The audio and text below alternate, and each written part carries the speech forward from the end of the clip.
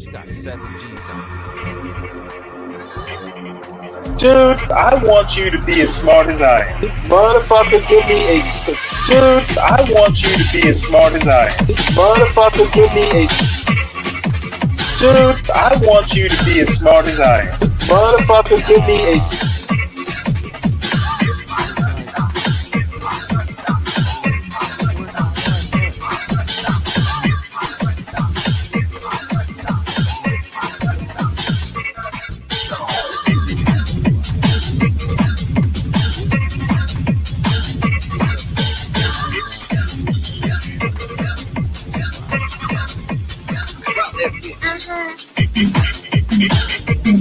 Dude, I want you to be as smart as I am. Motherfucker, give me a specific.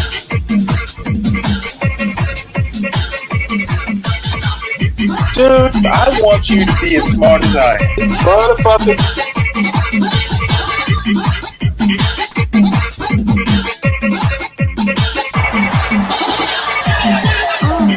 Come on out, you rapist!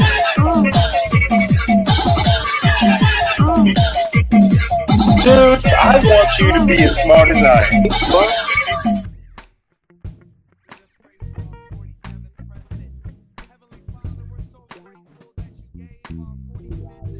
Our 47th president, a millimeter miracle.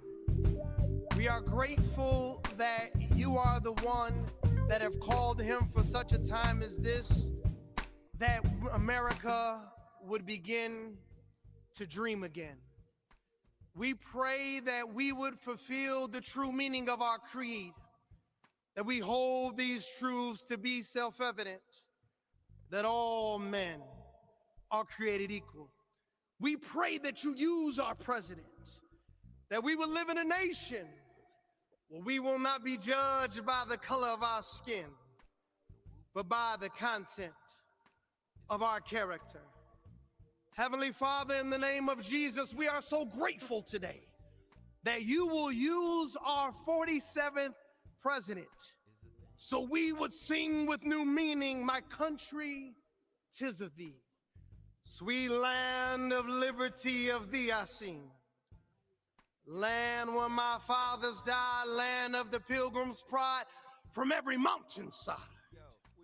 Let freedom ring, and because America is called to be a great nation, we believe that you will make this come true. So let freedom ring. From the prodigious hilltops of New Hampshire, let freedom ring. Or from the mighty mountains of New York, let freedom ring. From the heightening Alleghenies of Pennsylvania, let freedom ring. From the snow-capped Rockies of Colorado, let freedom ring.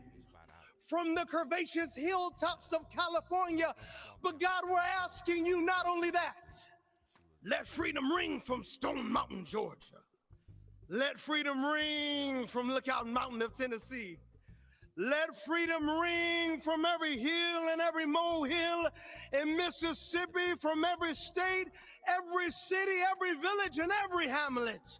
And when we let freedom ring, we will be able to speed up that day where all of your children, black men and white men, Protestant and Catholic, Jew and Gentile, will be able to sing in the meaning of that old Negro spiritual, free at last. Free at last. Thank you, God Almighty. We are free at last. If you believe where the Spirit of the Lord is, there is liberty. Come on, put your hands together and give your great God great glory.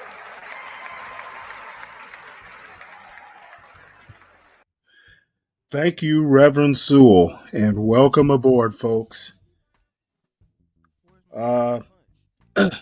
Since we're starting, well, more or less back at the normal time, I'm going to pretty much start out with a pop the balloon that I'm told went viral, and towards the towards the end of the show, I'll get into the news item so it coincides with people heading to work.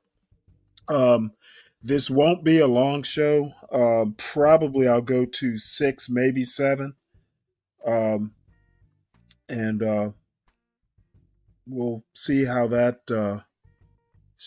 works out. So we'll go right into this pop the balloon. I actually have three new ones. One of them's Arlette, one of them's Houston, and the last one I think is Pop the Balloon Chicago. So we will go right ahead and start the festivities. And yeah, this supposedly Portia and Garion are telling me it's a good one. So here we go.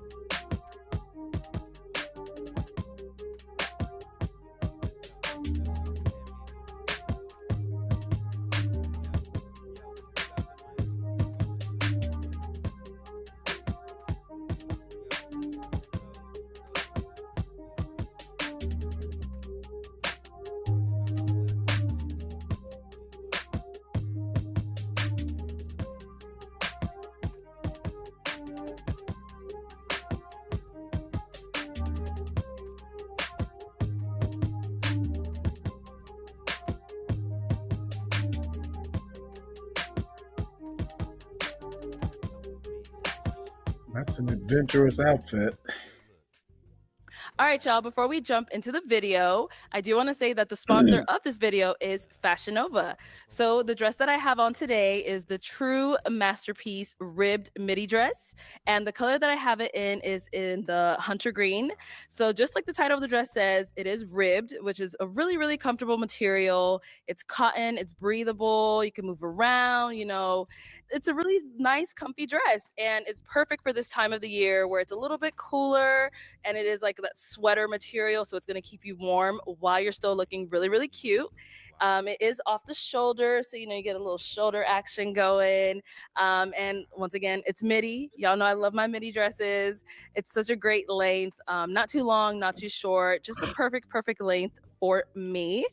So go ahead and make sure you guys get this dress.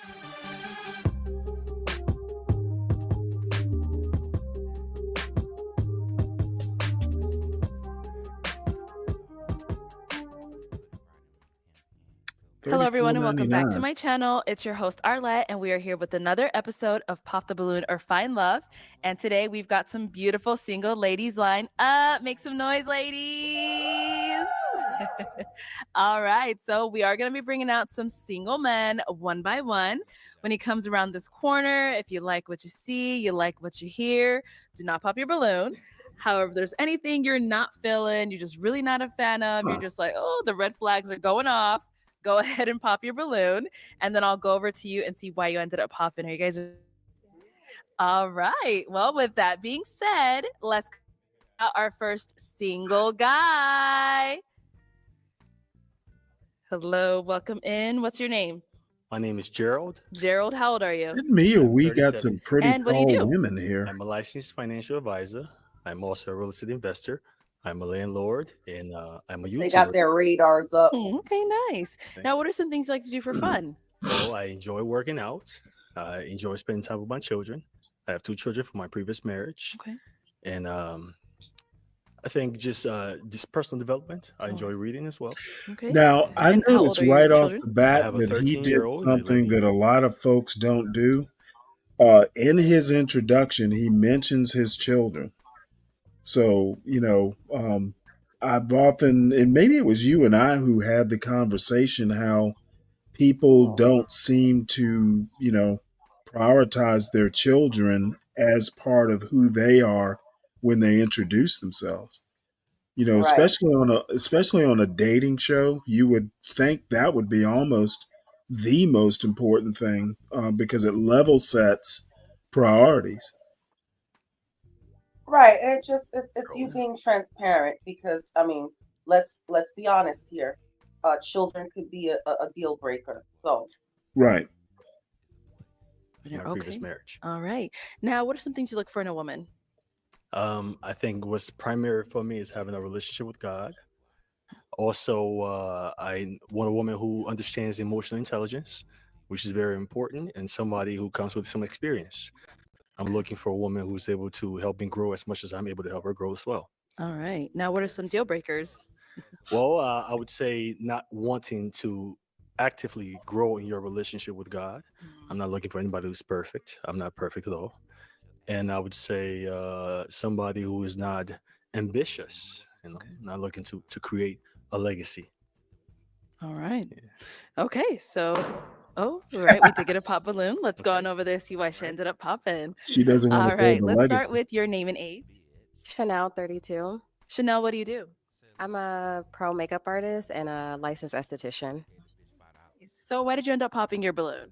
I just think that the chemistry for me, and also I have a daughter and you already have 2 kids, so I think that kind of was a little bit of a concern for me. So that's why I popped. But you look great. Thank you. And I think that's okay. Thank I you. understand. No problems at all. Thanks. All right. And now for the kids, like you want someone with no kids or Preferably just one, because I have a daughter, so and I also want to have more kids. So that's just my preference. So it has nothing to do with anything as far as appearance or the way that you speak. It was just those things. Thank you. I do want to have more children. Okay. I had children at a young age, so Okay. I'm looking to recreate what I wasn't as great at doing. What do you mean by that? Well, Like, I'm comfortable knowing that when I was young, I made mistakes in my previous relationship. okay. I've grown into a better man, and so I'm open. I have a lot to give. I'm a Okay. great father at raising my children, and I have a lot to give. So I'm looking to do that again. Okay. Yes. Yeah. so is she someone that's your type? I think she's a beautiful woman. Thank you. Yeah, I would have to probably get to know her a little more, but she is a beautiful woman. I'm attracted to her. Thank you so much. Thank you. All right. We take it Oh, another pop Lord. back over here. Your name and age. Farah, 31. Farah, what do you do? I'm a singer model actress. All Mhm. right. Now, why did you end up popping your balloon? I just don't feel the chemistry. Okay. In like what way? What's You know, like that instant, I'm looking for that instant connection, and I don't really feel that with us. okay? But is he someone that if he were to approach you, you would go for it? Yeah, he's handsome. Thank you. Now, is she someone that's your type? Well, I think she's beautiful. While she may not be my type, I do find her beautiful. Thanks. Thank you. And we did get Welcome. another pop back over here. Your name and age. I'm Erica. I'm 35. Erica, what do you do? I'm a registered nurse. Thank you. And why'd you end up popping your balloon? The only reason I popped my balloon is because you said you wanted to have more kids, and I'm just done in the baby making department. My oldest is almost 17, and then my baby is almost 13. So I want a man that I can travel with and build a life with, but I'm not necessarily looking to have more children. I think that's very understandable. I just happen to have so much to give, and I raise my children, Right. and I want to give a lot to children because I believe we understand. have a responsibility Mhm. to raise good children to have an impact on the world. So And I completely respect that. I think that's beautiful as a Black man for you to say that, and I appreciate you saying that. thank So, you very yeah. much. Thank you. Best of luck in your search. Thank you. You too. All right. Absolutely. Now, is Erica someone that's your type? Erica is beautiful, definitely very beautiful. Mm. I think she's a very beautiful woman. I find her attractive. Mhm. As far as my type, I'm not sure, but I do find her very attractive. Thank you. I think over time, we're getting to know Erica. She might become more of my type. Okay. Not with all those damn tattoos. If you compromise on them kids, I don't know. I don't know, but I mean, you're a handsome guy. You're very well put together. You're Thank very you. well spoken. Like Thank I you. said, I appreciate what you said about having children and having more to give, and I think that's a beautiful thing. And I will say it again, as a Black man, to want to be involved in your children's lives, I think that's amazing. So Thank you so much. You know, it's interesting. it's interesting that you've said that. With having 2 children, which are grown now, it can be somewhat of a space where I may want to consider not having children, but it's just on my heart. My heart desires to give Okay. more. Do you And watching recall my how son old he raise my said he children, some of was? the things I didn't do He's got to right, be in his I want to 30s. redo. No, I don't That's really what recall. it is. All right, let's Yeah, go down probably over late here. 30s. Your name and age. Man, those My name is balloons Letitia are and I'm 30. popping. And Letitia, what do you do? I am a crypto investor. So why'd you end up popping your balloon? He's handsome, well dressed. It's just Thank you. I'm not attracted to the face. I'm sorry. Oh, Thank you. No need to apologize. Okay. Thank you. All right. And now is she someone that you would approach to your type? I think she's beautiful. Thank you. She may not be my type, but she is beautiful. Thank you. You're welcome. Let's go on over here. Name and age. Nadira, and I'm 34. Nadira, what do you do? I'm a client research analyst for a well-known health insurance company. Yeah, a content well-known creator what? and also a certified personal trainer. well-known health insurance company. And why did you end up popping your balloon? Honestly, I AKA think probably it was, Pfizer. you seemed a She's a little claim unsure investigator. with the follow-up with saying that like you wanted children. I thought I heard you say you could possibly be in a space where maybe you wouldn't want more, and I definitely want more children. So I think you misunderstood me. And what I meant is sometimes with having grown children, like my children are 13 and 11, there's a probability that I consider the aspect that my life is free without children. However, I have a lot to give, and that urge is on my heart. Okay. So it puts me in a difficult space, but it's clear that I want more children. Okay, understandable. Thank you. You good? Yeah. Okay. All right. Now, is she someone that's your type? I think she's very beautiful. However, she is not my type. Okay. So, what makes her not really your type? Well, I don't find her as attractive as I would other women. Okay. Cool. Thank you. Thank you. All right. Your name and age. Kalia, 28. And Kalia, what do you do? I'm a braider and loctician. And why did you end up popping your balloon? I think everything you have going on is great. I'm open to more kids as well. I'm a mom of a 4-year-old. But I think it's the age where we might be in like 2 different places in life, maybe. And so that would affect bonding and like things we have in common and things that we enjoy, things of that nature. Okay. What does she do? That's understandable. I think those are things She's you a can braider, learn over time. loctician. Right. While I do respect how That's you a feel, shame. I Believe it or totally not, I understand. think she's my favorite out of all of them. No, she's someone that's your type. I- Different I- answer. Don't say the same thing. I do think she's beautiful, and yes, she is. Thank you, Khalid. All right, let's have your name and age. My name is Sherelle, and I'm 30 years old. Sherelle, what do you do? A licensed insurance agent and a Christian content creator. She's a stick And figure. why did you end up popping your balloon? He's dressed really nice. I think when he mentioned about not really sure about having more children, that kind of threw me off a little bit because I do have a son and I would like to have more children. So, yeah. Okay. I know you clarified a little I bit what don't you want to said be there. repetitive, Yeah. but I do respect your opinion. I do want to have children. That's something I'm decided on. However, like I said before, with the fact that I have children that I have raised at a grown age, there is the urge to want to consider not having children. But again, I have a lot to give, and I love raising children, which is So why I he's have a beautiful open to relationship not with my having children. kids, ladies. Why don't you open your Well, thank you. ears? Now, she's someone that's your type? I think she's beautiful. I don't think she is my type. No. Okay. And why not? Well, I think she's a little skinny for me.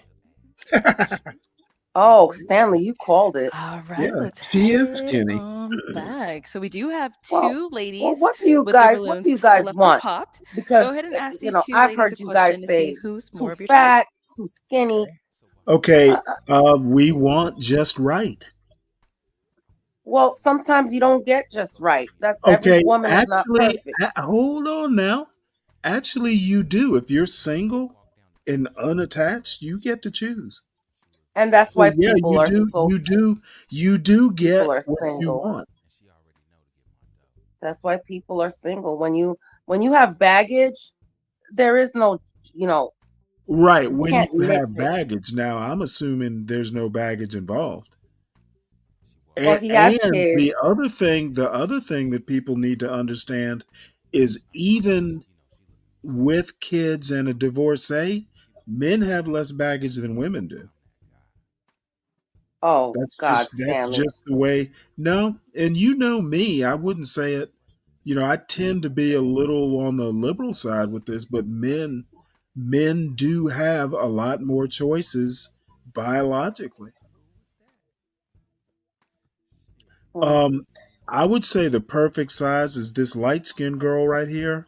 She's about the right size, though. You know, she could stand a couple pounds, but I would say she's about the right size. Which I light also, skinned girl? The one in the black dress, or yeah, the one that you liked? the one that I liked is actually maybe a little bit rounder, but the other thing I tend to look at is, you know, where will this woman be in 10 years? Mm-hmm. Because people gain weight a lot of times with years. Now, the girl that I like, she's the perfect size now. Where will she be in 10 years? You know, this girl might be a little bit undersized for me, but where will she be in 10 years? So, Yeah, you know, she may round out for you. Yeah, exactly. that's what I'm thinking. That's why I'm saying she's about the perfect size. Now, the other thing you have to think about is I'm 60. I don't have choices. Or, you know, I either don't have any choices or I have all the choices. When I go and select a woman, if I get to that point, I'm not going to really be worrying about what she looks like in 10 years. Right, right. Now, if I were 40, maybe, or if I were 30, you know, 40 or younger, yeah, I'm going to worry about 10 years. At my age, you know what? I'm lucky to get anybody. So, you know, if she's You perfect now, if she's perfect you now, gonna she's take what you can get, Stanley. perfect. That's right. Charm her with your sourdough chocolate chip But as a cookies. matter of fact, I might actually be more choosy now than I was in my 20s because I don't have to have anybody. You know, That is true too. That is true too. you know, if I get with somebody, it will be because I choose to be. I'm not having any kids. You know, I'm coasting. Well, here's a word of advice, Stanley. Women go through menopause, and menopause makes you, you know, it makes you gain weight. Now, can I use that as an excuse to gain 100 pounds? Well, I don't think a Absolutely woman at not. 60 is gonna. I mean, you're done with menopause by 60. Oh, I thought you was looking. I didn't know that you wanted somebody who was 60. You know, Well, from I'm what I not heard going. Let me you put it to you say. this way: I would struggle to go younger than 50. Okay, that's fair enough. But at 50, which I'm almost at, you know, well, I'm going through a quick menopause because I got my stuff ripped out. Um, you do tend to gain a little bit of weight. But what I'm saying, Stanley, you can't bake her those sourdough chocolate chip cookies and not expect her to put on at least 10 pounds. Well, yeah, I understand that, but like I said, at my age, I, and you know, there are other factors involved, but I'm not so much concerned about, if she's a decent size, like trim and fit at 50, I'm guessing she will want to remain that way. Mm-hmm. Um, because I mean, if you're trim and fit at 50, that's probably a lifestyle thing. But I don't want a 600-pound behemoth. But Oh, no, no, nobody if you wants got a that. few extra pounds I'm 60. If you got a few extra pounds, as long as it's just not like, you know, unseemly or ungainly, couple extra pounds isn't going to bother me. Not like it would have maybe when I was 20. Yeah. As long as you don't look like Jabba the Hutt. Right. Jabba But the that Hutt. girl in the flannel dress, I think it's kind of like a flannel dress. I actually think of all the women on there, and they're women that are prettier. I just like her overall package. And Stank D, the second from the end, yeah, it looks like she had a BBL. If she didn't have a BBL, then it's a little too much of a good thing, in my opinion.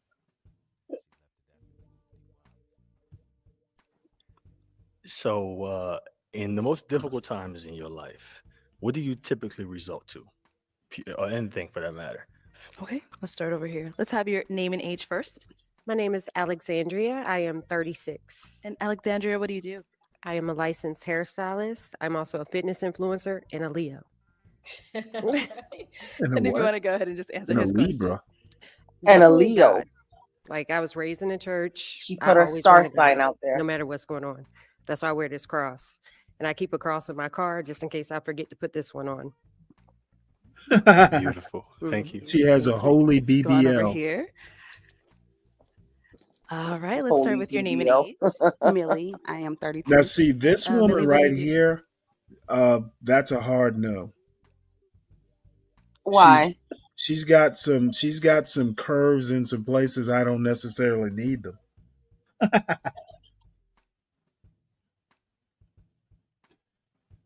Well, you know what, Stanley? Maybe not everybody's somebody's cup of tea, but everybody's somebody's coffee. You understand what I'm saying? No, I don't waste my time like that.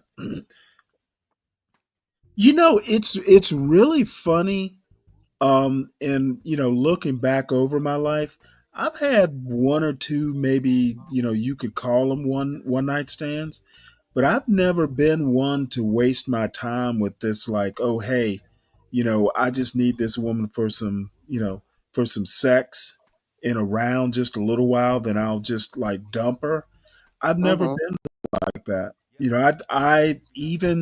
Maybe it's just, I've always more than likely dated with a purpose. I've never dated women.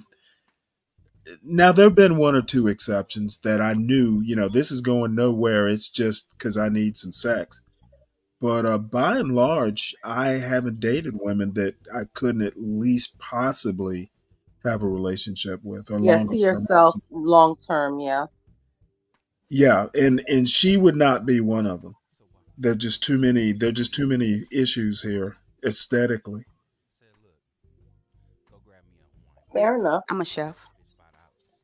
Okay, and if you want to go ahead and just answer his question. I'm a God-fearing woman, so God is everything to me, and I talk to him I on a mean, daily. just So I'm running wearing to him. those pants in this outfit with her body type is just a no-no.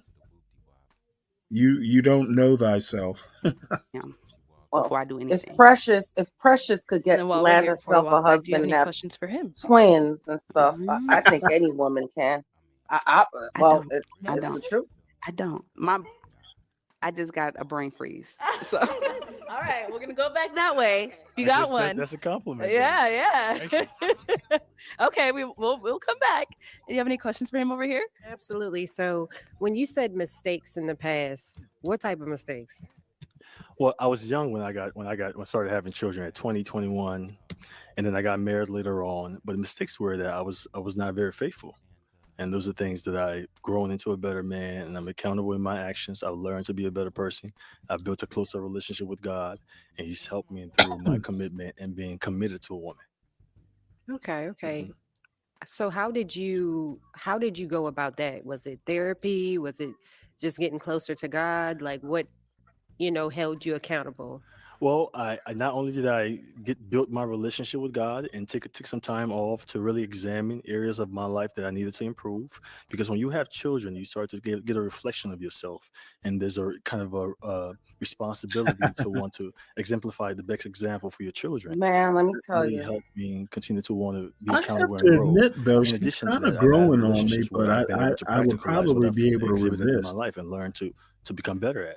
So She's by She's not a kind bad of, looking. relationship and She's being not a committed bad to looking a woman. relationship, And if I it's have not a become BBL, in a relationship, then and I I have mean, to look I guess she outside can't not help only. it, no matter, Okay, because she's I had not to ask fat, because I don't you play, know, just so you know, like with I know nobody. that's right.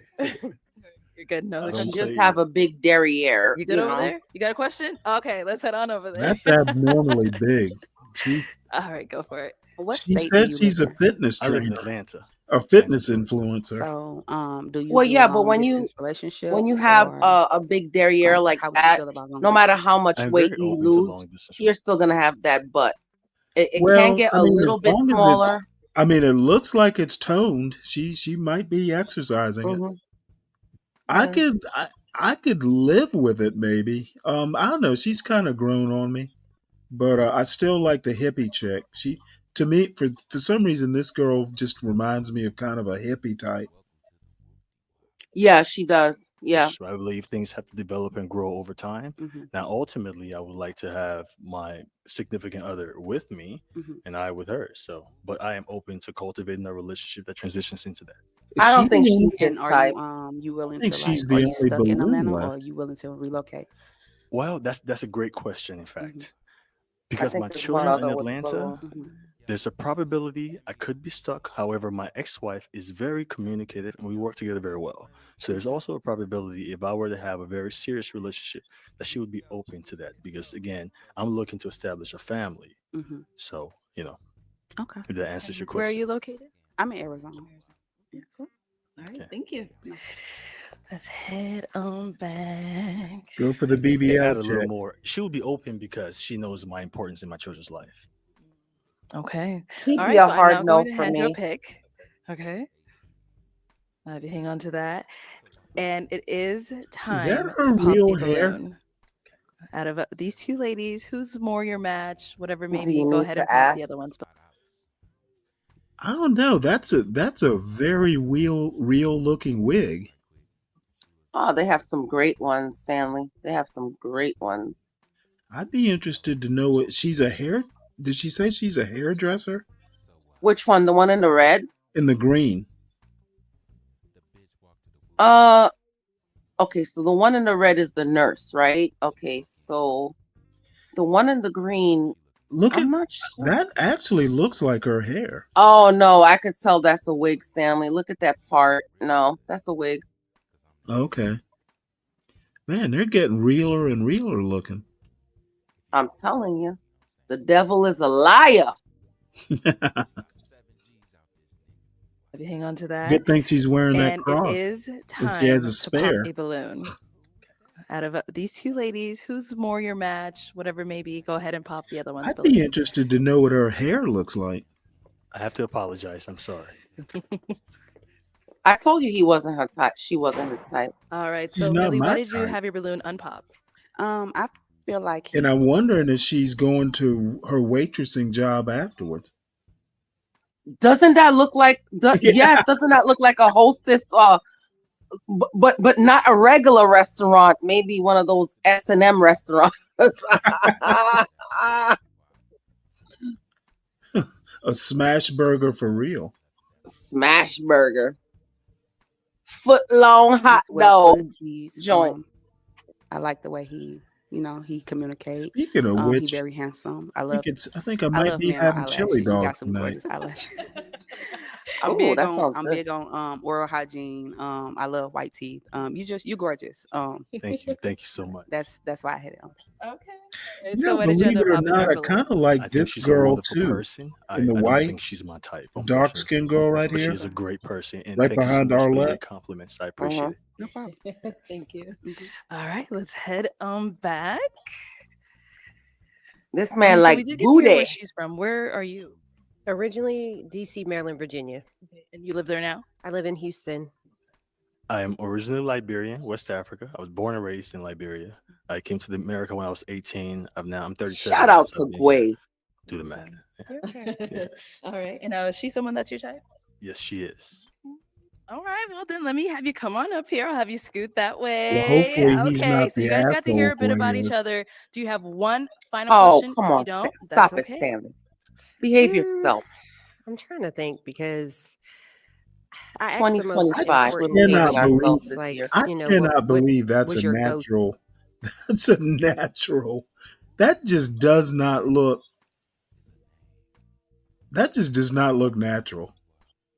I'm telling you, Stanley, I've known girls who's been shaped like this. I mean, it's I have literally never seen a woman shaped like that without some sort of intervention. well, you need to get out more, touch to some for grass. Hey! I'm 60. I've been around the block a couple times. Oh, we've all heard your story, Stanley. Yeah, but This is, I mean, the outfit isn't even fitting naturally. This is like, this is. Yeah, maybe if I had a big caboose like that, I wouldn't wear like a jumpsuit. I'd wear something a little, but sometimes like it's just like you can't help it if you have big breasts. It's like, no matter Okay, well, that's what. not a big breast problem. No. What I'm saying is that you can't help it if you have something that's huge on you. Oh, I understand, but all I'm saying is that if that is natural, she is a natural wonder of the world. And the other thing is that she needs to know her body because this Yeah, but is. you're not gonna go out wearing a tent either. How about just wear a skirt? I think the skirt accents it even more. Trust me, Stanley. Yeah, all right. Healing, because that's most important. I want to make sure you got them demons out your system, okay? What Because I already demons? warned you, but no, I wouldn't say I have any other questions for that. No. And I did get the demons out of my system because Okay. I've been through enough struggles. Okay, because I that, fight. uh, Okay. I'm not fighting. I will always stay Did she emotionally say she controlled. fights or I'm she not fighting bites? at all. However, it's okay for you to be feisty. I'm very understanding. I'm able to Oh, okay. She said communicate she's very well. feisty. So if there's something that is bothering you, I would like to get to the root of it, so to see how best I can be able to Where's the communicate HB? where I'm at, so we can get to a resolution. Oh, I'm gonna let you know. Yeah. Trust. Okay. There you go. So Well, then I'm gonna ask my final question. Then, is it a yes for you for him? Yes. And is it a yes for you for her? it's a yes. We got a match. I'll I take the want to mic, see her and you guys can go on up. Make some noise promenade for out of them, here. ladies. Hang on to it, girl. Hang on to it. But you know what? Not for nothing. No, that's Stanley, a BBL. African All guys right, tend let's to bring like out our big next booty. single guy. Oh my God. Tom Gully said, Hello, looks welcome like a in. waitress What's at your the name? International House of My name's Bondage. Ferris. I go by TJ. Jesus Christ, Okay, Tom. okay. What do you do? Ferris Ferris. All right, and TJ, how old are you? I'm 36 years Okay. old. Tom He's not says lying though. Now, put what are a some things Tom put you a like to rut do for around the fun? block. I like to spend time with family, go to the gym, take care of my daughter. But Okay, and how old is your daughter? she's 15. 15. Okay, teenager. He's Now, what handsome. are some things you look for in a woman? I'm looking for a woman who's, God fearing. She is into her health, take care of herself, Mhm. and yeah. No, I guess I don't Okay, get out the now what are house some deal enough, Snake breakers? D. Deal breakers: not taking care of yourself, not God fearing. Know where you're going in life. So Okay. All right. So we have not got any pop balloons yet. So let me hand you a pick. I'll have you hang on to that. And I am going to have you start off by popping 2 balloons. So whoever's not really your type, whatever it may be, go ahead and pop those 2 balloons.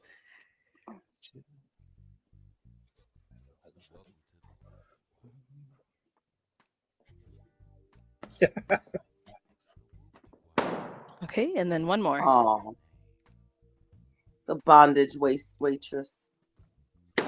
Okay. Let's start right over here. Your name and age. Letitia, and I'm 30. Okay. Letitia, why did you have your balloon unpopped? He's fine. Okay. So why did you end up popping her balloon? I just felt more attracted to the other. That's all. Cool. Thank you. She And then you popped reminds one me. more down She here. reminds me of the Your name neighbors and across age. the street that I Millie, grew and up I'm with. 33. Okay. And Millie, why was your balloon unpopped? I feel like he's fine. He's good looking. So. Got it. And now why'd you end up popping hers? Same thing. Just interested in others. That's fine. Thank you. Mhm. All right, let's head on back. Is that All right, something so we've got Jesus would 6 ladies say, sir? remaining. Go ahead and ask them a question just to help you narrow it down. See who's more of your type. Yeah. So, what does faith look like in your life, and how do in your relationships? Okay. What does faith look like in your life and your relationships? Both? Okay. Let's start with your name and age first. I'm Erica. I'm 35. Faith. What do you mean? Like you mean like with God? The Like hell your do faith you with think God? he means by faith? I'm spiritual. I have a very good relationship with God, but I You am need to not scrape those religious. tattoos off. I do believe in prayer. I believe in having your family around. You said in your relationships, have a very close knit family. We all believe in prayer. We pray over each other. But I'm not religious. I know sometimes that can get kind of crossed. But yeah, I mean, I think I have a very strong faith. I'm God fearing. I believe in God. He's worked in my life and my family's life. So yeah, I think that answers your question. I hope so. Thank you. Let's go over She's here. Your name nervous. and age. Farah, 31. And Farah, if you can just go ahead and answer his question.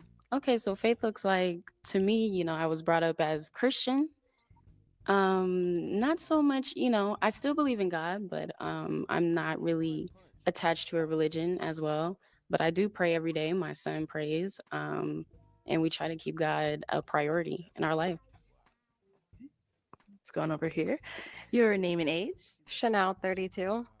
Chanel, if you can go ahead and answer his question. Can you repeat the question just one more time? Yeah. So, what does faith look like to you, and how does it apply to relationships? So faith to me looks like number one, trust and believing, not only in your partner, but also within God. Because I do feel like with God, you are able to overcome a lot of things that you wouldn't normally like think as a human being She you could. trusts in the God So I think process. those two are most Mhm. important, and also walking that path with your partner, just having a partner that is like on the same page as you when it comes to like faith and believing and I'm trusting going to be honest. in There is God. nothing I am more Christian, boring by than the way. hearing people talk about their Yeah. faith. All right, your name and age.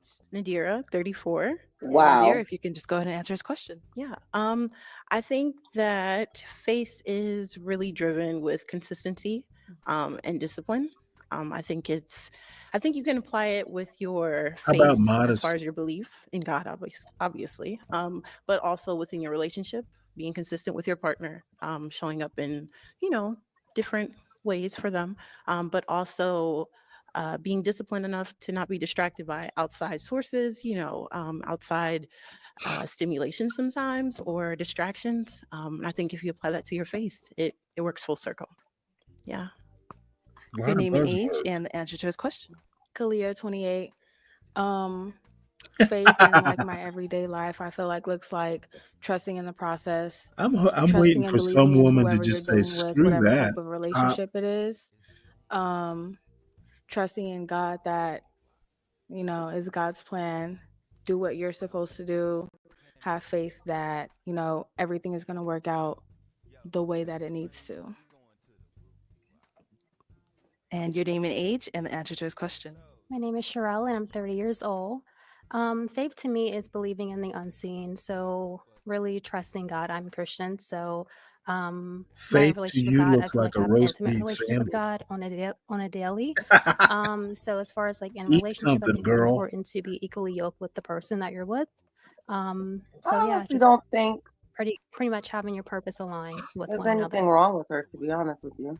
She's skinny. All right, let's head on back. So I we mean, have Some guys if like skinny if, girls. if she but I asked am me now going out to have on you a pop date, I 2 wouldn't say balloons. no. She's 2 not balloons whenever you're unattractive. ready. But I've dated women. I've Okay, dated and one more. women that I was afraid I'd hurt. Stanley, It's, TMI. it's like you were TM. All you were right. so tiny. I'm afraid to be rough with you. I'm gonna keep my mouth closed on that subject. Let's start over here. All right, so why did you have your balloon unpopped? I wanted to hear him out. I wanted to definitely, if I possible, don't ask know. some I questions kind of as well. like So her. yeah, Okay. But is he someone that's your type? I would say yes. Got it. And why'd you end up popping her balloon? I respected your answer. I just wanted a little bit more of a preference in your life when it comes to Oh, okay. so. Okay, I can respect that. She was I do expecting because you're give dark that. skinned. So yeah, definitely pray daily. My son prays as well. I definitely don't let my feet touch the ground without making a prayer. So yeah, I should have said that, but All right, thank Oh you. well. Then you popped one more over here. So why did you have your balloon unpopped? I was just hearing him out and seeing, where it went. Was he someone that's your type though? Not He's handsome. unattractive. Yeah. Got it. And where'd you No, end up but she popping is her dressed like a whore. Same thing. I That's still like don't think she's dressed there's like a whore. still work to when it comes to Uh, your belief, your faith. that is the So come and get me I'm dress, trying to Stanley. find Trust someone me as a who's woman. All in. Oh, is it? Absolutely. Okay.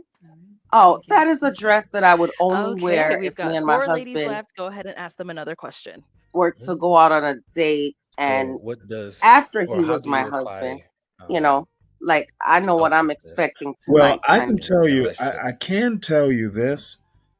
She's wearing the wrong shoes I with was that about to dress, say that too. Oh my God, and Stanley. that tattoo on her arm is just a total turnoff.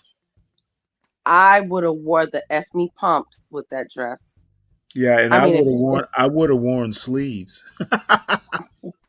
if you're gonna wear a dress like that, at least have those F me pumps on. Yeah. Yeah, she's not very well coordinated. So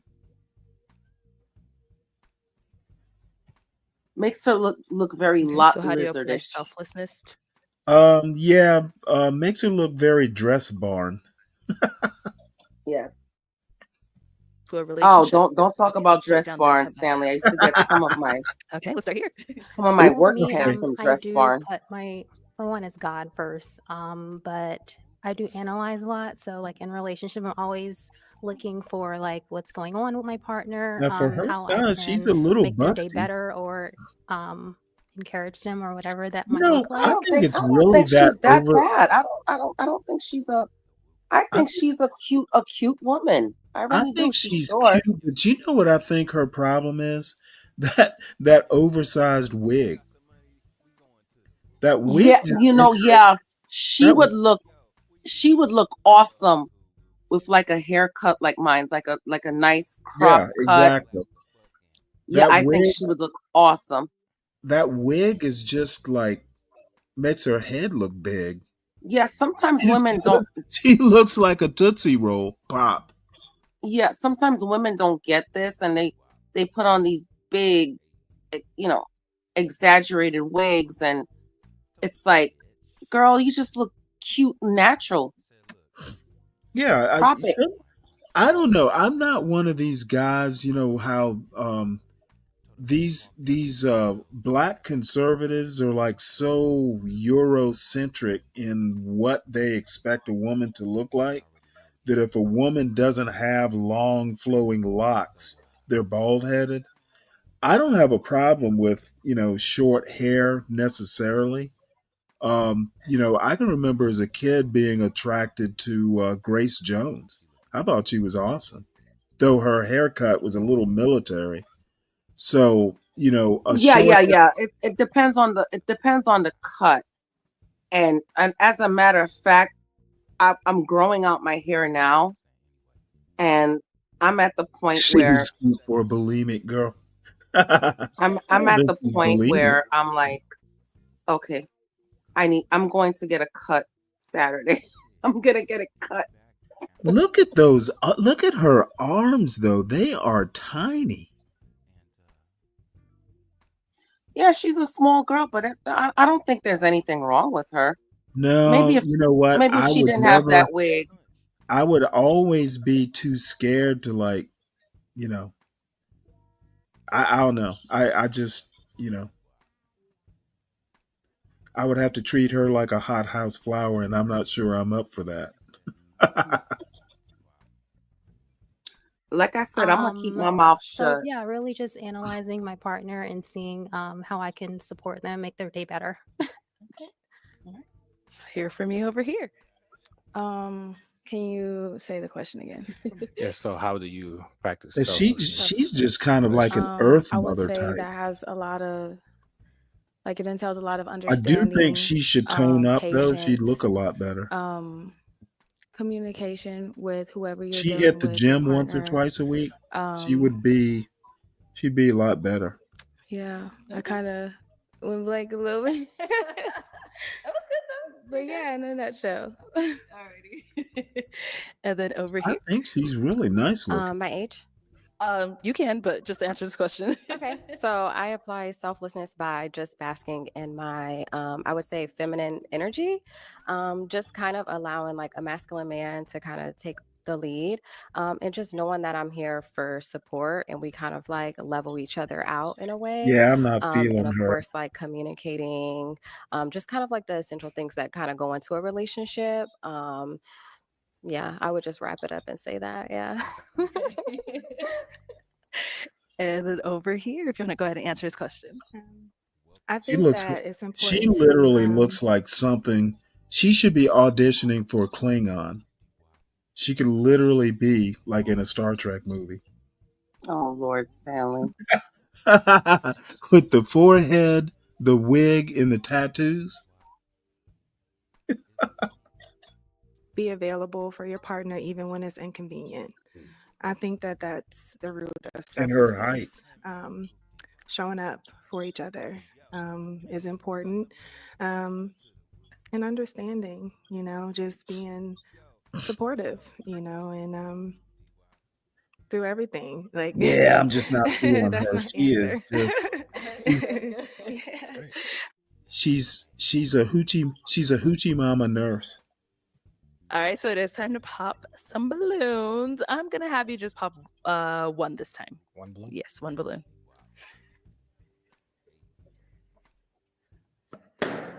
All right. Yeah, she's So not why was your fancy balloon enough. unpopped? I like her though. He's handsome. You seem like you have a good energy about you. Yeah. So why'd you end up popping her balloon? Her answer.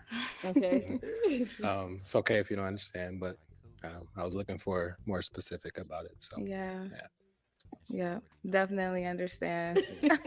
I had like a little brain. I fart see or why these something. people are single, to be honest with you. Thank you. Oh, I gotta hear this. I mean, everybody's so on both parts, the guys and the girls. They're so judgmental. It's like they're still jaded. You understand? I thought So you were it's gonna like, say. I thought you were gonna say inarticulate. well, that too. I It's like I these can. people have no clue how language works. I take it back, and I'm gonna personalize this a little bit.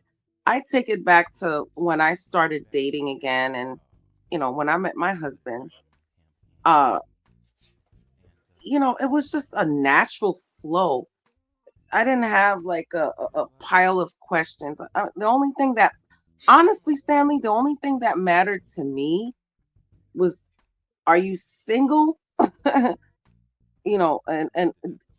this came probably like maybe the second date. Like, do you want more kids? That's the only thing that really matters. Are you Yeah, but I single? Are mean, you it's got to stable? be different. I mean, you weren't on a dating show though. That is true too. And that and maybe that's why I would feel like this would be so awkward for me. I'd probably get my balloon popped at every chance, and I'd probably pop balloons too. This is so awkward to me. But it is fun to watch the show. Yeah. All righty, we've got 3 ladies left. So Go far, I ahead and don't see ask why them this is another going question. viral. Yeah. So what is it? What is I don't something see that it you either. Yeah. enjoy doing? That's not just traveling. Right. I'm glad you threw that in there because everybody, I like to travel. All right. Let's hear from you. I must say he is a handsome guy, though. This is gonna sound weird, but I like to If organize. I met him in person and I was I'm a neat single, I freak, would date him. so I have fun cleaning my house. I like to garden. I know it probably doesn't look like it, but I'm really earthy. Like, I'll be outside barefoot in a minute. I like to be under the moon. I like She astrology. says she likes to be under I the like moon. poetry. I'm Yep. very into philosophy. So She's yeah, crazy. a few other things other No, than I'm traveling, but liking traveling is her one. more. I do have some Nah, she stamps, goes into but Walmart barefoot. yeah, I think that's that. Yeah. Thank you. Okay, But let's if hear she's from you so over earthy, here. why is she Yeah, wearing so I fake would hair? say that I do like to So I'm an esthetician. I'm a licensed esthetician. So Sure. skincare is like my thing. So I'm always interested and anxious to know like about the skin because people's skin is just so different, depending on what you eat and the weather and just things of that nature. I also like doing a lot of DIYs, just creating things like canvases, painting, and putting them up like at my house and everything like that. So I find a lot of So joy you don't within have a that. real I job. You don't have also, a career. show my daughter a Well, little isn't an DIYs and kind esthetician a real job? And Like what's you gonna work? happen? What's Don't gonna you work happen for? when? You work at a What's gonna spa? happen when everybody doesn't want to go to S? You know, all these things are fads. I just don't get the whole fad job thing. You know, I don't know. Well, I knew someone who was a masseuse who had like she was like she did like corporate gigs, like, she had her own folding table and she worked for herself. Um, she did have like a massage like studio, but she did a lot of traveling to locations and I don't know. I don't think I mean, an esthetician isn't necessarily a fad job. I mean, day spas and stuff like that. I guess, yeah, women always pay for beauty, don't they? Yeah. But yeah, as far as the masseuse is concerned, my God, at my old job, we used to have a masseuse come in every other Thursday, so like twice a month, and you get massages and Jesus Christ, I used to just lock myself in my office and just like fall asleep on the couch after getting that massage. It was so good, needed. But she'd get all in the back of the neck and work out all the kinks, and after that, I felt so relaxed. So yeah, and I'm the one that did the book, so I knew how much they paid her. So yeah, they get paid good money. kind of like work on that together. So I find it to just be like very peaceful. Also drawing. So I was once going to Drawing. be a tattoo artist, but I decided not to. But drawing is something that I am also passionate about and just kind of love to do as a craft. Yeah. And then over here. I would say I'm more of a homebody, so I do enjoy being home a lot. I enjoy writing. Also like working out. That's also something I enjoy doing. I do serve my church a lot, so I am kind of out and about doing She things around does the remind me of community. a church lady. But other than that, yeah, just spending time with friends and family. I don't know. I like little anorexic Head girl. on She's back. So it is time to pop the Annie. balloon. Whenever you're ready, go ahead and pop that one. Okay. One balloon. It won. Oh, don't pop anorexic girl. All right. So why was your balloon unpopped? He's dressed really nice. Yeah, She is and I tiny really enjoy compared his to him, though. I'm questions not and gonna lie. everything like that. So yeah. Nice. And why did you end up popping her balloon? I just like the other ladies' answers more. That's all. Yeah. Okay. Yeah. Thank you. All right. So for our two ladies left, any questions for our guy here? You have one? Okay, let's go here. I Yeah, just want to ask, to be why do you feel honest, like you're ready for a compared to relationship the other two, I now, like kept at this Twiggy. moment?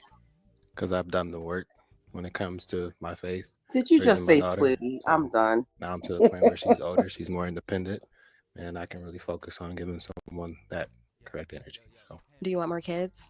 I'm indecisive. Just depends on the understanding between the two. So it's either yes or no. So yeah. And it can go both ways, meaning pertaining to what lifestyle, money, like you kind of like. With partner. Yeah. If she wants more kids, then if she's special, yes. Okay. And how often do you work out? At least 5 days a week.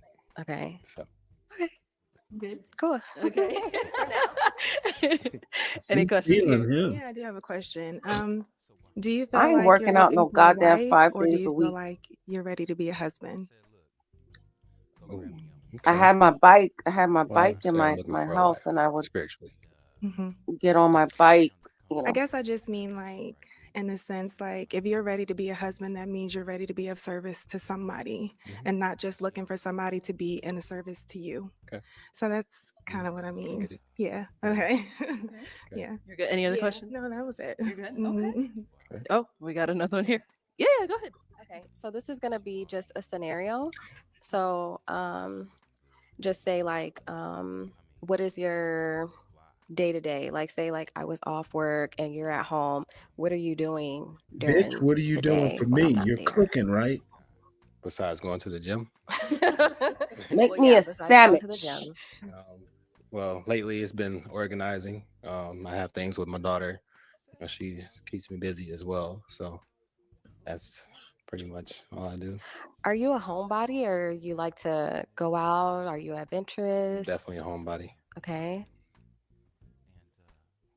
Okay. You good? Okay. I'm just a little bit more adventurous, so I like to kind of like explore the world and do things. So that's kind of like what I was looking for in my partner. So it's not like going out as far as like clubbing or lounges, but like hot air balloons, hiking, like Fuck I enjoy that. those. Hot air Translation: balloon. She She should have just wants a Air asked him. balloon. You motherfucker to should have take her just Wait, out asked him. hold every You it. want single date. How the fuck did hot air balloons get into this? Like I said, translation: she just wants to spend money. It's good she popped the balloon, sir.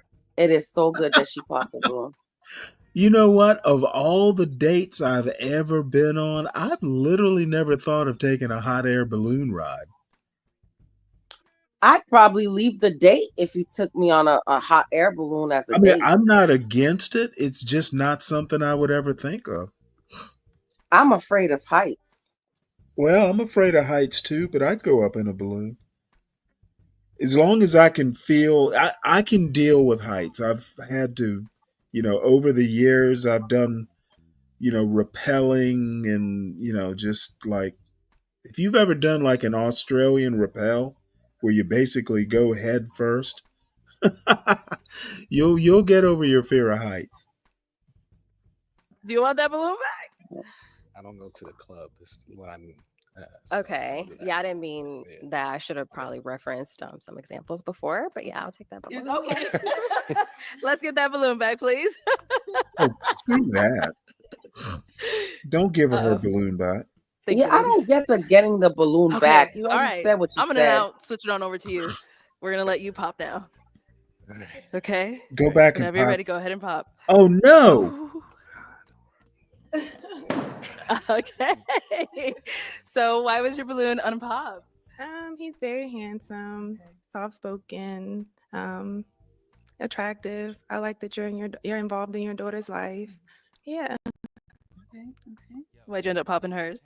I just prefer less preference when it comes to tattoos. That's all. Oh, that's fine. Oh, Stanley, he's like you. Well, that's fine. I Well, want he's more. got tattoos, so. I'm very But she that's is how I all. express I mean, myself. she's got It's fine. tattoos I everywhere. respect it. Yeah. Thank you. So I'm gonna have you scoot that way. Okay. Let me bring you on up But here. I Come on like up here that he with brought us. that up. Mr. All right, so Virgo any doesn't final like questions tattoos between the two of either. you before we determine? He only has one, So when you and said I have her about tattoos, 7. is that too many? Jesus. I And have 5. our first, well, shut up, Stanley. Invisible? On our first date, Like, I wore something on purpose that he wouldn't see my I can't tattoos. tell. So he got to know me as I a mean, if I were to person. wear something such You as, know. I can see one yeah, here. there's one here and on my shoulder, and then I have Well, one on except my for the one arm. on my hand. Well, The one on my small. hand I can't hide. They're fine. They're fine. Are you sure? Yes. That's what he sees. Okay. Okay. And where do you live? I live in Minneapolis. Okay. Are you okay with long distance? I am. Are you? I am. Where are you? I'm actually in North Carolina. All right, guys. I'm gonna ask my final question now. Okay. From Minnesota to North Is it a yes for you? Carolina, I would actually drive that. Depending on where you are, as long as you're not on the coast, driving from Minneapolis to North Carolina isn't that bad, to be honest. For you, for him. Yes. Okay. And is it a yes for you, for her? Yes. We got a match. I'll take the mic. And you guys They can go on actually do off. kind of look like a good Ooh, let's couple. make some noise for them, guys. Girl, you should have You know, I let's go kind ahead of and like bring out our skinny next girls. She's single when you look at guy. her straight on. I told you. Now, I still think she's too skinny, and that wig just is not doing her But any you favor. know what, Stanley? Here's to her defense. She's a short girl. How would she look like 20 pounds heavier? It wouldn't look good on her. So Well, she would she's look like second from the left. exactly. So They're about the same size, but she's got a little bit more. no, not second from the left. The last one should look like the No, bondage she wouldn't. waitress girl. Look at the girl. Look at the light skinned girl in the black dress. They're roughly the same size. Oh, okay. I see what you're saying. And she's But got she's a little bit more filled out. That's what I would. and you know what? They could be the same weight, Stanley, but not everybody's weight distributes the same. You have to consider that too. You know, most of this girl's weight is in her wig. True. Because I'll tell you this much. I'm supposed to be like, it's ridiculous what weight I'm supposed to be at 5'7", right? Like I'm supposed to be like 130 pounds or something like that. And I'm 170. And trust me when I tell you, I think that is the best weight for me because when I go down to 150, I look like a crackhead. I look sick. And I've been down as low as like 140 and it does not look good on me. If you say so. Well, I as long as I'm healthy, I don't have any health issues concerning like weight issues. Like I don't have high blood pressure. I don't have diabetes. You know, as long as I feel that I look good and my husband feels that I look good. I don't give a fuck what anybody says. No, Tom, I'm going for I would if I really had my choice, I would go for hippie chick. I don't know. There's just something about her that I like, though I do No, think she's very beautiful too. First of all, I think she's the only one rocking her natural hair. yeah, I think you're right. And she And has I love it. no visible tattoos. I just think she could tone up a little bit. You She know, reminds me of when my hair was longer and I used to rock my hair like that. But and that could very well be why I think the light skinned girl here, you don't think that's her hair?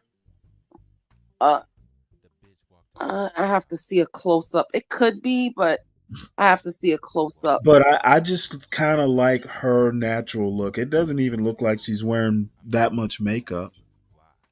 Or even, but guess what, Stanley? Even if it was a wig, just the fact that it's a natural looking wig or her natural hair. I think it's her natural hair. It looks like her natural hair. I'm looking at her. Yeah, I think it's her natural hair. I'd still go with calico dress or the Laura Ingalls look. I don't know why. I just kind of like it. Which See, one? I think what it is I like women who are good looking, but they kind of don't like, I've met women who were good looking, but it wasn't like their day to day. Like I know I'm good looking. I'm just good looking because I happen to be, but I'm not spending every 15 hours every week in the beauty parlor. Hello, welcome in. I'll have to hold that. What's your name? My name is Mark. Mark, how old are you? 30. 38. And what do you do? I'm a federal agent and I act part time. Oh, okay. And now what are some things you like to do for fun? Working out, bike riding. I go to the range all the time, shoot. Okay. Just things like that. Nice. All right. So now what are some things you look for in a woman? Maturity, security, intelligence, beauty. Those are some of the basics, just the basics there. Okay. Yeah. All right. And now, what are some of your deal breakers? Yeah, insecurity, immaturity, just pettiness, those type of things. Okay, got it. So we did get some pop balloons. Let's go on over there, see where they ended up most. popping. Okay, let's start with your name and age first. I'm Erica. I'm Height. 35. All right. Okay. And Erica, why did you end up popping your balloon? I think just initial overall attraction. Yeah. Okay. I think the hair. What's wrong with The his outfit hair? looks good, but I think it's mostly the hair. Trying to figure it out. But you look nice. No, I appreciate it. Okay. Thank you. Yeah. Now, is Erica someone that's Is it like a toupee or something? No, she's not, but she seems to be a really good person. I'm The all about guy? positivity. Yeah. So, yeah. Well, men have So what makes her not really your type? lace front wigs So- too nowadays. Is that a lace front wig? I have no idea, but I'm just saying men have lace front wigs nowadays. Yeah, it's like not me. just- I'm wearing a lace front. Oh no, you're not, Stanley. Stop it. Could be. Ah! The tattoos, things like that. I mean, once again, she seems to be pretty mature, pretty intelligent, but the tattoos will probably just be a Yeah, little what bit. is up with this baby hair thing? What would she do with that hair otherwise? I don't know. I personally have natural baby hair, but guess what? I don't like force it onto my forehead. I just I use a little bit of gel and I push it back. Like I'm not a baby anymore. Do people just use a pair of clippers and just shave it off? Some do. I wouldn't. I personally wouldn't. I just put a little bit of edge control, and because my hair is natural, so I just use a little bit of edge control and just push it back, and it blends into my curls. That's it. I don't have to More of something that I wouldn't paste look it down in the to my long term, forehead. I you hate know. that look. Yeah. So, but she's cool. Let's go here. Your name and age. Farah, 31. All right. And Farah, why did you end up popping your balloon? I just didn't get the initial connection. I feel like, the hair. It's not the hair, it's the part that's throwing me off. The part? But outside of that, he seems like a good You got that person. I like Malcolm your X energy. haircut.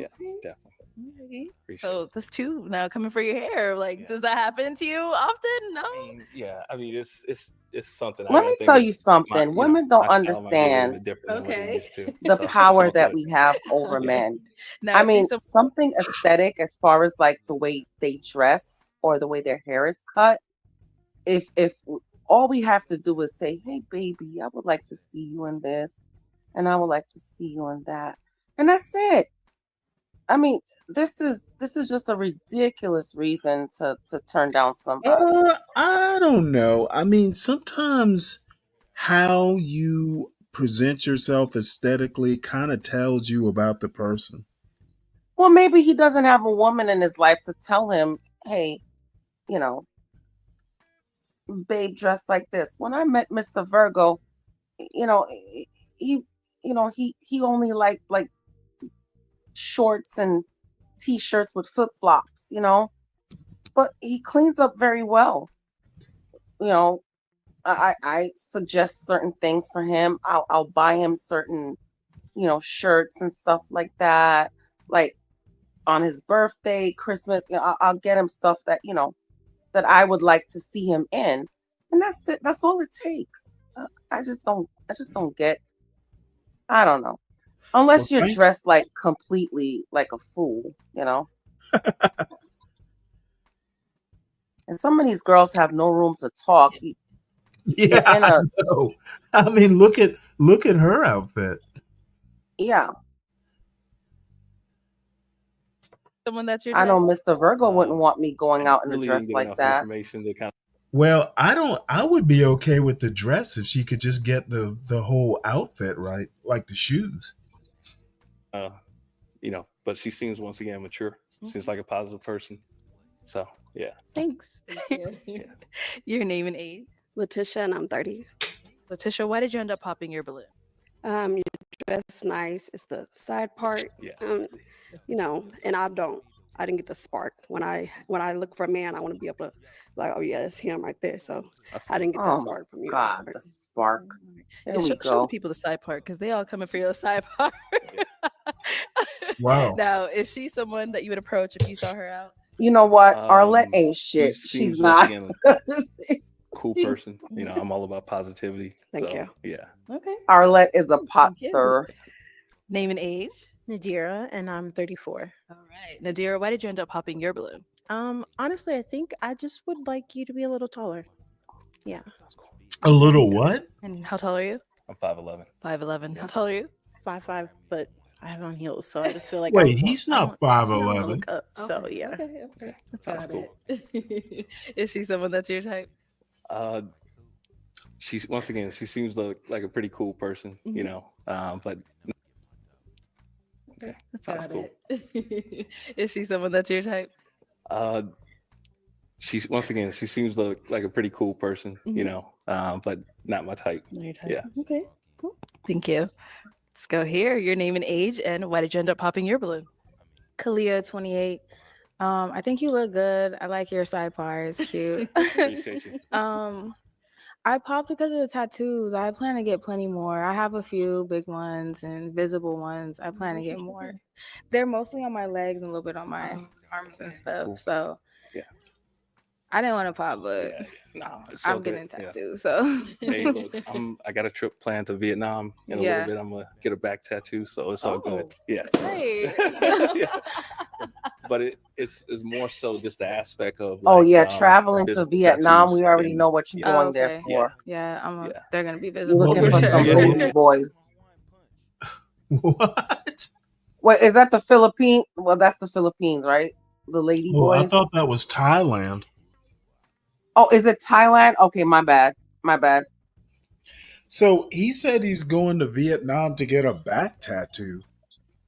Well, there is this famous lady in Vietnam that does tattoos, and every like tattoo person wants to go to her to get a tattoo, and she does it old school style with bamboo, and she mixes the ink herself. My lord. Shit, I want to go get a tattoo from her. Yeah, okay. I don't know if I can handle the pain at my Yeah, because I'm age like right looking now. like this. You can't tell. Yeah. Okay, that makes sense. Yeah. Got it. Thank you. Okay, your name and age, and why did you end up popping your balloon? My name is Sherelle and I'm 30. Dressed really nice. I don't mind the part. You mentioned getting a tattoo. I mean, everything you said sound great until you said that. So yeah, I was out. Okay. After that. Okay, so you want no tattoos on your man? Just no. Yeah, I don't have any tattoos, but I just retired from the military, and it's one of those things that I on the bucket list. You feel me? Got it. Okay. All right. Now she's someone that you would go for? Yeah, she seems like a really good person. Yeah. Yeah, cute, petite, all of that. She's a winner. Okay. Yeah. So he said you're his type. You know, he said cute, petite. He doesn't have no tattoos. Like, are tattoos like a no-go for deal breaker for you? I mean, it depends on how big it is, where the location's at, and all of that. So, yes. We can work on that.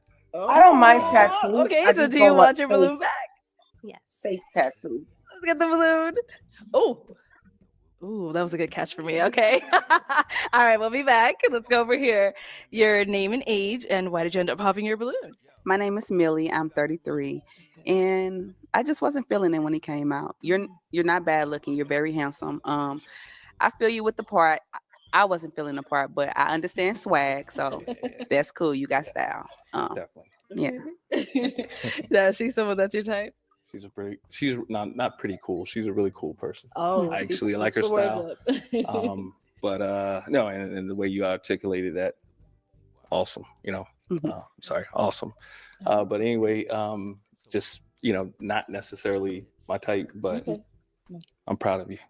Thank you. Yeah. All right, let's go back to our unpopped balloon over here. So, do you all have any questions for one another? What's your relationship like with God, Jesus? So I was raised preacher's kid, Mhm. you know. So I think I'm a little bit rebellious with the side part here. Now I'm joking. Okay. Yeah. But yeah, I grew up in the church, have a relationship with God. Yes. Okay. And what's your daily life look like with God? Are you reading the Bible? Are you praying? Like, what does that look like? Daily prayer, consistent. Okay. Yeah. And do you know your purpose in life? What are you meant to do here on earth? Yeah. Service to others, protecting others, my family, people of this country, and kind of we can go further and further in that, but I'll just leave it at that. Keeping my side part We'll go done. into those two That's a areas that you daily normally purpose. don't really talk about too much on a initial encounter. That'd be religion and politics, right? But yeah. Side parts for Black people takes do a you have any takes a children? while to Yes, I do. maintain. How many? family. I have 2 kids, 21 and 16. Okay. You said 21 and 16? Yes. Oh, okay. I think I might. Yeah. Okay. How old are you again? I'm 39. Okay. All right. Yeah. So, what was it for you? I think it's the age difference. Maybe I'm 30 and you have a 21-year-old. Yeah. I think that's a little odd for me. Okay. Okay. Got it. Cool. Mhm. Thank you. She probably match up better All with right, the let's son. head on back. Well, that is all of the balloons popped, unfortunately, but thank you so much for coming on. Let's give it up for him, ladies. Take the mic. Thank you.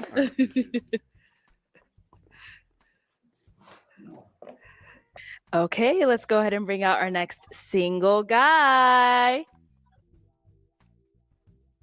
Hello, welcome in. What's your name? Oh shit. Hello, my name is Johnny. Johnny, how old are you? I'm 34. 34. Okay, what do you do? I am a risk taker. Is that tough I'm a guy? road runner. I'm an entrepreneur. Okay. I'm a businessman. Damn. And last but not least, I'm a personal trainer. Nice. All righty. So, what are some things you like to do for fun? I like to do a She lot for wearing a fun. Nirvana t-shirt? I'm a big hiker because I moved out here to Phoenix Mhm. because I love mountains and hiking, working out. It's a big fitness community out here. Yeah. It's easier to stay fit because you don't got to hibernate in the winter. I like to go out to eat. I love seafood boils. All y'all know y'all love seafood boils. So don't even. But I like to do, drink smoothies, work out. Okay. Nice. Other habits, smoke a little bit. Just a little Drink bit. Thing. smoothie. I ain't gonna lie, I mean, sure. It is what it is. So now, what do you look for in a woman, Johnny? I look for a woman that know how to listen, respect her man. I know that, God is first, but, when it comes to leadership, it's, if you want a man to protect and provide, you got to respect him to a degree and, Okay. let him lead. Got it. Now, what are some of your deal breakers? Deal breakers is someone that is just straight up atheist or don't believe in God, don't have any kind of faith. If you don't work out or at least keep up with your body, if you don't like to have fun, like I like to, go out of town. Just that's about it. That's good. Okay. So we got some pop balloons. Let's go on over there, see why they ended up popping. Okay. All right. Your name and age, and why did you end up popping your balloon? I'm Erica. I'm 35. And honestly, you said you're 34 and you're a road runner. Yeah. Oh, see. Like, what does that mean? Okay, What you so doing? I'm glad you said that Okay. because I knew it was gonna come up. But the name of one of my business is called Road Runners Rentals. I do Oh. tours, Airbnbs, and I Oh. transfer things from like place to Oh, place that's using baby like John another Paul. app called UShip. But I combined it to one Okay. big company, Oh, Road that's Runners, nice. and Okay. I like to say I'm a road runner because of that. All Yeah. right, I see you, black man. Yeah. Okay. Yeah. I'm glad you clarified. That was just a little scary for me. Yeah. But I'm still gonna pass just because you're a little younger than me. I have 2 kids, and I kind of want to settle down and then travel with my man, and but you're so young and you still have a lot. Do you have kids? I have a son. Oh, you do? Yeah. Yeah. So you mean you're just a little young. Yeah. I get it. That's all. But you're handsome, you're well spoken. I'm proud of you for your business. I think that's important to say. So yeah. Appreciate it. Mhm. And Snow. you're beautiful as well. I know. you. I know how I go. I'm sorry for cutting you off for that. But You're you're good. objectively beautiful. All the women here, I'm kind of like shocked. I'm Thank you. sorry, I'm stuttering. Yeah. But everybody's objectively beautiful. Nobody can tell you I'm not. So Oh, yeah. thank you. Thank you. That's so All right, sweet of you. thank you. Let's go on over here. All right, your name and age, and why did you end up popping your balloon? Farrah 31, and I popped because I didn't know what a roadrunner was either. Your career kind of caught me off guard, and I'm just looking for somebody that you sound unsure about what you really are looking for. But I do love Nirvana. I love your dimples, and yeah. So you said he sounds unsure. He sounds kind of unsure. Like, he was like, as long as she's not atheist, and I wanted to hear a little bit How more is that from you. unsure? As long as he's I mean, you not. could have kept your balloon and asked me more. Sounds I mean, it's kind of nerve wracking, sometimes I know. you It's might have crazy. something planned, but then like, oh yeah, I forgot to say it. So That's true. like, That's it's true. a couple of more deal breakers for me, and it's a couple of more. I'm unsure that you listen or you're very bright. Or things that I look for in a woman. But like I said, I was thrown off guard because all this All beauty the- up here, Yeah. That's it.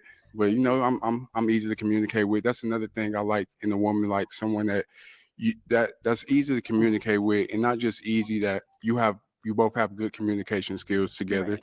You don't first resort to arguing or anything like that, That's true. So That's true. so communication is key. So just you get your balloon back if you want. I don't got nothing on the table. If I need somebody to get their balloon back, gotta have a show. I'm gonna pass this time. Okay. I'm gonna pass. Sorry, guys. But I love your dimples, and Nirvana's lit. Thank you. All right, let's go in here. Your name and age, and why did you end up popping your balloon? Letitia, and I'm 30. And why'd you pop your balloon? Oh, I'm sorry. Did you say you were a smoker? You know what? I slowed down a lot, but I do still partake. I'm not gonna lie. If anybody know me, they know I'm an honest man. I do still smoke a little bit, but I slowed down from like a half ounce a day to like not even always an eighth a day. So like I said I was gonna stop by the time my son turned 3. How old is That- your son? 2. Okay. Well, I don't do no smoking at all. I'm I get sorry. it. I mean, I understand that. I just want to come be transparent about everything. You feel me? And I like the outside, but I'm not hiking nobody's mountain. I'm sorry. No, I'm not running from no bears, no nothing. I'm not. we don't have bears in our mountains. Yeah, I ain't Maybe never a rattlesnake. I seen a couple of snakes. Yeah. I used to That's take enough. whole Not doing groups that one of either. people, and I've seen it all. A little scorpion here or there, but no bears. Definitely no bears. No bears. I ain't seen no bears not here. All right, now she's someone that's your type. She's very beautiful. Thank you. I like, you put together really well. I like the hair. It's giving me like Chung Li vibes or something like that. Thank Black you. Chung Li out here. Very beautiful. Thank you. And yeah, she's definitely someone I would consider. And you dating. are If she didn't- handsome. If she didn't pop my balloon out of this, but you know. But thank you. Thank you. Nice to meet you. Let's go here. Your name and age, and why did you end up popping your balloon? Nadira, and I'm 34. I think it's the initial attraction, and then I think I would just prefer my man to be a little more dressed. There's nothing wrong with your outfit. I like your personality. You seem like you have really good energy, but I think I would want just a little more polished as far as like an outfit Good word. and what you're wearing. Good word. And yeah, I kind of expected that. Like I said, I'm just go come in, be more comfortable, be myself, because I like to go off the personality, not just sure. looks. But I don't think I look bad. I just don't think don't I'm either. dressed up formal.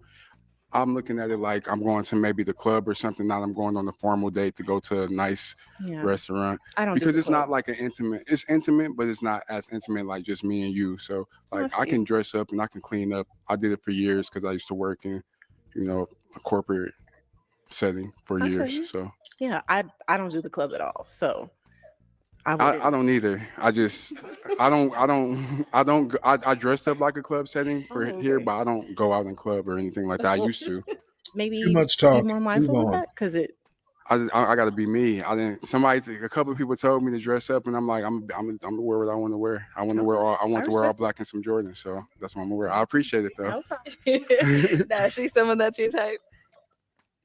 She's very beautiful, but I wouldn't say my type just because like I'm more like the slim fit, and it's not that you're not very beautiful. It's just that I like the skinny minis. You're not Oh, yeah, no, you're I'm not thick. you're not you're not you know you're not overweight or anything like that. But I it's just know. like I I work like out. petite. Like Yeah. that's just I got meat on me, and I But live in you- Houston, so we eat. exactly. Nah, and it ain't nothing wrong with that. Like you're very beautiful. I would definitely give you a try, but it's not necessarily my type. Give per her se. a try. Thank you. Thank you. All right, your name and age You and know why what you that end up popping your translates balloon. to? Kalia, I'm 28.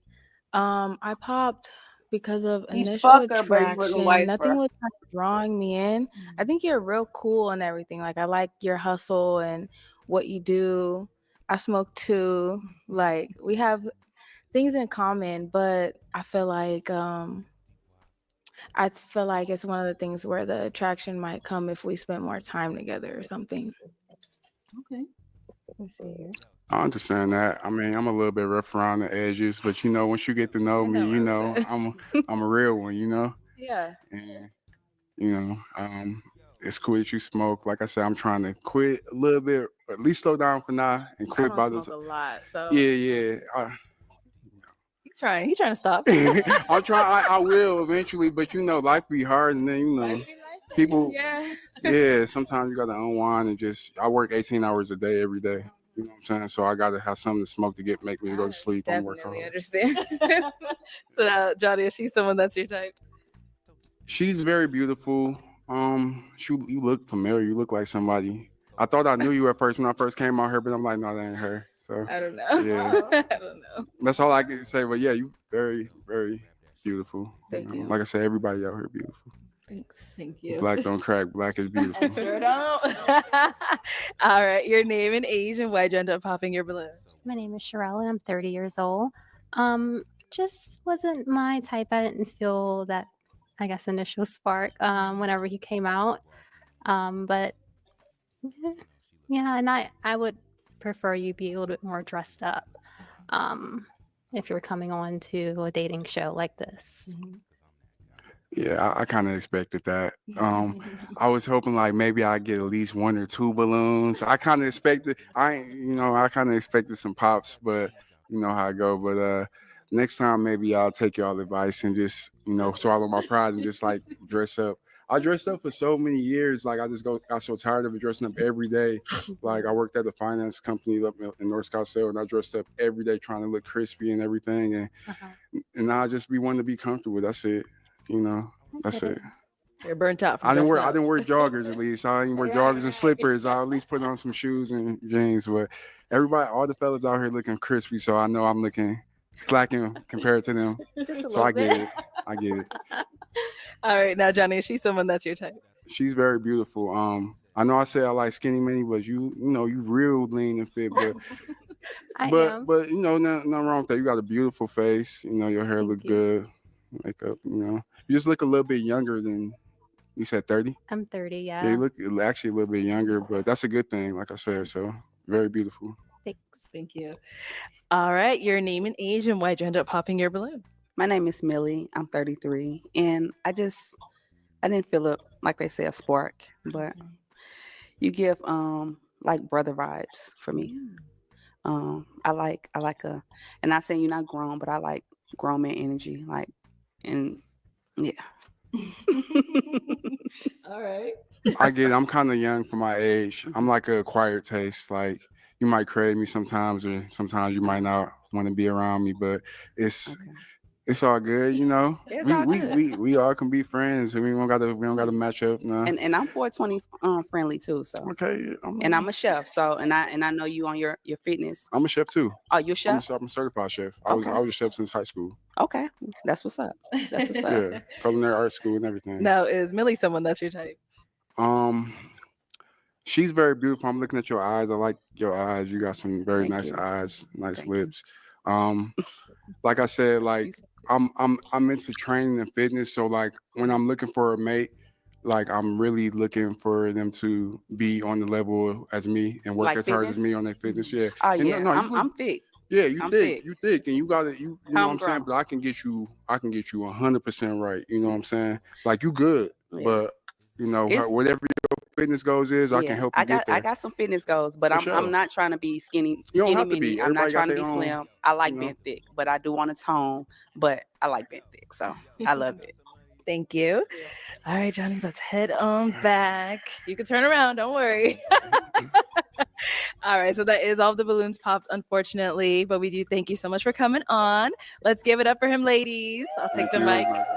Thank you.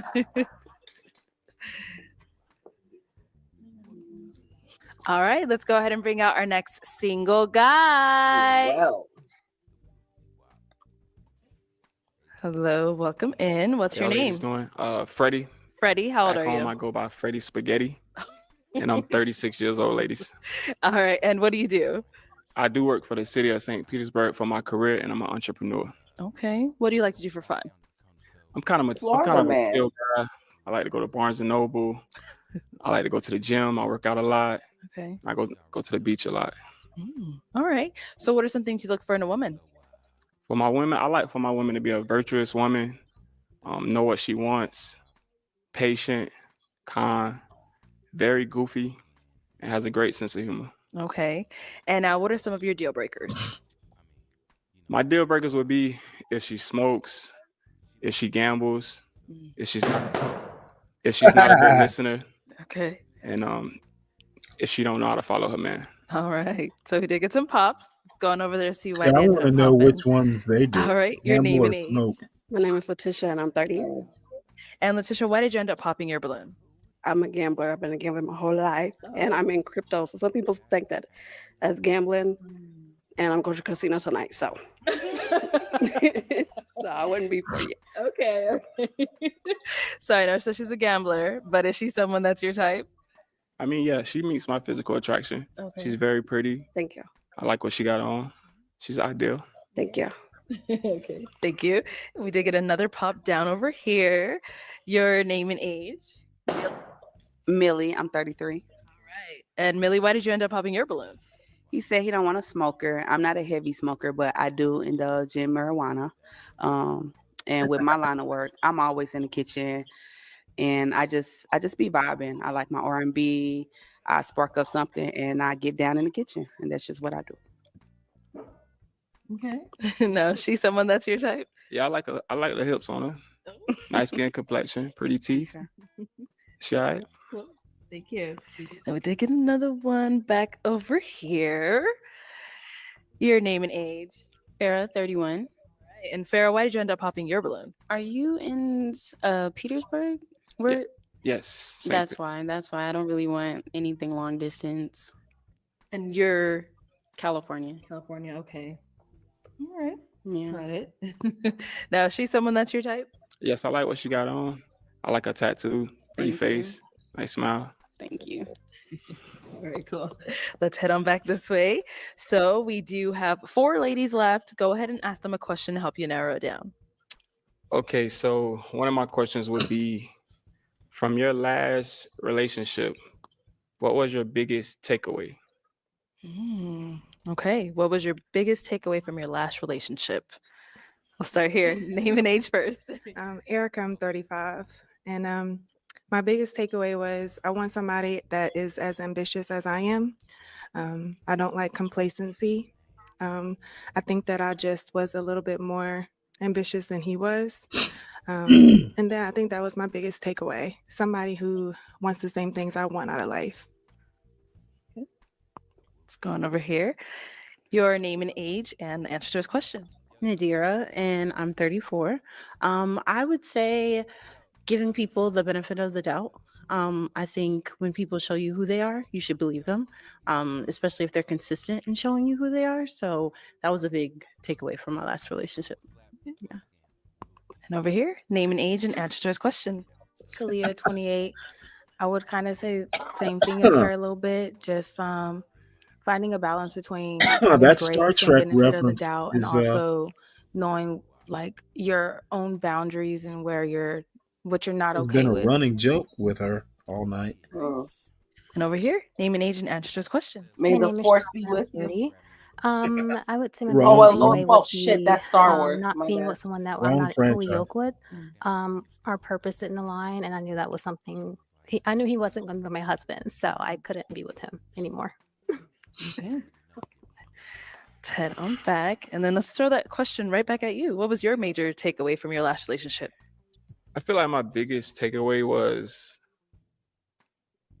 jumping right into the romantic part of the relationship Okay. and not becoming friends. And I was built to, take things slow, and we just really like hit it off really fast instead of like taking our time. Okay. All right. Well, let me hand you a pick. Okay, So I I'm gonna switch it on gotta over to you know now. what that laugh was about. I'm just laughing at Tom because Tom is over here just being messy. Read what Tom said. Erica's biggest takeaway was meeting Quark on Deep Space Nine. Yeah, I saw that. By the way, folks, if you're new, please share and subscribe. And everyone, please hit the like if you would. Let's get the likes up, folks. Oops, let's see here. I'll have you hold on to that. And I'm going to have you pop one balloon. It's tough. It is not tough. Stop playing.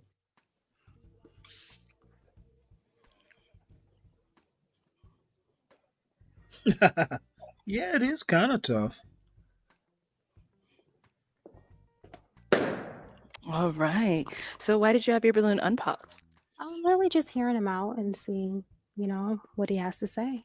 Okay. Is he someone that's physically your type? No, I wouldn't typically go with, yeah. Okay. And why not? Usually someone that's more a little athletic body type. Is usually what I go for. He has a height, dressed very well. But I'll say that. Got it. Thank you. Now, why'd you end up popping her balloon? She's very beautiful. I just really wasn't drawn to her like the other women. Okay. So that's why. Perfect. Thank you. Okay, let's head on back. And we've got 3 ladies left now. Go ahead and ask them another question. My second question would be, what are 3 intrinsic values that you bring in a relationship with your partner? Okay, we'll start there and come back. 3 intrinsic values you bring to a Yes. relationship? Intrinsic values. I think I'm a safe place for my man, for whoever is around me. I'm a safe place. I'm understanding. And I think I have that patience that it takes to really grow and build with someone. And I think those are pretty valuable to bring in a relationship. Okay, let's hear from you over here. Okay. I would say I'm definitely nurturing. I would say I'm very dependent, and I think I'm very empathetic, and I think that understanding is really important in a relationship. So yeah. Okay. And last but not least, over here. I think I'm supportive. Definitely a nurturer. I think as women, we're all natural nurturers. That's right. And compassion and understanding. I don't believe in think she holding needs to grudges, be and I believe in understanding compassionate why with that, something occurred their before hairstyle. getting upset or angry. So compassion and understanding for sure. Mhm. All right, it is time to pop one balloon whenever you're ready. Guys, you're making it tough for him. Ladies are all beautiful for sure. Yes. Take out the tattoo.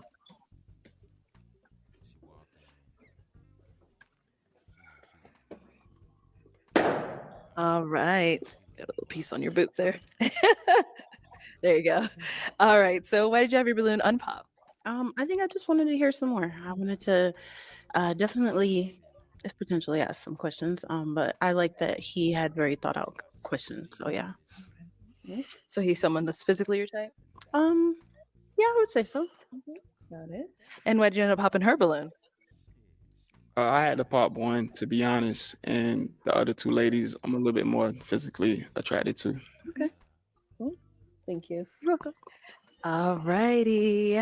So let's go ahead and have the ladies open up to you guys. Any questions for him? You got questions? All right. I'm sorry, I can't remember if you said if you had children or not. I do have one 16-year-old son. That's my little superstar. Okay. How is your relationship with his mother? We have a very good co-parenting relationship. And how long have y'all been not together? He's 16. We haven't been together since he was 3. Okay. All right. Oh, Good question. Yeah. All right, let's head down over here. Any questions over here? Yeah, what would you say, or why do you think you're ready for a relationship now? Like as far as growth from your last relationship? Being that I had time to understand myself, give myself time to grow, I actually look at, the areas where I needed the most work in. I took accountability. I'm more patient. I'm more of not allowing my emotions to take control. See, this isn't really computing with me. Now, if the mother of his child he hasn't been with in 13 years, I'd like to know how long his last relationship was. Now, if he's talking about the 13-year-old relationship, well, I guess that would make sense, but I bet he's not. And what the fuck did he spend time doing after he broke up with his baby mama? These guys really don't make sense sometimes. Just being single. I did that, Stanley. I was single after I got divorced for oh my God, for a long time. Over 10 years. Yeah, but what I'm saying is I'm guessing he's had the relationship he just described was not his son's mother. Mhm. My thing is, what did you do between the time you broke up with the baby mama and this relationship?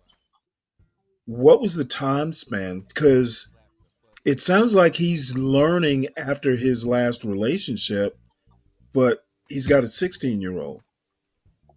What was he doing between the time he broke up with the 16-year-old's mother and his next relationship? Okay. All right. Maybe I'm not making sense, but he's had all kinds of time on his hands. No, I get it. I get it. Why is he just learning, all these things since his last relationship? I don't know. I'd have to think about it. He just doesn't sound he sounds disingenuous. And just because you're Actually, like, let's be honest, Stanley. Just because you're single and you're not pursuing like a serious relationship doesn't mean you don't have friends. Well, yeah, that's true. Yeah, because like when I said that, I didn't date seriously until like over 10 years after I got divorced. Oh yeah, I had friends. Yeah, I wish I could be that way. But the it was one thing, always like a situation where it was okay, so we're not looking to get married, we're not looking to be in a serious relationship. You're not going to meet my kids, but there's always an option open. But it's just me and you. Because I don't believe in that whole hopping around and stuff like that.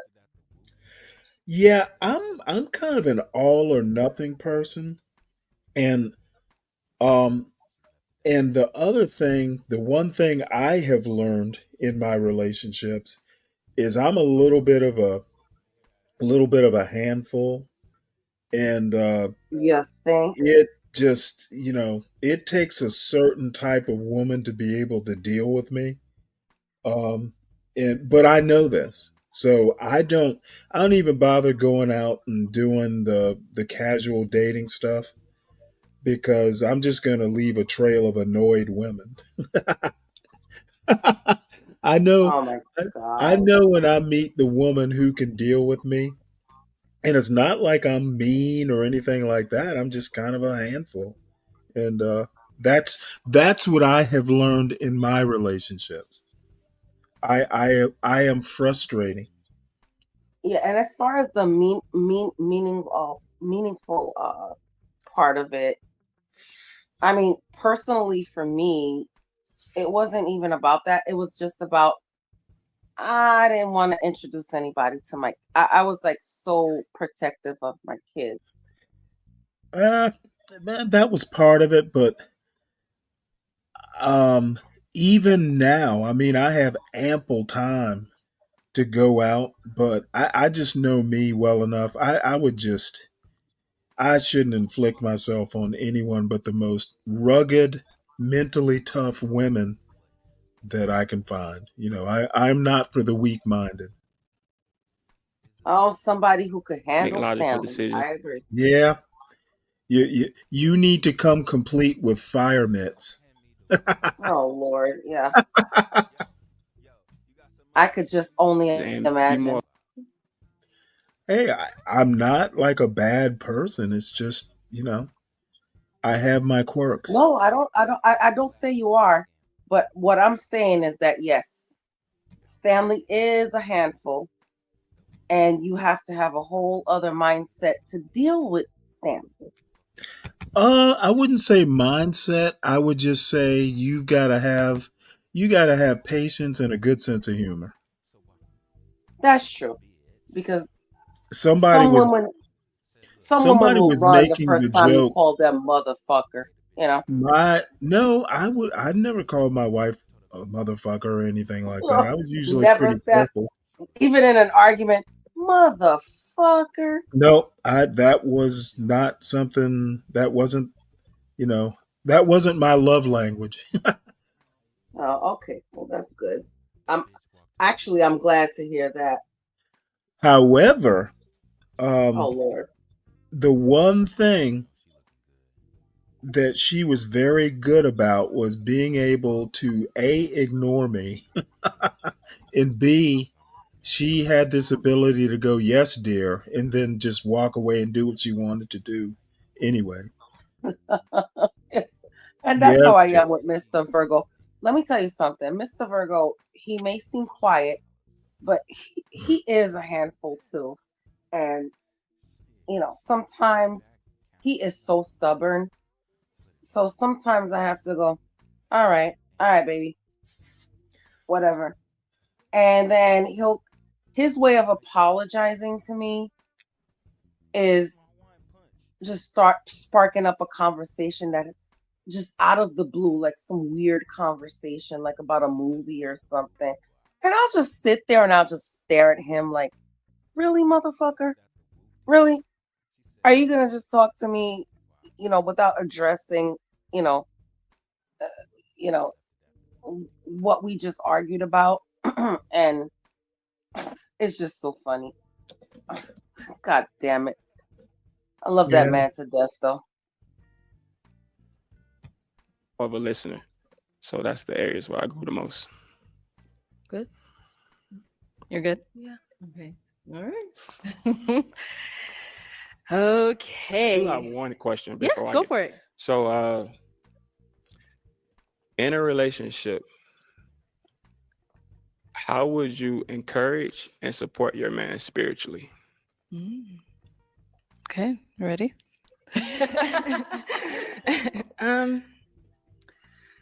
I think it's about understanding him first, his personality, what he thrives off of, his background. I think that's it's all encompassing, right? And then if y'all have a good relationship, then she can be supportive of you, and whatever you need and whatever your needs are. So however y'all learn each other, however she feels like she needs to show up for you, I think that's important. Yeah, I think that's my answer. Let's go over here. All right. Spiritually, as in like religious, spiritual, or just kinda Christian. Christian. It's kind of like what she said, understanding who your man is, what he needs on the journey that he's on. And then the other half of that is your woman knowing herself, loving herself so that she can show up for you and be 100% for you, support you in your journey, find where you may lack, what you may need help with, things of that nature to keep you pushing, help you reach your goals, hit your marks. What is your religious belief? I grew up Christian, Baptist. I pray all day, every day to God. I believe there's only one God. I feel like I'm kind of on a journey to like get deeper into religion, Christianity on my own, outside of going to church with my family because that's what we were doing. And we'll throw that question to you over here as well. He said, what are your religious beliefs? I'm spiritual. I grew up in a Christian household, my mother and my father. I'm not religious. I do believe in God. He's definitely had a presence in my life and my family's life. And I do pray. But that's my religious belief. Answer to your question. Okay, it is time to pop now. Can I ask one more question? All right, go ahead. Go ahead. So, this is a big question. Earlier I said I like my women to be, goofy, have a sense of humor. So if you can remember the movie Friday, can you give me one quote from that movie? I got it here. Bye, All right, let's start Felicia. there, come back.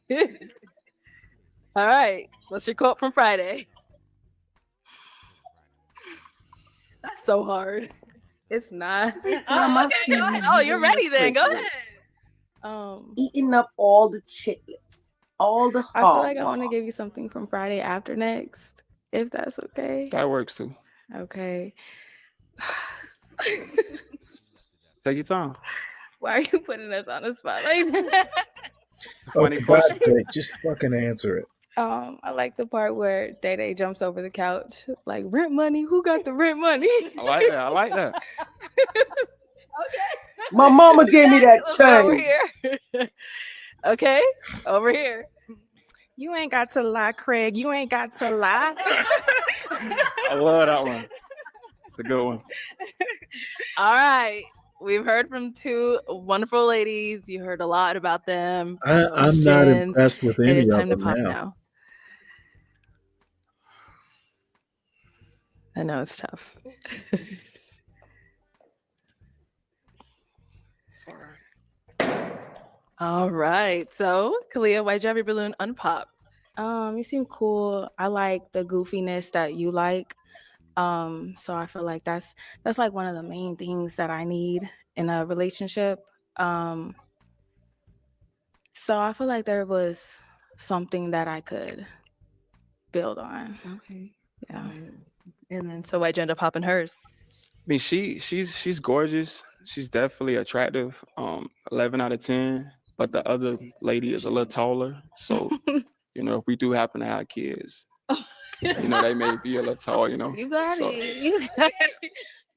He's tall Trying to enough. make a basketball team, huh? He's not particularly short. Thank you.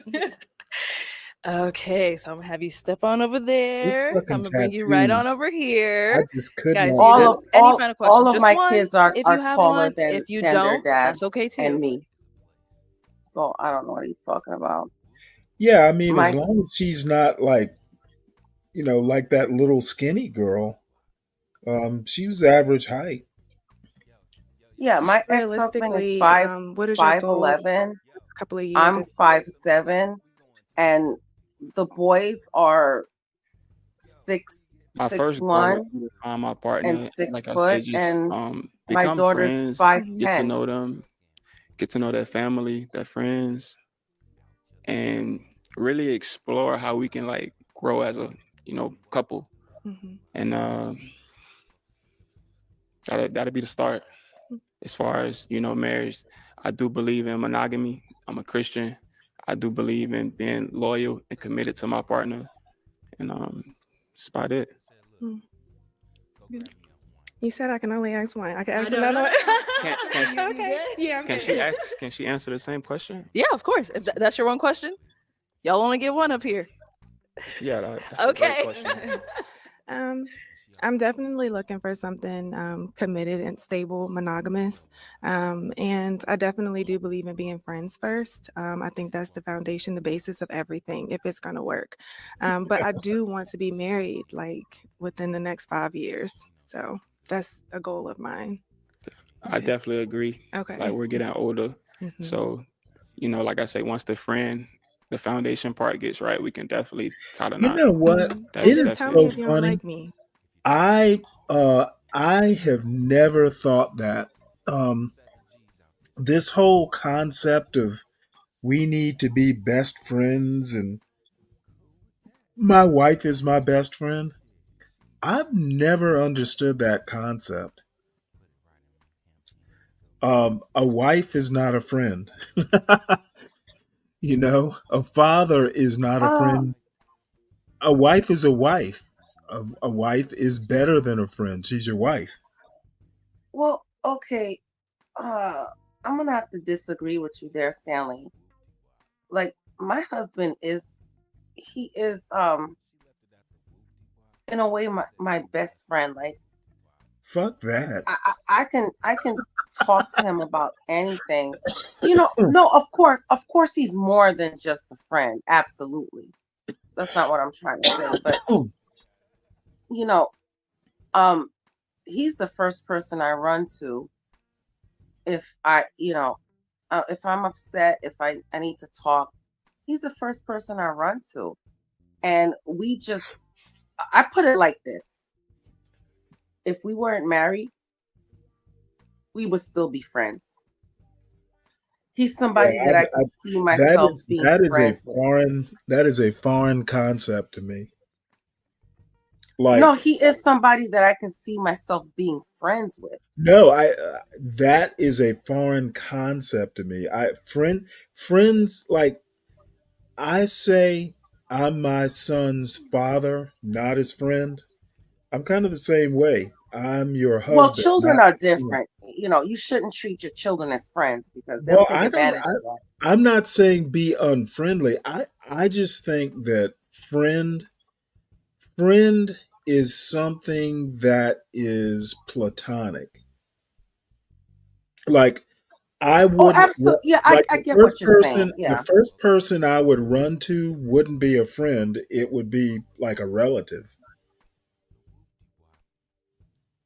I don't know. I just tend to view friendship as more platonic and at arm's length.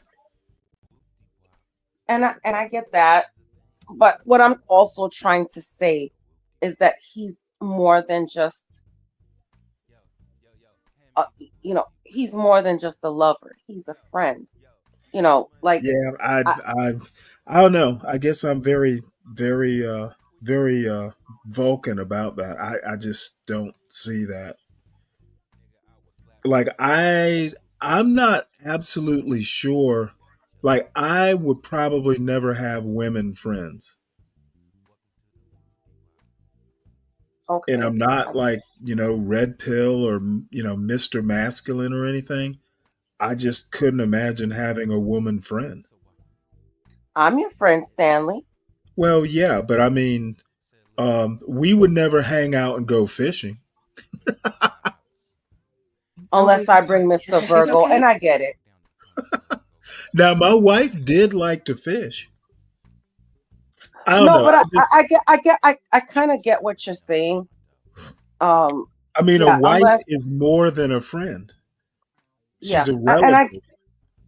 I get what you're saying because Yeah, I think it would Like, be I don't odd if I go consider hang out with some guy friend or whatever. But right. you saying that your spouse is also a friend, not we have to separate the two. They're your spouse and they're your friend. It's I don't know. It's just so it brings so much more meaning to the relationship. It's like you're I'm not like just with the person. it's gotta be one or the other. It can't be both for Oh, me. Stanley. No, I can see myself, and it's not. But let me tell you this, Stanley. Maybe this will shed a little bit more light to what I'm trying to say. My ex-husband, I couldn't see myself being friends with him after we were divorced because he wasn't a good friend at all. I see. But Mr. Virgo is a very, very, very good friend. Like,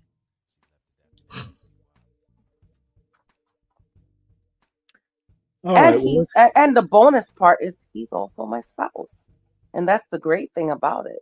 You know. gotcha. Well, let's finish this travesty. No, like honestly, like you God's masterpiece. So I you. really God's like what master I'm looking at right now. Oh, So thank with all you. those Stanley, you I titles. think I'm funny. gonna have to log off because So it is like All 5 o'clock right, in the I'm gonna morning. ask my final. All right. Well, I'm not. Believe I'm it or sorry to not. leave you. No, I'm not going to be on much longer. Like I said, I wasn't anticipating coming on this late. If I had, I probably would have taken a nap.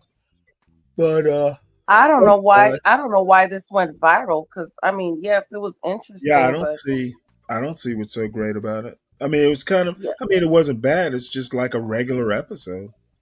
yeah. I know. I napped. I napped earlier. I fell asleep on Portia. Um, but I have to get about 2 hours of sleep before I get up for work in the morning.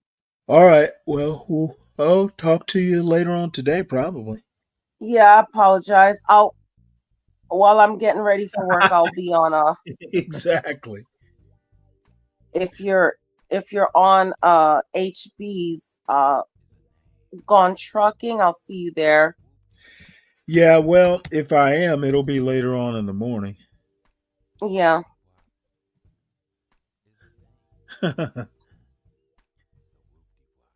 Oh my God, Freddie. You know what? I'm going to bed. I'm going to bed. I talk to my husband about everything. He's the first one that knows. He knows Well, everything that's Fred, going on. it could Every be that complaint I have. it could be that Fred's German isn't that good. Is that what it is, Fred? Oh, he told me night night. Yes, okay, Freddie. Night night. All right, Stanley. I'll talk to you later, All Stanley. right. Bye. Okay, bye. No question then, guys. Is it a yes for you for him? It's a yes. And is it a yes for you for her? Yes. We got a match.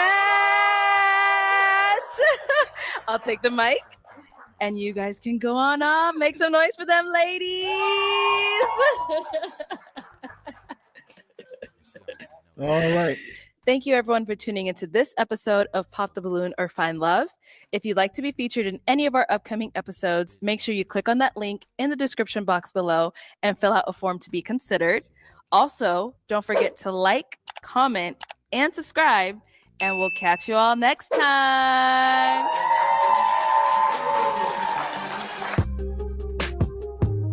Yeah. All right. Well, that's the end of that.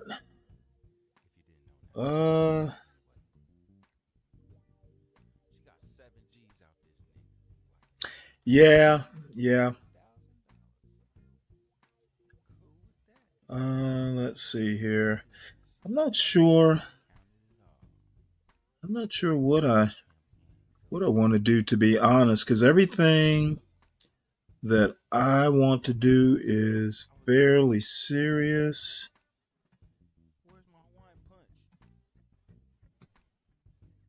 That's political.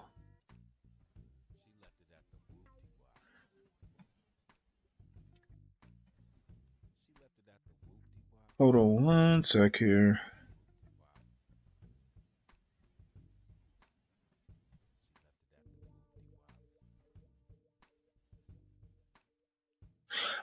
You know what? There's this one news story that I'm going to do about Gaza.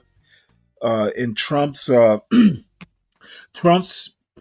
proposal to turn Gaza into the Riviera of the Middle East or something like that.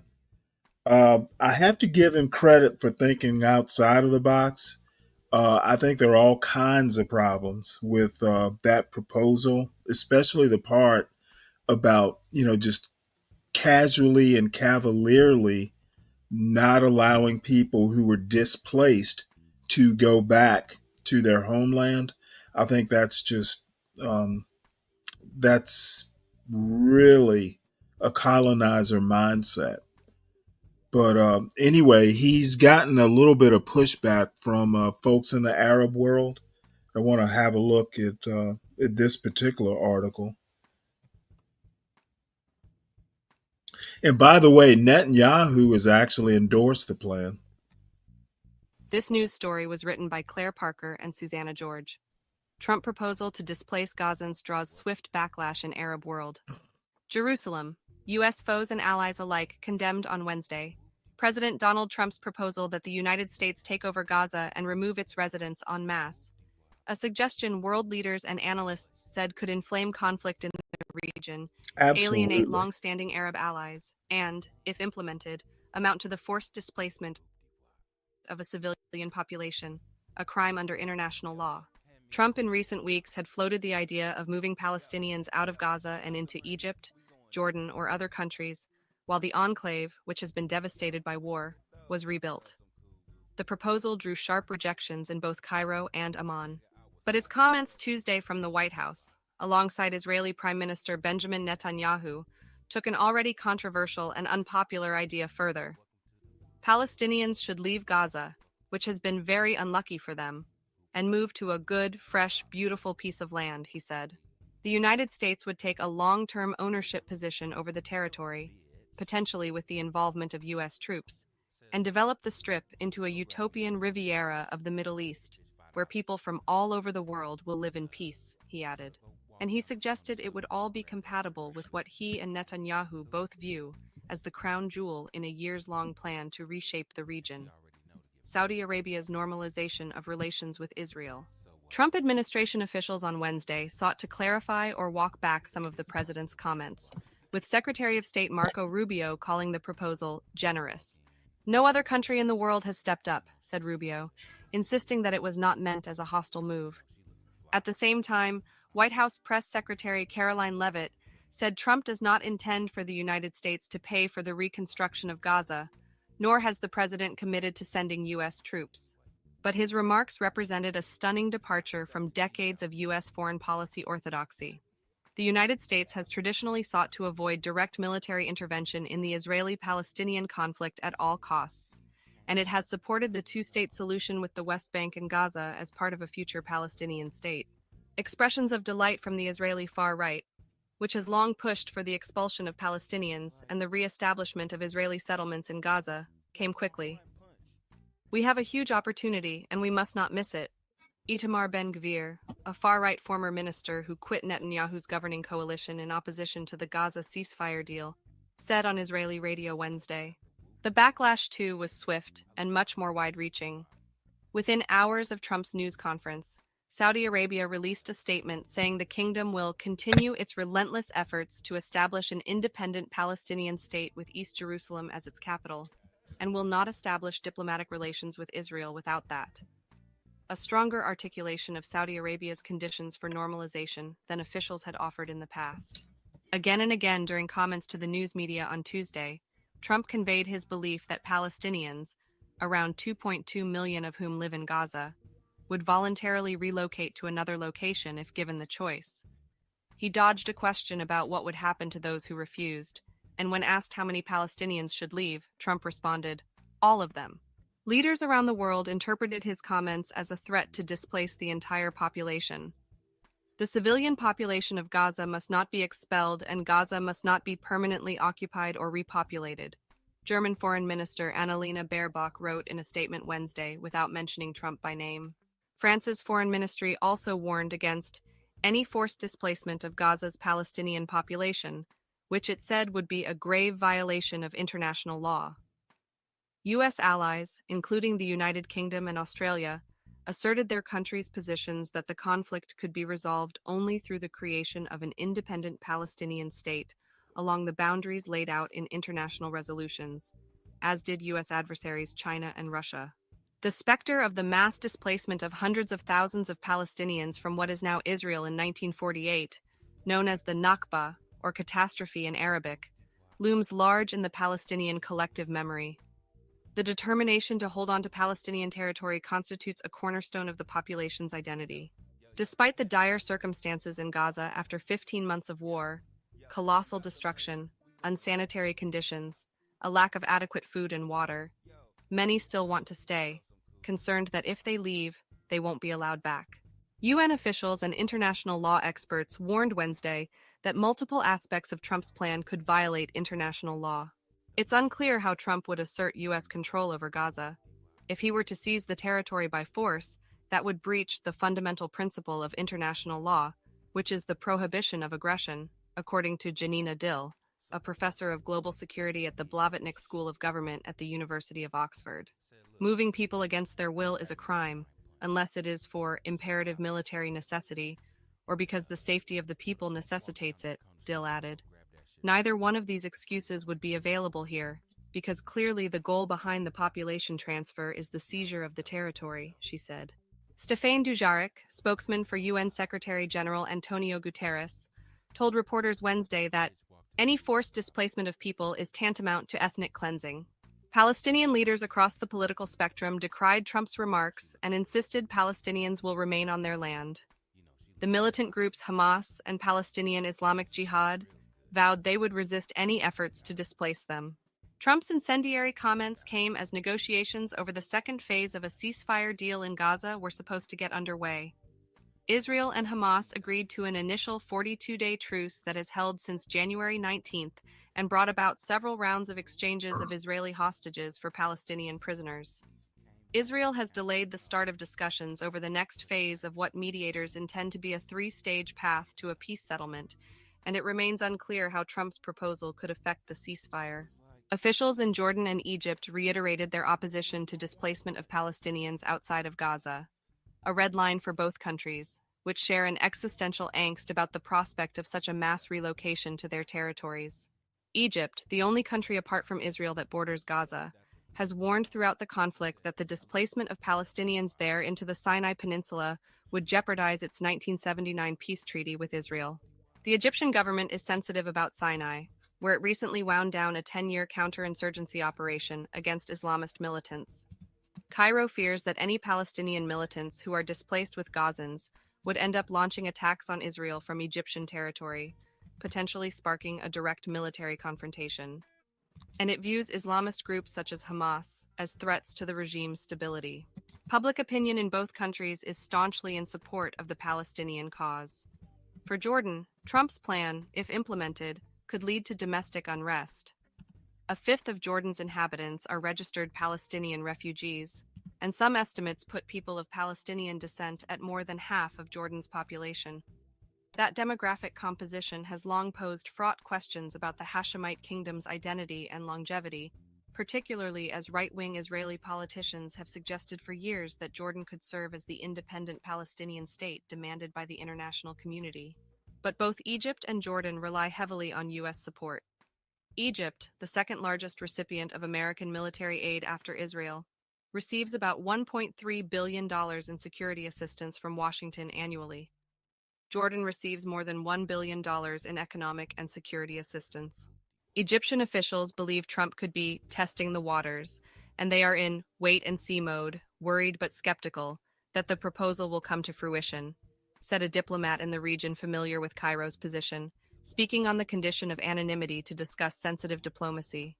As far as Egypt is concerned, and as far as Jordan is concerned, these relations are crucial, strategic, and they don't want to risk having a confrontation that will become detrimental to the interests of both, said Hesham Youssef, a former Egyptian diplomat. For the Arab states in the Persian Gulf, calibrating a response will require walking a fine line between safeguarding their national security interests and not upsetting the generally warm relations that they have cultivated with Trump, analysts and diplomats said. They are still trying to understand how serious President Trump is about this, or if it's a negotiation strategy to push regional actors into making financial and political concessions. Ibrahim Al-Asil, a senior fellow with the Middle East Institute, said of the Persian Gulf countries. But he said if Trump pushes ahead with plans to displace large numbers of Palestinians from Gaza, it would probably cause irreparable damage to his relationship with the Gulf monarchies.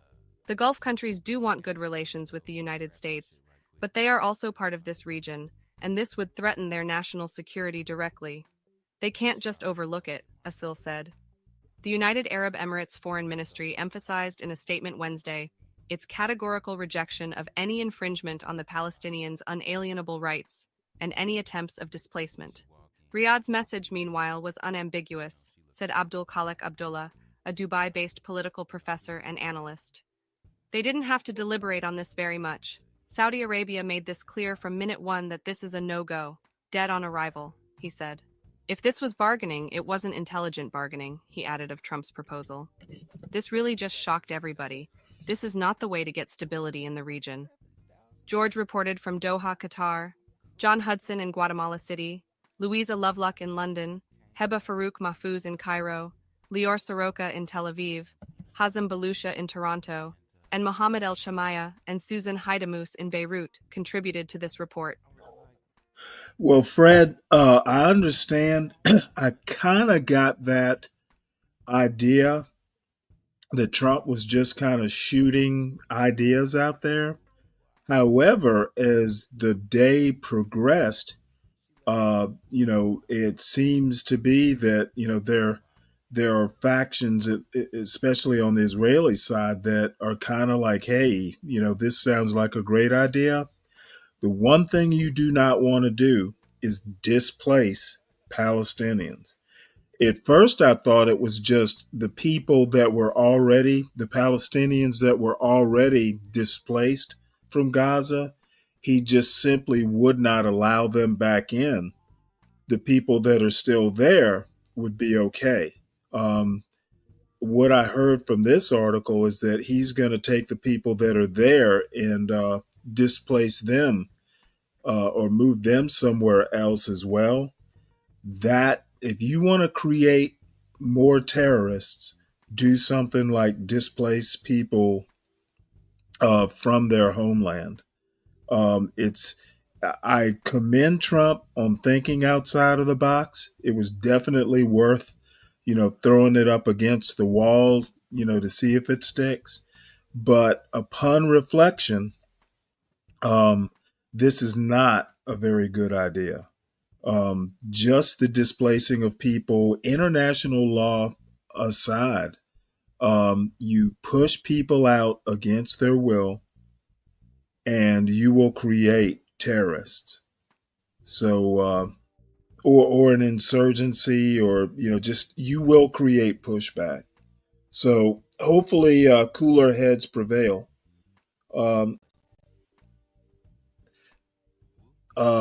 And if Israel, this is something Israel should be doing, displacing the Palestinians and parking them in a third-party country should not happen. So we'll move on. I've got a couple more news stories, then I'm going to wrap this up because I'm a little bit tired. Next story, Trump signs an executive order basically disallowing men in women's sports. I'm not clear that he has any authority to do this. A lot of sports are at state and local level. I don't know what the federal government can do, but we'll read this article and see if we can get or if I can get a clue. President Donald Trump on Wednesday signed the No Men in Women's Sports executive order, fulfilling one of his major campaign promises of keeping biological men out of girls' and women's sports.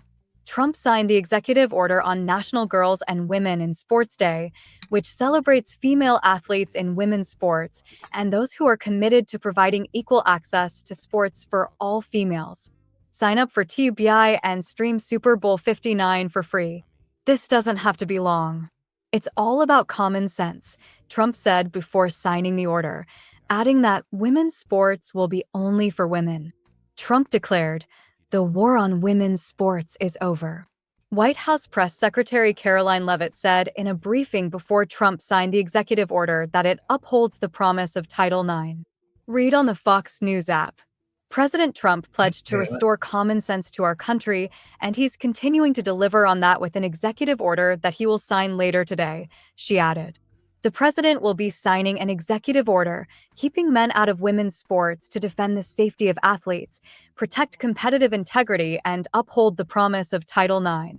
Click here for more sports coverage on foxnews.com. This common sense action from President Trump ends the disgusting betrayal of women and girls by the previous administration, who for years catered to radical activists who wanted biological males to be treated as women in workplace, showers, competitive sports, prisons, and even rape shelters.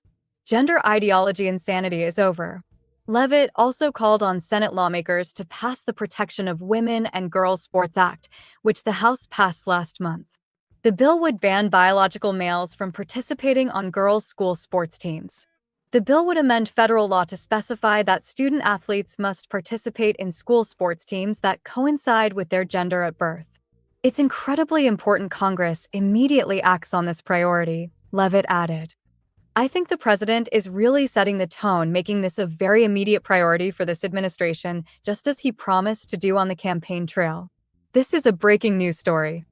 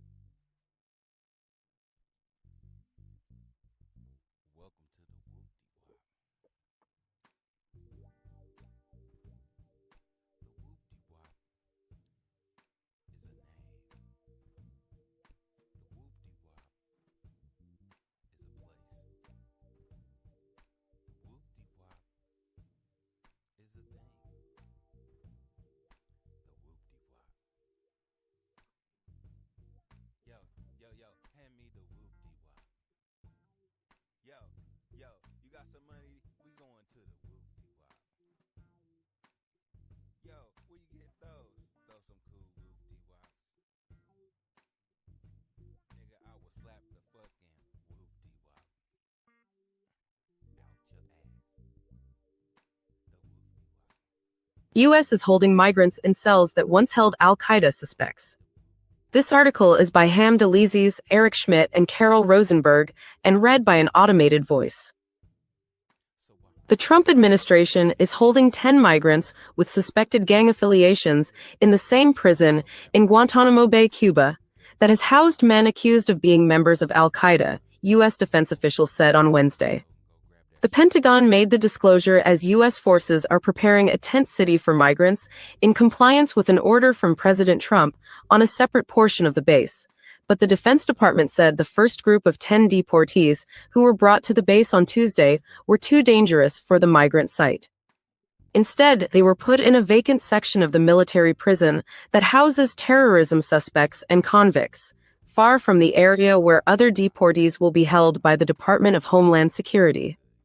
On Wednesday, Caroline Leavitt, the White House press secretary, said the men were members of a Venezuelan gang called Tren de Aragua, which the U.S. government last year labeled a transnational criminal organization for human trafficking and other criminal acts. The gang traces its beginnings to a prison in Venezuela. The U.S. government has long held migrants at Guantanamo Bay, primarily Cubans and Haitians who have been picked up at sea, but the wartime prisoners have always been kept away from the migrants. Migrants are in the custody of the Department of Homeland Security. Suspected al-Qaeda members are in the custody of the Defense Department. The decision to fly migrants from within the United States to the base comes as Mr. Trump ramps up deportations and immigration enforcement across the country. Last week, he ordered his administration to expand a small 120-bed center on the base to hold up to 30,000 deportees. On Tuesday evening, U.S. Customs and Border Protection posted a video on social media showing the men being loaded onto the Air Force C-17 plane in El Paso, Texas. Flights to Guantanamo Bay have begun, the post said. The worst of the worst have no place in our homeland. Immigration officials hold around 40,000 detainees in private prisons and local county lockups across the United States. But Mr. Trump suggested last week that the use of Guantanamo could double detention capacity. It is unclear how long the migrants will be held at the facility and where they will be taken next, but U.S. officials said on Wednesday that they would be sent to their home country or to another appropriate destination. These 10 high-threat individuals are currently being housed in vacant detention facilities, the Defense Department said in a statement on Wednesday. U.S. Immigration and Customs Enforcement is taking this measure to ensure the safe and secure detention of these individuals until they can be transported to their country of origin or other appropriate destination. The Venezuelans are being held in a 200-cell medium-security prison building called Camp 6 that has communal dining and recreation areas. The Pentagon said those 10 men were in the custody of Immigration and Customs Enforcement. It is in a sprawling detention zone on the populated side of the base, far from the site where U.S. forces are building the migration tent camps. The two sides are divided by Guantanamo Bay. The prison building where the Venezuelans were held is next to a smaller 75-cell maximum security prison called Camp 5. As of Wednesday, that was where the Pentagon was holding all 15 wartime detainees, including the men accused of plotting the September 11th attacks and other long-held detainees in the war against terrorism.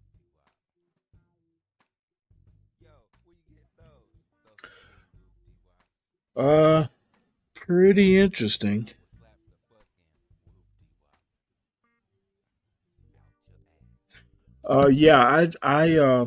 J-Dub, I'm not sure exactly where we stand on the El Salvador offer. One thing I have to give Trump, he's got a lot of moving parts here in motion these first 2 weeks of this presidential term. And I'm wondering if, if he's going to start dropping some of these balls he's juggling. A lot of stuff going to be going to court, etc. So we'll see how it all works out. And let's see, what else do we have here? Guess I'll do a follow-up on this egg story here. Once again, to remind everybody, the Waffle House is charging 50 cents per egg for breakfast until further notice. And it does affect me because every now and again, every once in a while, I do wind up at the local Waffle House, and I generally order an omelet. So we're going to see how expensive a Western omelet is with these egg surcharges. This news story was written by Shannon Najmabadi and Aaron Gregg. Egg problems driving up prices at Waffle House and others could persist. Waffle House became one of the first big chains to join smaller restaurants with surcharges for egg dishes.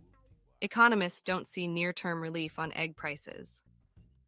The record high egg prices that recently drove Waffle House and other restaurants to start charging more for some dishes are not going away soon, economists say.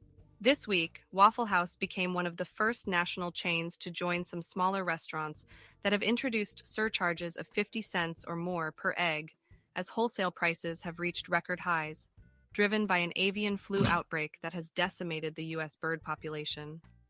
Some restaurants and grocers have cut back on egg dishes, turned to egg alternatives, or limited the number of eggs a customer can buy. Waffle House, which has about 1,900 locations nationwide, said its surcharge of 50 cents per egg is temporary. While we hope these price fluctuations will be short-lived, we cannot predict how long this shortage will last, the company said in a statement.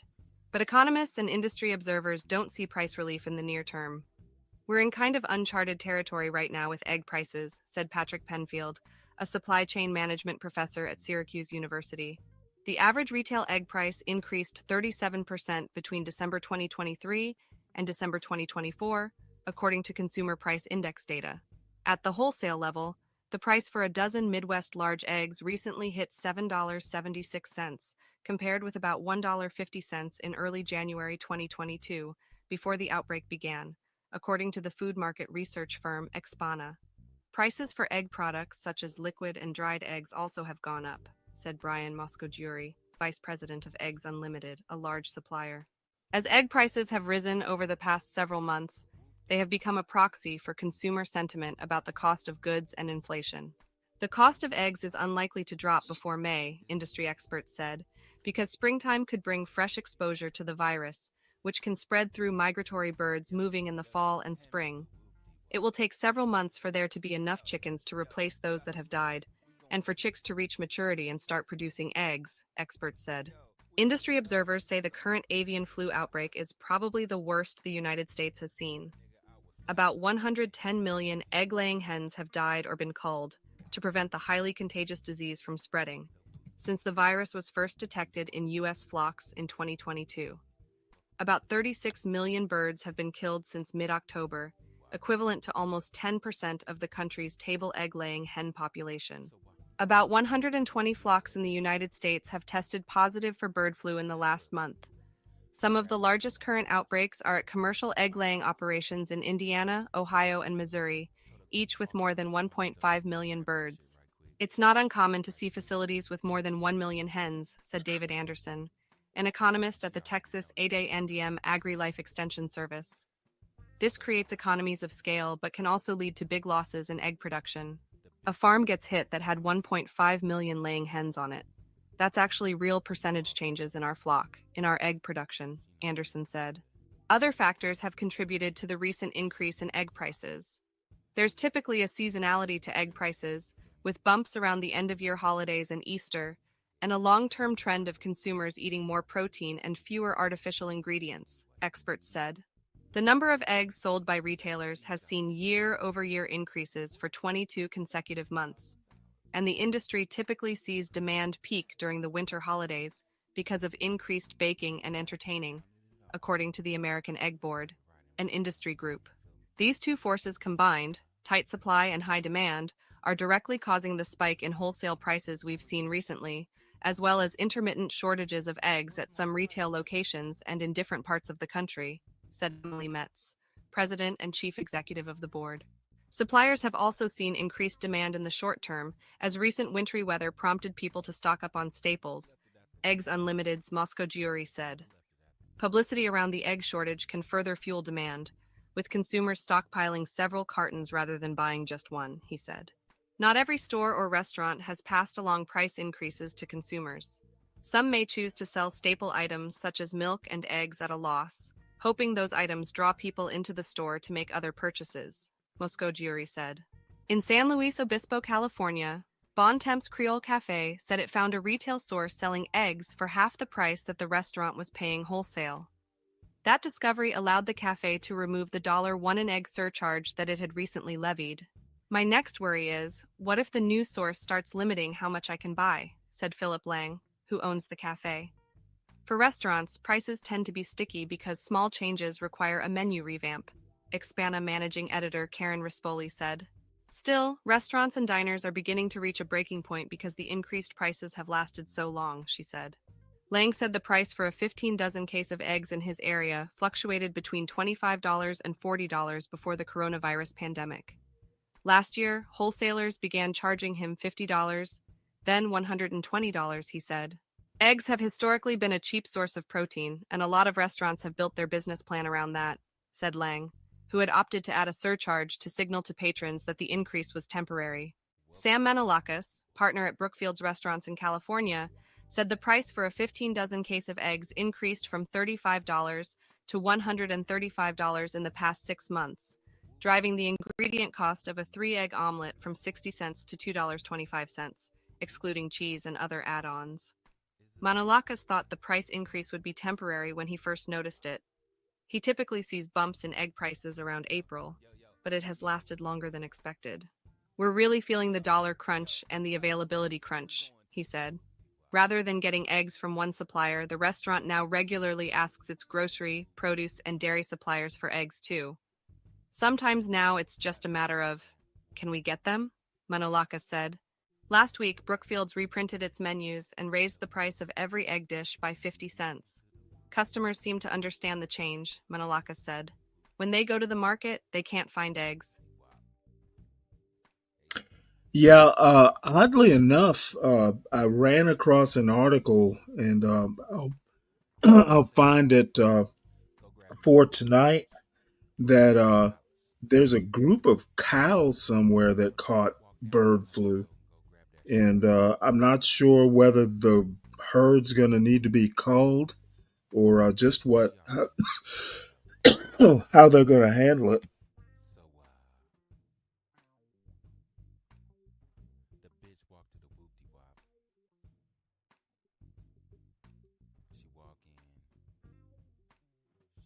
I've been hesitating doing this story, but given how much news the tech bros have been getting, the ones who are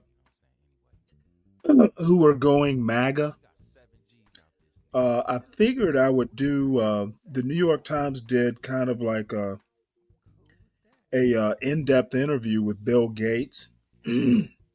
I guess he's one of the. I don't know if you could call him a tech bro anymore. He's an old man,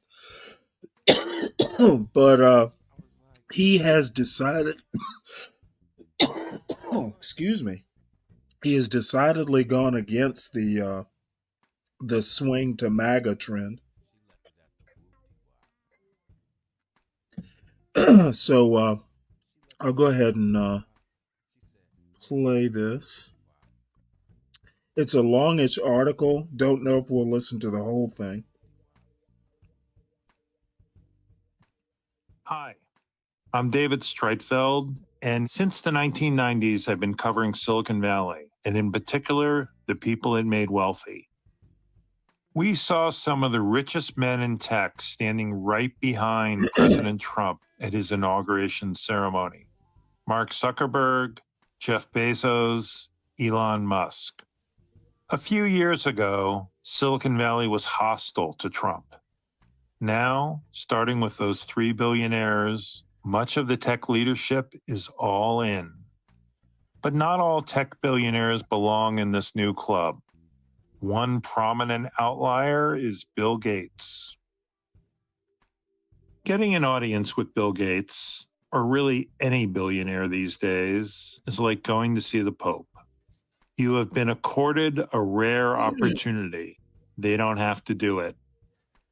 But I met with Gates in early January, and the reason for our conversation was a memoir that Gates has coming out next week. In normal times, 90% of the story I'm about to read you would have been focused on the contents of the book, which is mostly about Gates's childhood and his difficult relationship with his mother. But considering our current political climate, what I really wanted to ask him was, what does he think about what his fellow tech billionaires are doing? As it turns out, he says he's very surprised. He told me that he didn't expect to see the ills that came with social media, or the political divisiveness accelerated by technology, or Silicon Valley tilting so clearly to the right. Even artificial intelligence, which he's talked up so enthusiastically, and which Microsoft is heavily invested in, worries him. Suppose, he says, the wrong people get control of it. This is a man who 30 years ago created the model for the in-your-face tech billionaire. Gates and his company were seen as powerful, ruthless, and ubiquitous. In the 1990s, Bill Gates was a magnet for criticism, a little like Elon Musk in the present day. He generated a lot of emotion. But now he's more of a counterweight to the current crop of tech billionaires. He's somewhere else in the continuum. He still believes in global access to health and to vaccines. He believes the rich should be taxed differently and the tax system should be more progressive. Now, he's still the 12th richest person in the world, and he doesn't think that billionaires should be outlawed. But when I talked to him, it seemed he had a bit of a warning. He says that as a billionaire, other people invest you with huge powers. But because you're successful in one sphere, he said, they think you're good at a lot of things you're not good at. So here's more of my conversation with Bill Gates. The older he gets, the more Bill Gates is surprised by what the world dishes up. Take billionaires. There are many now from the tech industry, quite a few with politics that skew forcefully right. I always thought of Silicon Valley as being left of center, Mr. Gates said. The fact that now there is a significant right of center group is a surprise to me. What's up, CKJ? Or take the evolution of technology since he began Microsoft and made it one of the world's most valuable companies. What's going on? On my way to work. It's early morning. Well, I've been holding on to this Bill Gates article for a while. But I figured since he is like the only, he's not exactly a tech bro. I guess he's a tech grandpa. But he seems to be the only one who hasn't gone over to becoming a broligarch. That's what they're calling him now. Well, he's not really at the helm no more. No, but I mean, he still has, majority like owner or something like that. But still has a lot of shares. Let me say that. Well, he still has a lot of shares, and he still has a whole lot of influence. I mean, yeah. I mean, he and Steve Jobs were like that first generation of billionaires. Tech boom, yeah. And it's good to see that there's still someone who's resistant. I just think like that's not his space no more. He's on to doing vaccines. Once you make so much money, you gotta you go to do other things. I mean, look at I think Johnny Rockefeller and them, like they wasn't still doing like oil. Once they got to like a certain point, they started to do Bill Gates though has a lot of influence over education. Do you know who Ian Rowe is? No. Well, you know who Glenn Lowry is, right? Yeah. Well, he's a contemporary, a little bit younger than Glenn Lowry, but he's in that AEI, Manhattan Institute, black conservative space. He's basically up there with the elite black conservatives. He's like rubbing elbows with Clarence Thomas and Glenn Lowry. Thomas Sowell. When Thomas Sowell was younger, I guess. So anyway, his big deal is education. Ian Rowe has a bunch of for-profit schools, basically. And he actually used to work for the Gates Foundation. He was some sort of director or assistant director, excuse me, of some education project. So Bill Gates gets around a lot of times behind the scenes. Yeah. But Oh, you know what's anyway, we'll listen to a little bit more of I this. wanted to talk to you about the military. Oh, okay. My godson, he graduated last year, so Uh-huh.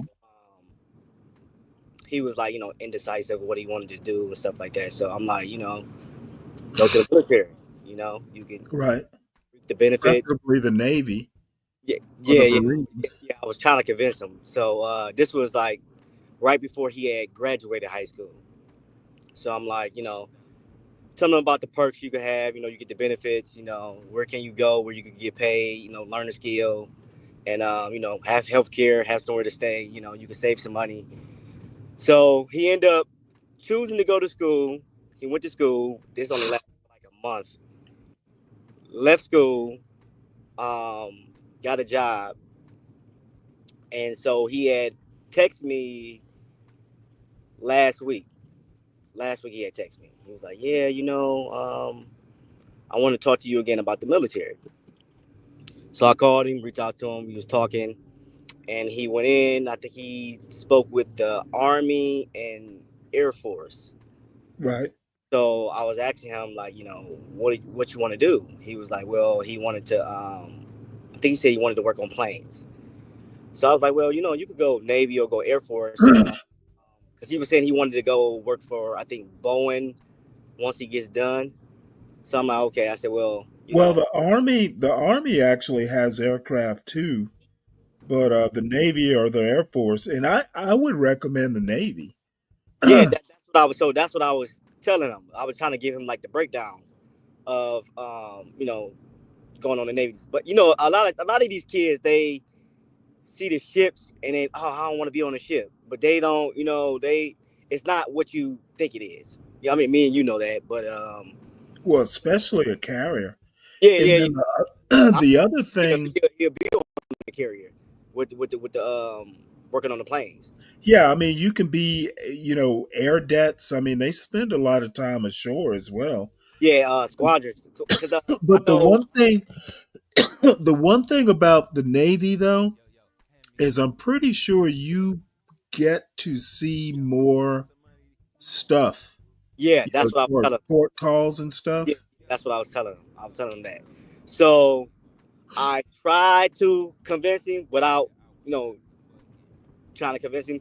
So I get a text yesterday, and he chose the Army, but he sent me a picture and everything. He went in, so I'm pretty sure he already, had his mind, convinced of the Army or whatever. But I think he was just, calling me just to, I'm about to go to the military, and I think he said he leaves out May 5th, I think. So, Right. but I just told him like, I'm proud of you. I mean, at least you're doing something. What I noticed when I talk to a lot of these young kids, man, they don't know what they want to do. So a lot of times I tell them like, yo, man, just go to the military, get up out of here.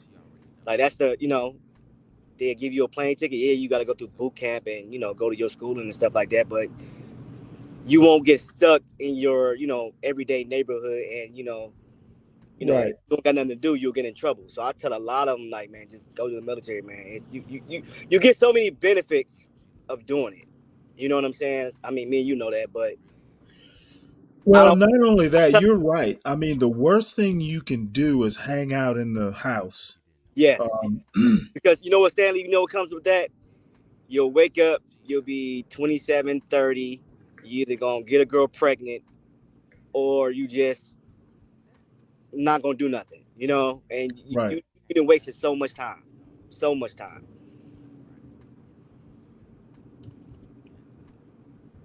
So, so what's his MOS going to be? Um, I gotta ask him. Because He I can't, mean, I would think so. He's going to be doing aircraft in the Army.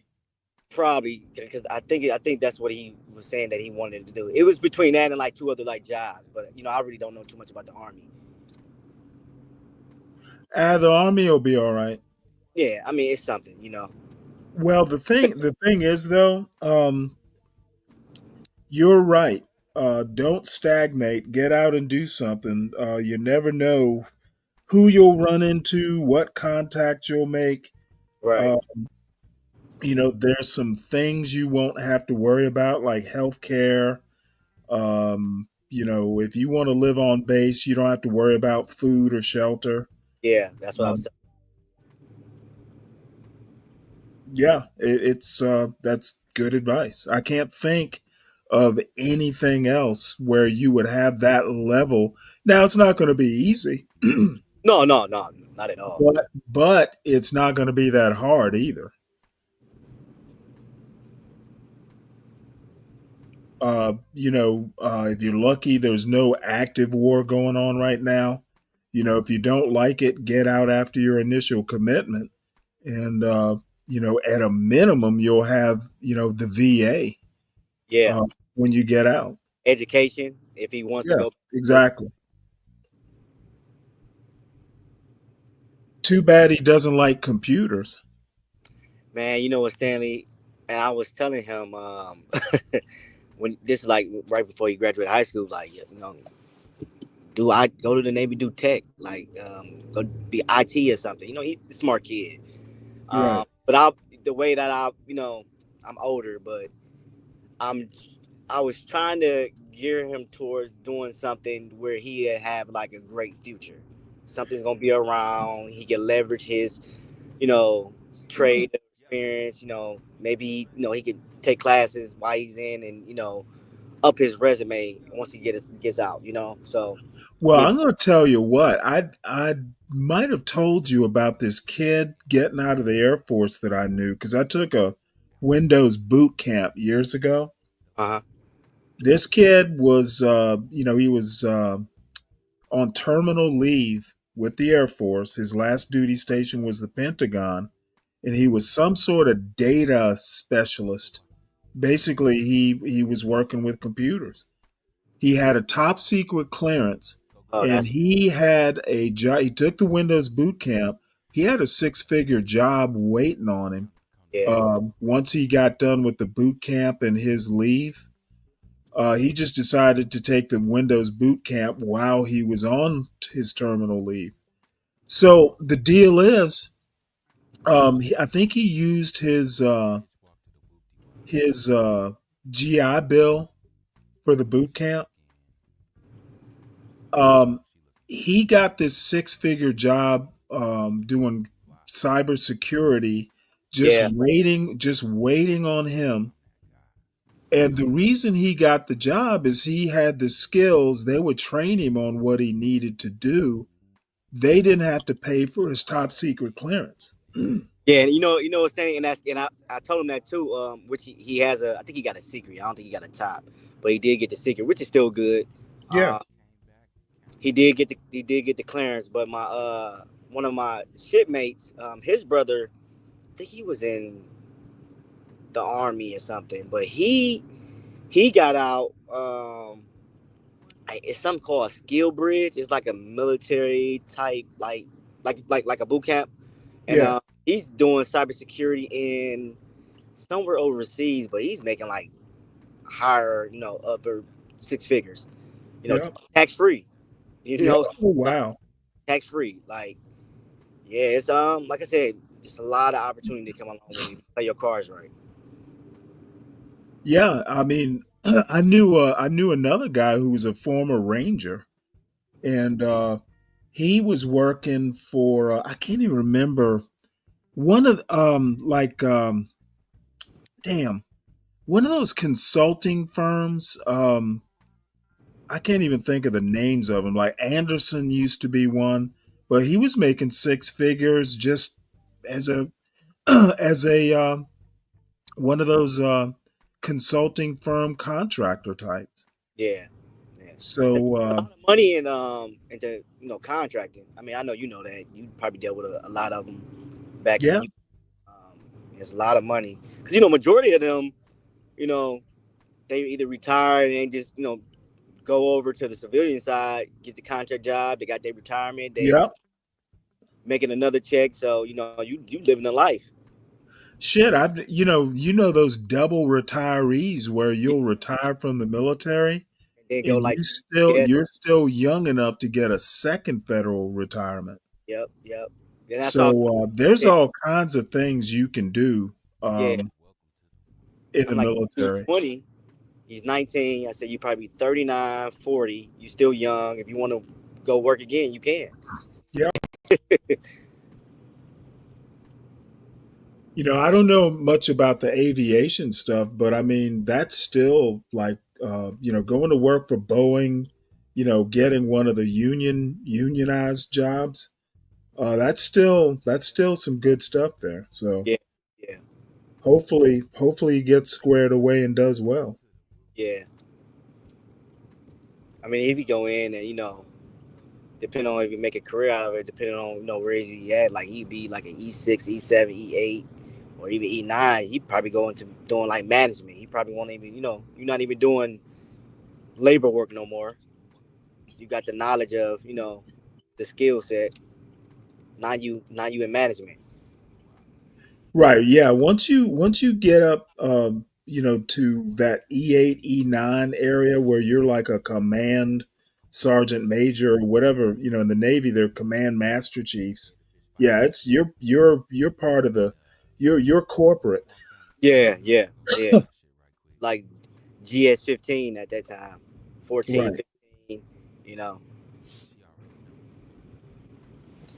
My old supervisor, that was over my one of my shops. He, right before I got out, he ended up going what is it? LDO, right? LDO, when Oh, you really? mission over. Yeah, so he passed the chief's test.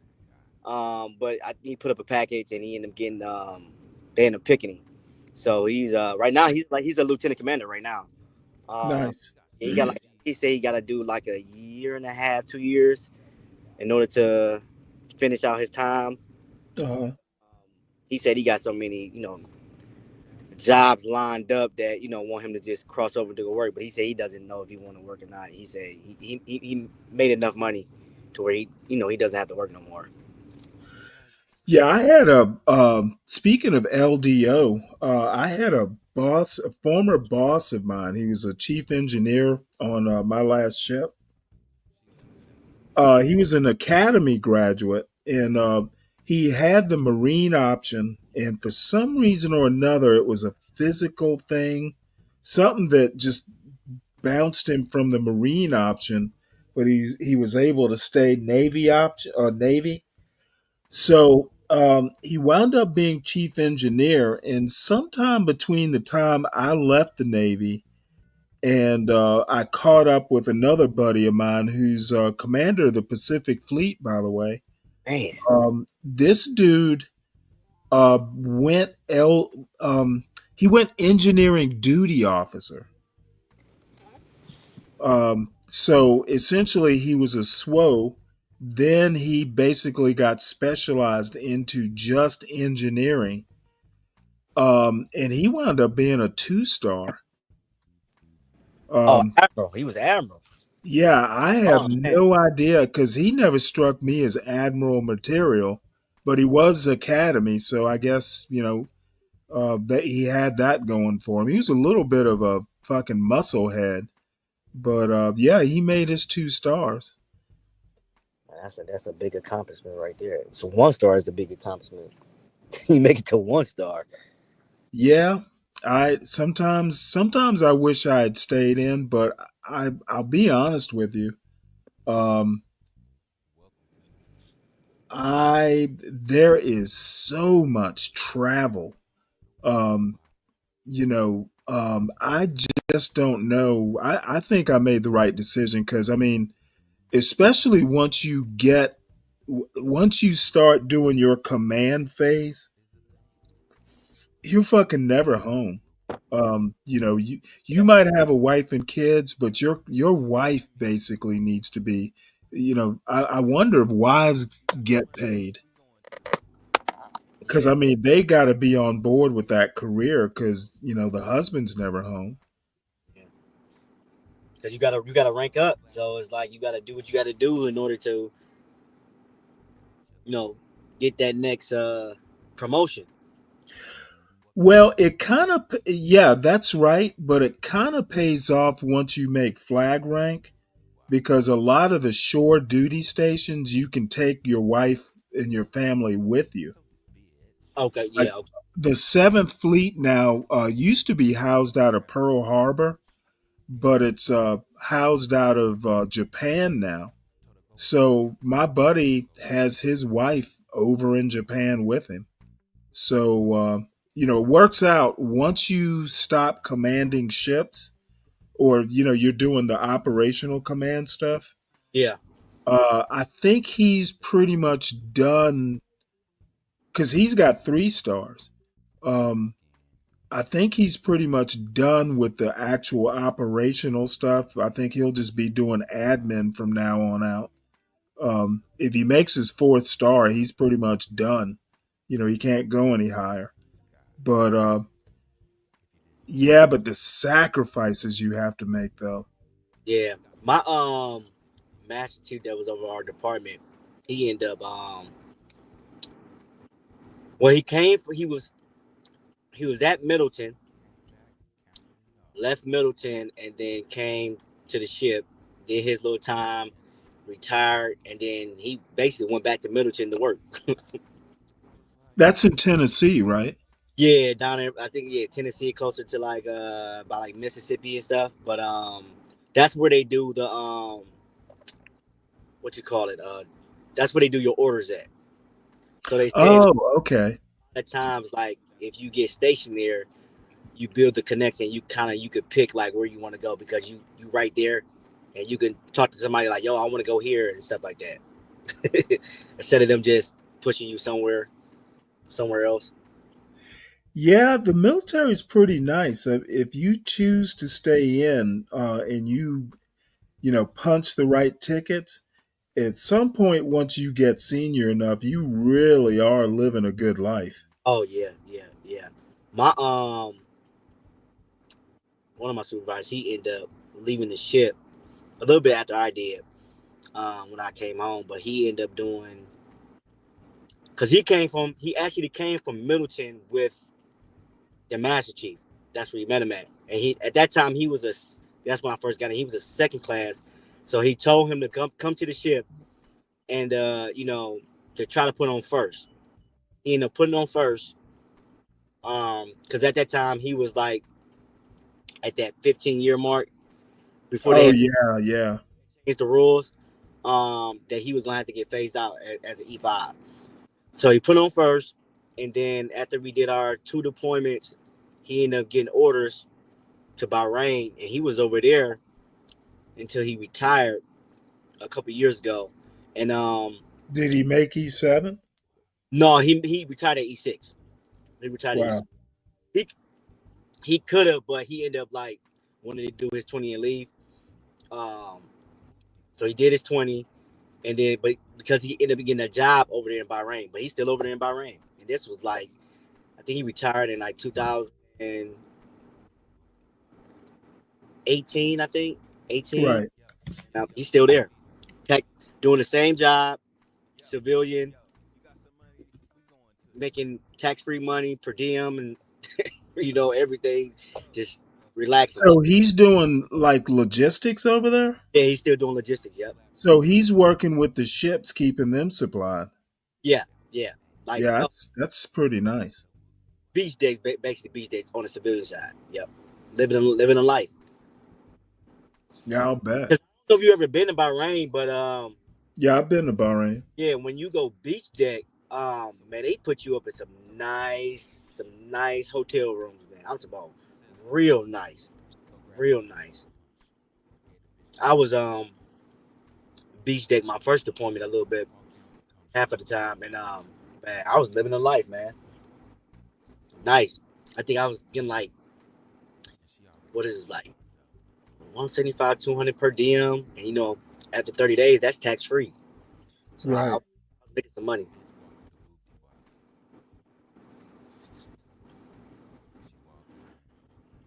Yeah,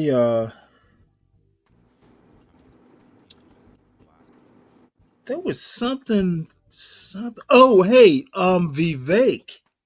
What's going on with him? When is your governor's race? Um, Is it next year? I think so. I think so. Because apparently Vivek wants to run for governor. Against you talk about against Dewan? I guess he's going to primary Dewan. I don't think he's gonna be Dewan. You don't think what? I don't think he'll be Dewan. You don't think so? Nah. He's not. I mean, where I'm at, he's not big up here. Vivek is not big. Nobody talk about him. Really? Because he's from Cincinnati. I'm gonna tell you something, Stanley. Our mayor from Cleveland, right? Uh-huh. Mayor, I want you to look into him. If the Okay. Democrats want to get ahead, I think he's the future. Huh.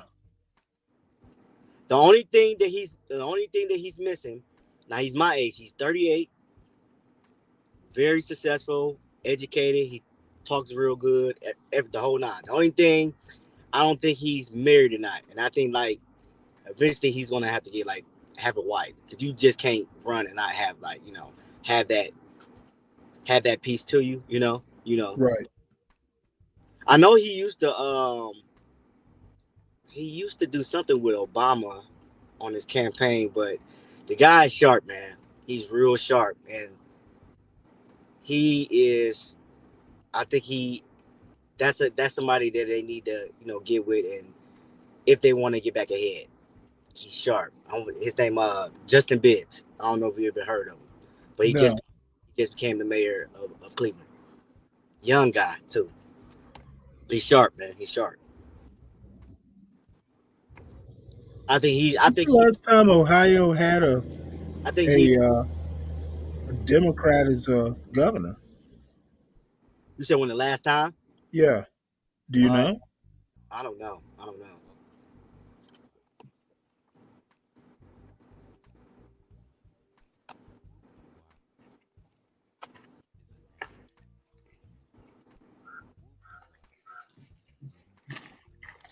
How long you about to stay on for, Stanley? Not very much longer. I'm just kind of. I had a few news stories. I'm not going to even bother finishing up this Bill Gates thing. I had intended on thinking I was going to get on early yesterday, like 8, 9 o'clock last night. Uh-huh. But Portia decided to do a show and ran late. And, at some point, I guess I would wind up coming back to 2 o'clock because I like doing the overnight. However, I wasn't planning on doing it tonight, so I didn't really get a lot of rest. What I'm thinking about doing for the overnight, though, is pre-recording the news stories. Okay. So I don't have to, I can basically just have that done and, I can play them like any other video and then go from there. Because the one thing I think I've decided is, doing these 12-hour shows, it's kind of for the birds. Limiting the show to like 4 hours just to keep it tight. I think I'm going to probably wind up going in that direction. What do you think a sweet spot for you as far as like time wise, like you would like to start and be finished by? Oh, I don't have a set time. But what I'm thinking, because not this last overnight, but the night before that, I think I started at about 10:30 and I wound up finishing later than I wanted at about 3. But there wasn't a whole lot of downtime. It was just tight. I had like almost 10 news stories. I did my 10 news stories. I had my videos, queued up to what I wanted to talk about and where. And then the last part of it, was just kind of like open panel. And then at 3 o'clock, I was pretty much tired and I ended it there. It was crisp. There wasn't a whole lot of time for, you know, bullshitting around or fussing back and forth or that sort of stuff. Because I've basically gotten to a point to where, I like, kind of going back and forth with the politics and stuff, but it tends to have diminishing returns. Yeah. The news stories, what I've found overnight, a lot of times I'll start a news story and then someone wants to interrupt, whether it's a salient point or whether it's just drunken blather. I guess I get easily distracted. So that's why I'm saying pre-record the stories. That way I don't get distracted. If I have to stop, I can start it right back up where I left off. I don't have to regather my thoughts. What I'm trying to do is just get a format that's crisp, clear, not too many surprises. And then at the end, we can deal with, the bullshitting and the banter back and forth. There's something to be said for being unstructured, but too much of it just, it just gets to be a little much. And, we all know what my political positions are. We all know what everybody else's political positions are. Sometimes it just gets repetitive. Right.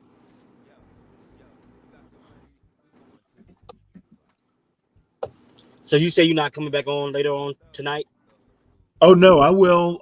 Depending on what Portia does, what she does will decide whether I do an overnight or whether I come back at 8, like 8 or 9, early, kind of like prime time.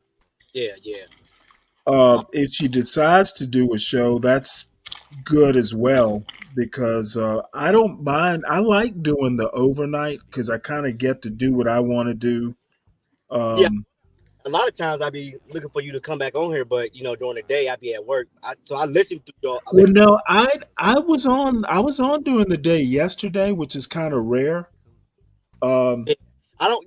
Yeah, because the other day, with John, it was John and Be Brave.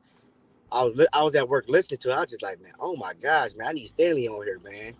It just seemed like it was an echo chamber. I'm like, I didn't like that, man. I'm like, I need somebody to, when I'm at work, I want to hear both sides. Like, but it's that one viewpoint. It's just like, oh my god, I think I put it in the chat, like, where's Stanley at when you need him? Yeah, it's kind of weird. This week, since Portia's been under the weather, I've kind of been a lost soul because, usually I had kind of built my schedule around being on that early morning. And I kind of had to get used to doing the prime time, which nobody asked me to do, by the way. I could have just kept doing what I was doing. But, since, we are, nominally 24 hours, I wanted to fill some prime time, with some stuff people would want to listen to. I kind of feel guilty when there's a lot of dead air or no one's actually on. Yeah. But, yeah, I'll be on. HB, I think, is scheduled for 7:30 or so. And yeah, I'll be on just to hear what's going on and if it's worth joining in. But I'll be honest, I've kind of been a little annoyed with their take on Black History Month. That's what like I said, when I was listening the other day, and I know how John can get. I don't know if John trolling or not, but it's funny, but it's just like when him and what's name was going back and forth. Man, where's Stanley? Like, 'cause normally you would be there and you would be like, that's bullshit, like, and I was just waiting for you. Well, the thing about Black History Month, just don't celebrate it if you don't want to. Nobody's. You know what, Stanley? It doesn't affect nobody. Yeah, no, it doesn't. So what? Okay, Black History Month. it doesn't affect no one. It's not gonna stop you from making no money. It's not gonna stop you from paying your bills, taking care of your family. Why worry about it? Yeah, I It's honestly don't get, other than if you just want to be intentionally just, poo-pooing on it. and that's what it is, Um, Stanley. That's what it is for no reason. You yeah. really have no reason to be upset about it. But and you know what's crazy? It's like Black history is still American history because it happened here. Yeah, it is. It's a part. You know how people will specialize in early American history or Western history or colonial history. You break up, American history into parts you want to specialize in. Black history is just another segment of it. There's Native American history.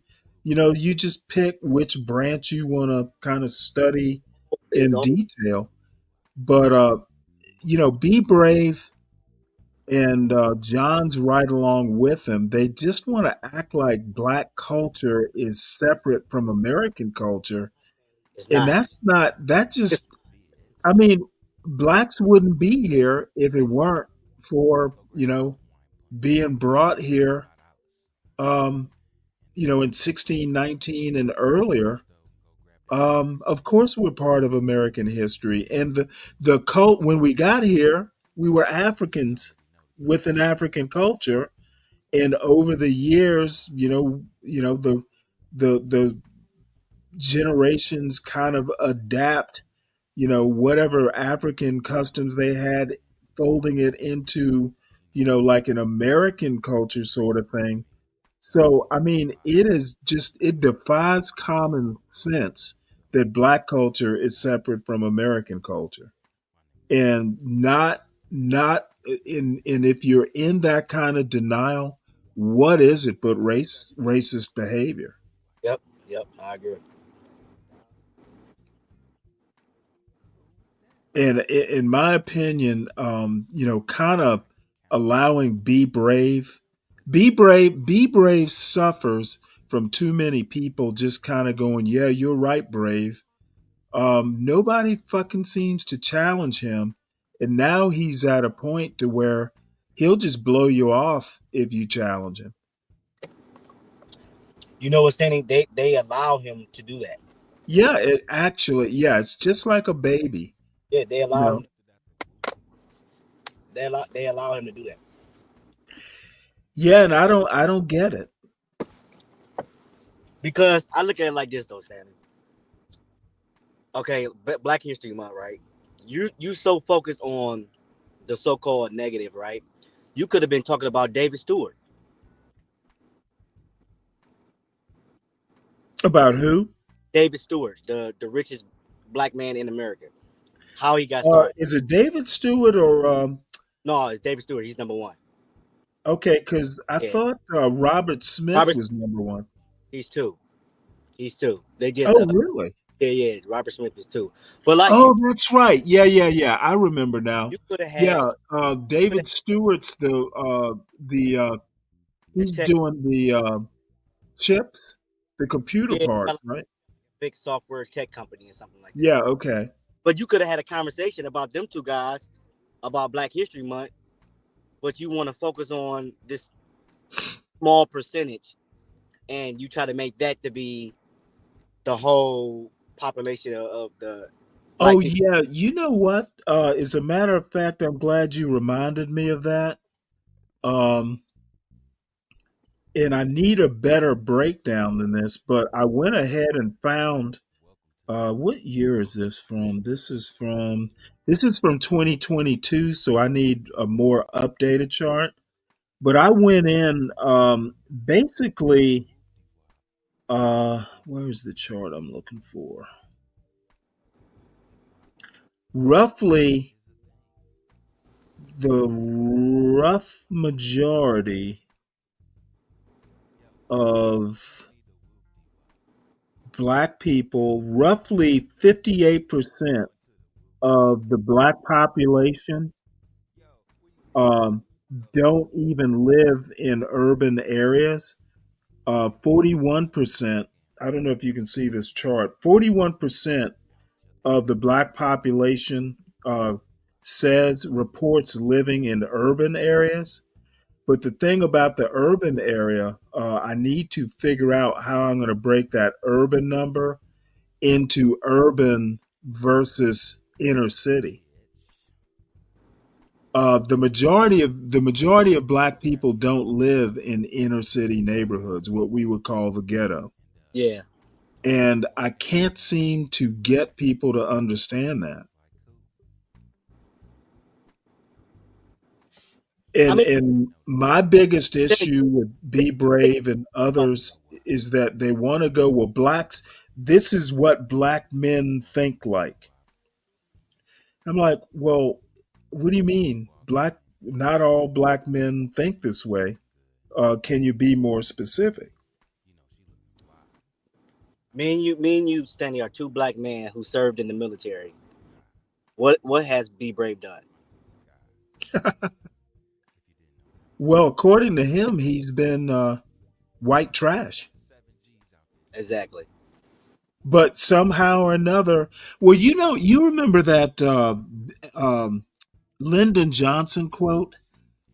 Basically, give poor whites someone to look down on, and they'll open their pockets to you. Yep. That is Be Brave. Ever since way back in, like after Bacon's Rebellion, way back in the 1600s, white elites have basically been able to keep poor whites in line by giving them, blacks and Native Americans to be better than, to look down on. And it continues to this day. Yep. Well, Stanley, I gotta go, man. I'm gonna check y'all later on tonight. I'm off tomorrow, so I can stay awake. Okay, it's good talking to you. All right, Stanley.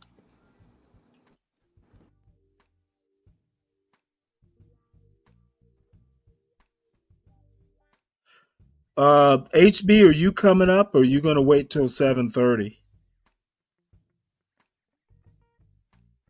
I see you in the audience there.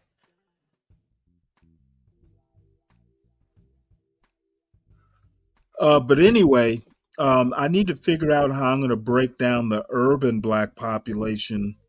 I'm not sure that you can, but even if I just look at a total urban number, the majority of blacks, not by much, but the majority of blacks don't live in urban areas. And the funny thing is, the majority of blacks in the South do live in urban areas. I found that kind of surprising.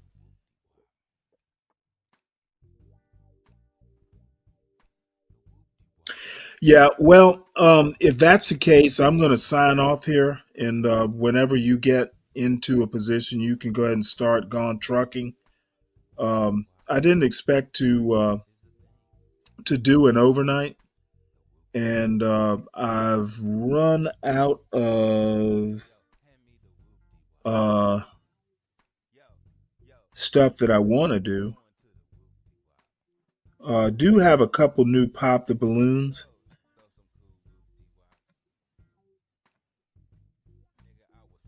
And I'll hold on. This is a Pew Research poll from 2022.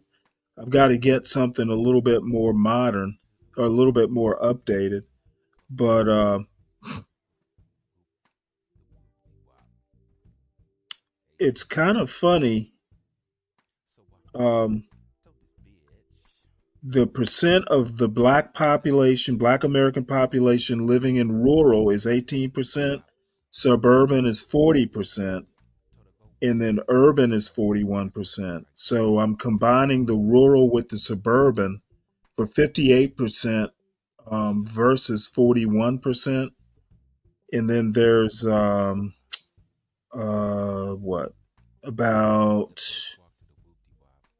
3% missing that's unaccounted for. And I suspect that 3% is probably the inner city, but I'm not sure about that. And then the other interesting thing is there are more black women living in the rural and the suburban, slightly more than black men. There are more black men living in urban areas than there are black women, and that kind of surprised me.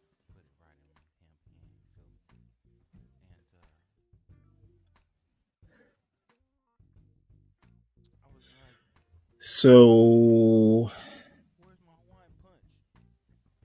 let's see what else. That's pretty much going to be it. If no one is going to come up to the panel, I see no reason to be up here. Other than to look at ostriches in Namibia.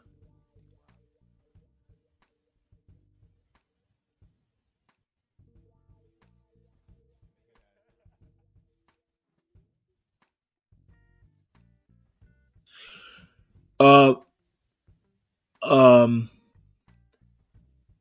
Black flight has been happening forever. But my overall point is that, when the Be Braves of the world start talking about black people and the ghetto, I want to push back and say the majority of black people don't live in the ghetto. So he's talking about a very small percentage. And this, black people are responsible for what's happening in neighborhoods they don't live in is utter bullshit. And that people let Be Brave get away with that is just concerning.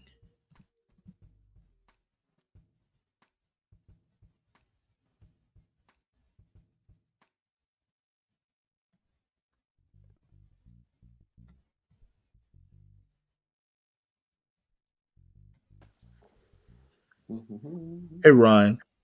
Hold up, buddy. Hold on, I gotta get the thing right. Oh, man. Hold on. Oh, that is an. Is it I working? think that is an You hear me? IBEX. Yeah, I can hear you. Shit, I don't know. I'm gonna turn it up, I think. You hear me, Stanley? Yeah, I can hear you. Hey, buddy. Hey there. So, what are these? Hey, buddy. Yeah, I was gonna say, I've said this many times that suburbs and rural areas have more. I read that a couple years ago. There's more black people living in the suburbs and rural than in the city, than Right. in the cities. So, Except that's in the north and I think the west. In the south, more blacks live in urban areas. Oddly enough. I thought it was everywhere. Is it just Well, it's the opposite. So I would think in the Hmm. South, more black people would live out of the city, but that's not the case. I Yeah. don't know why, but the thing is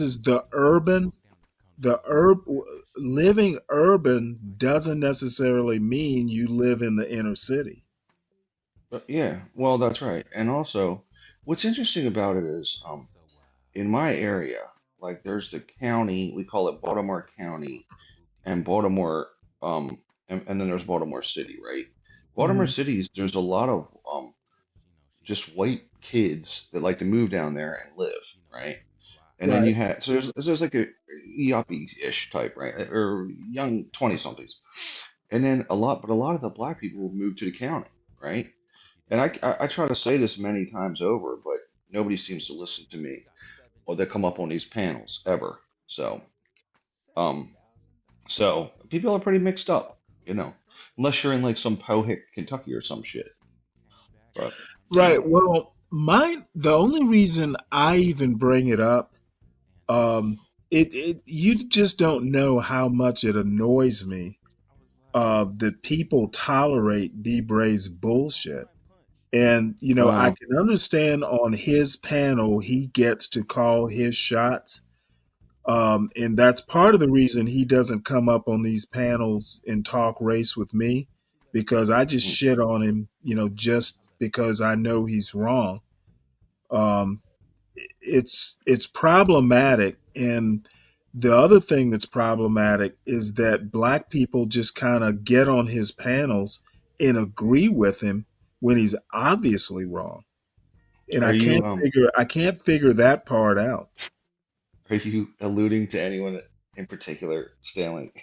Well, I'm talking about John and Leet Yeah. specifically. Well, no, John. Look, I told him yesterday because they're trying to do this stupid show. I said, guys, listen, man. This is why this is fucking ignorant. And they're like, well, why? And I said, look, statistics are statistics, and there are issues, but you guys are piling on, right?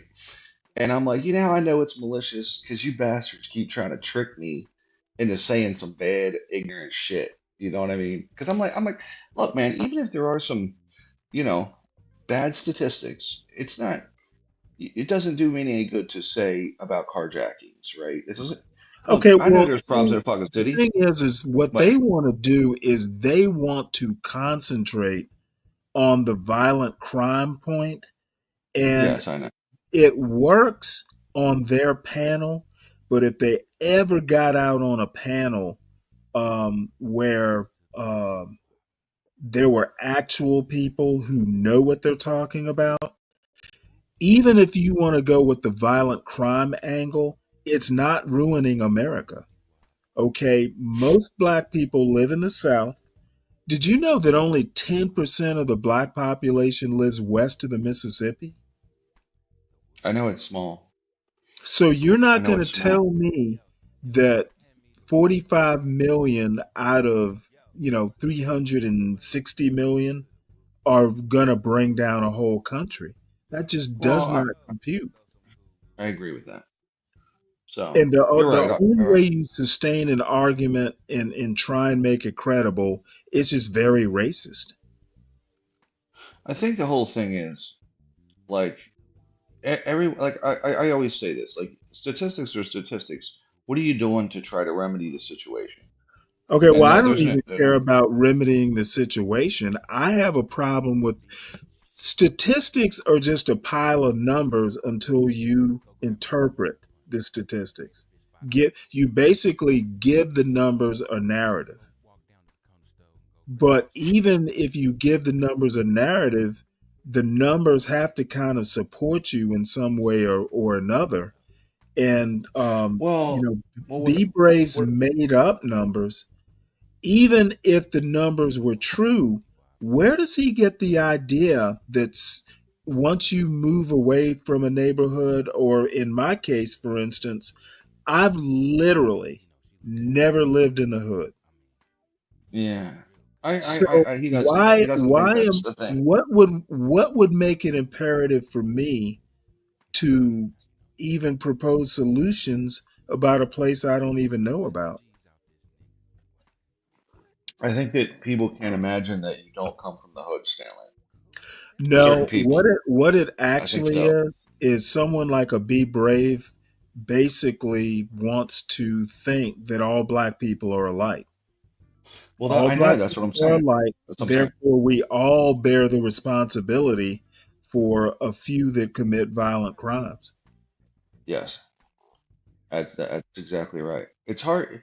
I've told him many times. I get equally as frustrated when people say whites, right? Whites, because everybody's in whites, and then or Asians, right?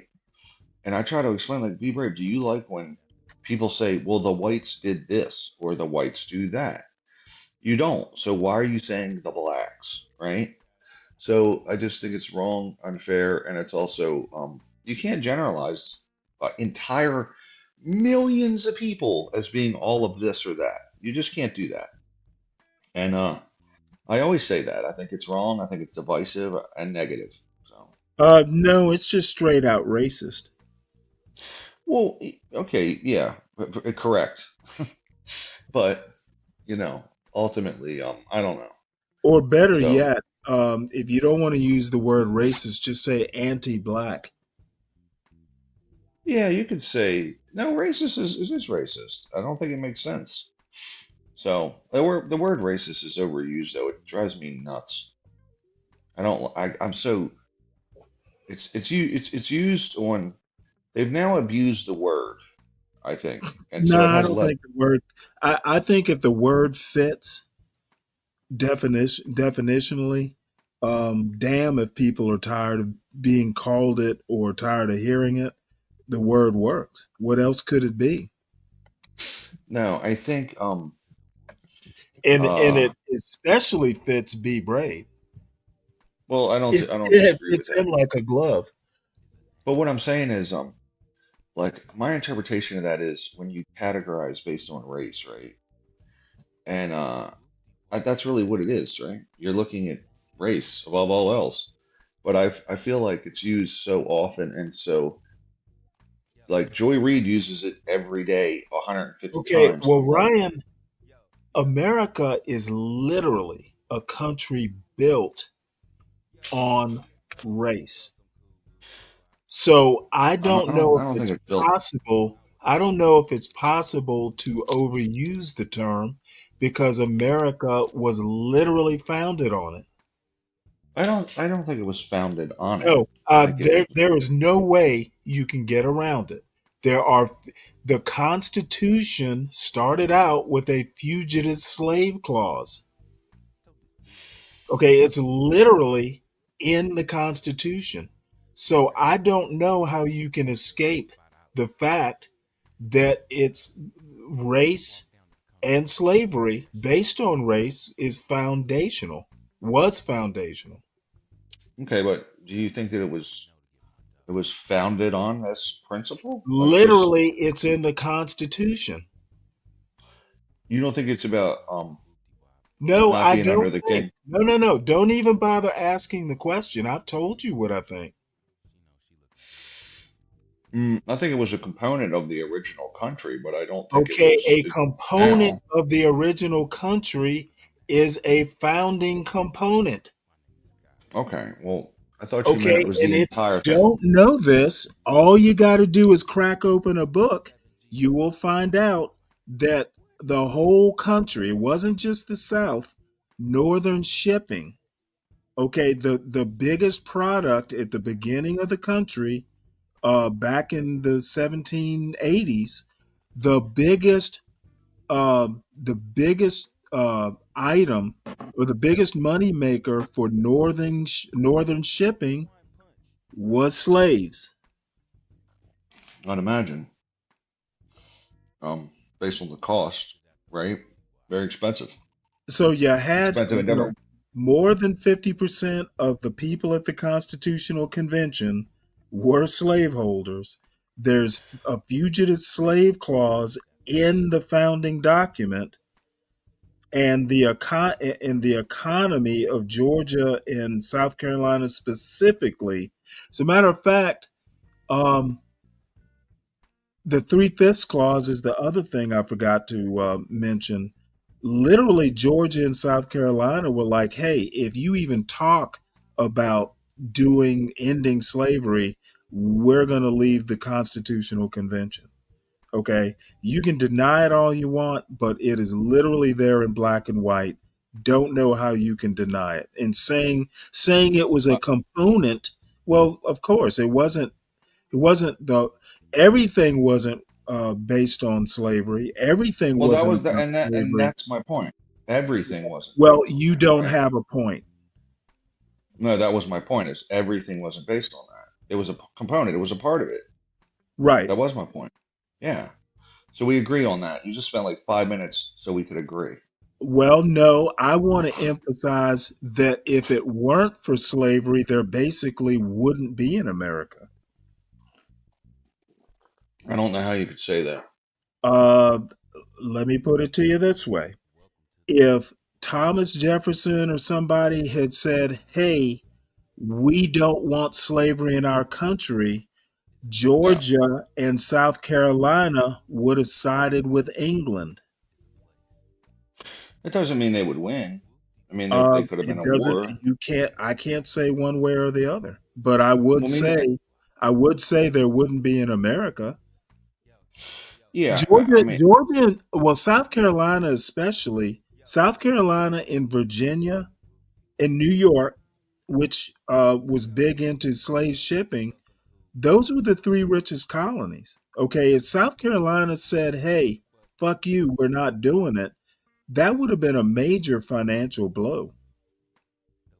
Well, I think that, we may not have separated from England, because it was a powerful, I mean, the fact that the Revolutionary War, we even beat England is fucking amazing, if you ask me, based on New how good England they were. wasn't as powerful as New York. It wasn't. No, I mean the nation of England. Like the nation of England pretty much whooped the shit out of every country that had fought for hundreds of years, including starting with the Spanish Armada. Like it was a dominant force. And the fact that we beat them back is kind of amazing. I think if they weren't Not committed to all, particularly. man, England didn't put its full might into that's the right. Americas. That's right. I tell people that, Stanley, and they don't believe me. And I'm like, listen, England was kicking, they were in India, they were kicking the shit out of all these other countries. They didn't commit all their forces here, or I don't think we'd be under the king still. We'd be like Right. Canada and shit. Because, I mean, you got to think about it. At that point, England was worldwide. That navy yes, was spread pretty thin. yeah, I mean, they were like number one, they were perpetually at war with France. They were in India, China, all over the place. Like if you look, what was the saying, Stanley? You know it probably about the crown. The sun never sets on the British crown. Something like that. It's something Yeah, like, something like that.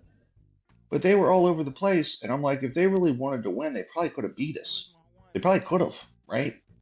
So I don't know. I mean, we were on our turf, but they just had their navy was fucking pretty incredible, from what I've heard. Right. So I saw a thing on, you would probably be interested as a Navy man about how the British fought the Spanish and the way that they would maneuver their ships. Like you wanted to be on the windward side, and the various tactics of fighting naval battles, because it was all about the wind, right? Because it was all sailing Right. ships, and it was pretty remarkable, the genius to it, right? And I never really, I mean, you're in the Navy, you know all this shit, right? But it was pretty wild what the way they would operate, because they would like bust through the Well, line. they don't teach actual sailing like they used And to. They kind of stopped doing it when under power. well, at the Naval Academy, they actually teach like sailing as a academic course, Yeah. but they didn't teach it at OCS. You could do it on your own time, but I never did. So I You kind of never know sailed? I kind Never of know sailed? how it works, but Yeah. I don't have any practical experience. Well, so like tacking, you're tacking into, like you're Right. going back. Yeah. So, well, they probably even use those terms nautically still, I would guess, like tack. No, And not in the okay, powered Navy. You don't okay, tack. Tacking is okay. specifically a sailing thing. Yeah.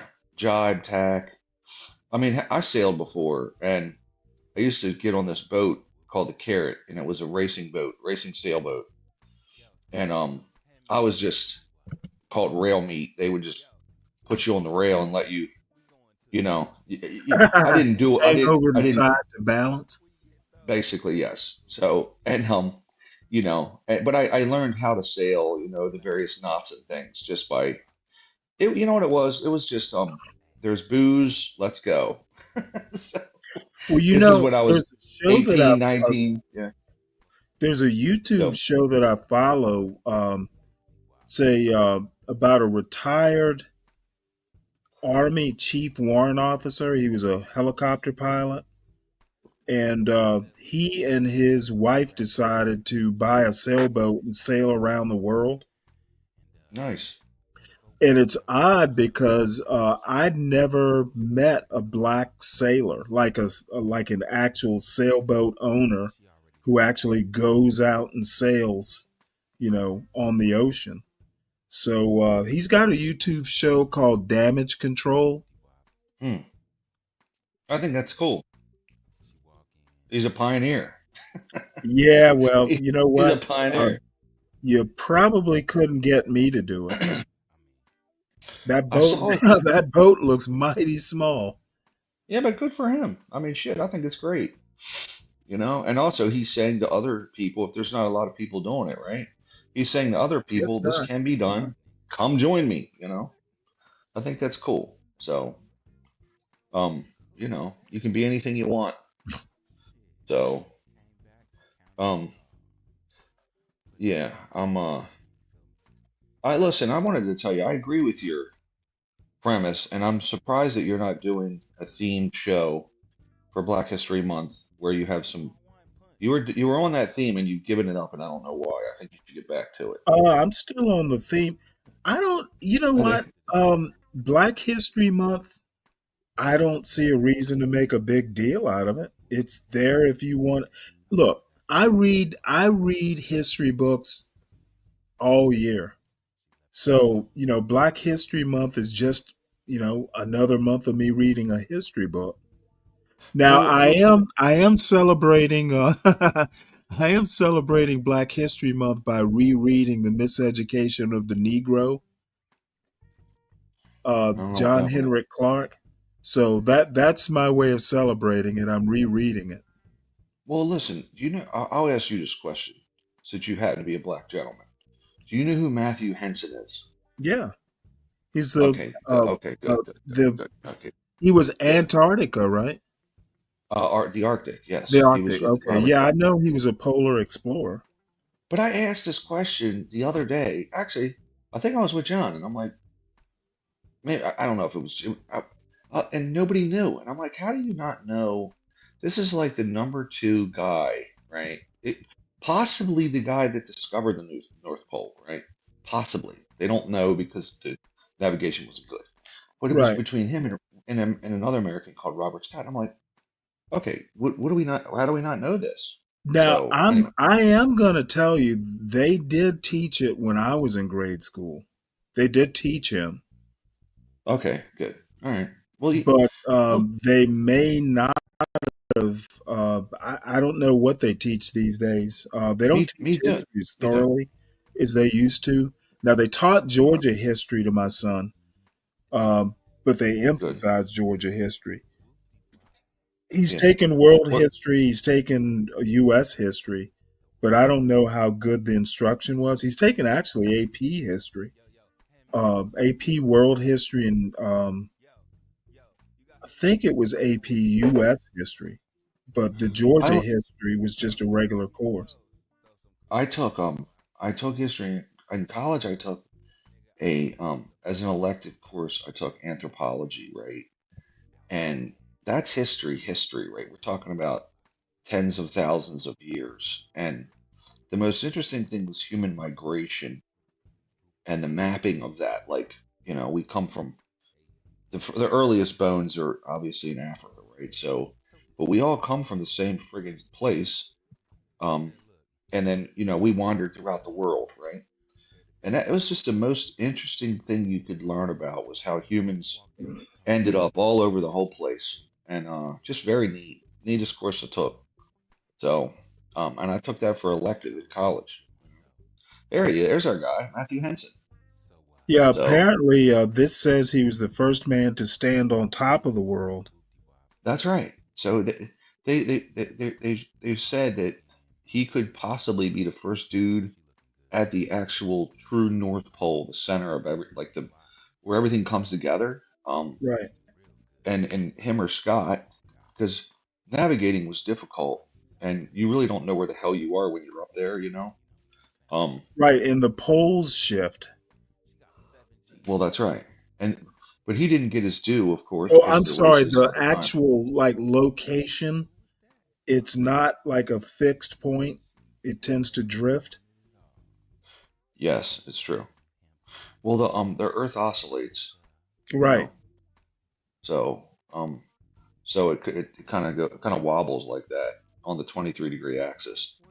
So but there's still a location that that he could possibly be the first guy or Robert Scott, but they're speculating maybe Henson was and Scott wasn't. So um, I don't know. It's pretty cool, but people didn't know this guy, and I'm like, come on, man, you guys should know Yeah, this. well, So you know what? People don't know who, anyone is. I mean, I guess history is a pretty boring subject. Um,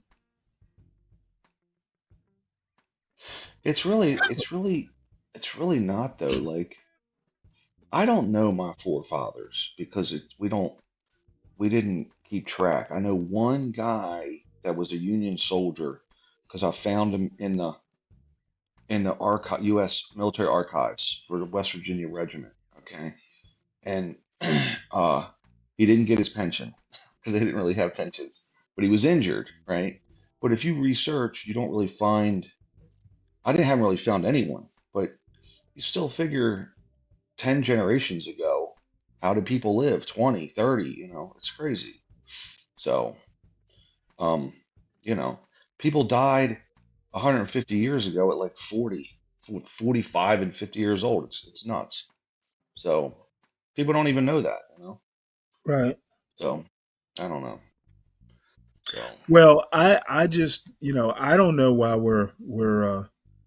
why people take the time to even mock Black History Month because nobody's forcing you to celebrate it. I don't see an issue with it. The only thing that I don't like about what's happened, like when I was a kid, they had it, right? But in the last 5 years, they now have 9 other months. There's literally 9 months of celebrating. There's Pride Month, there's Asian American Pacific Islander Month, and I'm like, Well, there's a we've just Polish month. I was just looking, I have to find that chart. Pretty much every month has an ethnicity associated with it. yeah. And I'm like, so we weren't celebrating enough of the Black contribution to America. We make a month, makes sense, right? Like, okay, like let's put things in there, right? But then we also need a Latino month. Then we got an Asian American Pacific Islander month, and I'm like, okay, that's pretty unique. Then there was a Pride month. Then there was a LGBTQ plus IA trans coming out month. But literally, the school system has every month now with something, and I'm like, so really, there's no months that are unique, right? None of them. It's all the same, right? Well, I'm trying to figure out who is it hurting to have a month where you recognize an ethnicity. Who is it actually hurting? It doesn't hurt anyone. But I do think having all these extra months kind of takes away from the fact that we weren't celebrating nationally Black folks and their contribution to America, which is a contribution that we should celebrate, right? So when you have an Asian Pacific Islander month and a Pride month and a blah blah blah, it kind of takes away from it, I think. No, I disagree. I think, you know what? It just gives you a reason to read a book. Whether you choose to or not is up to you. But my main thing about the Black History Month is just don't celebrate it if you find it abhorrent.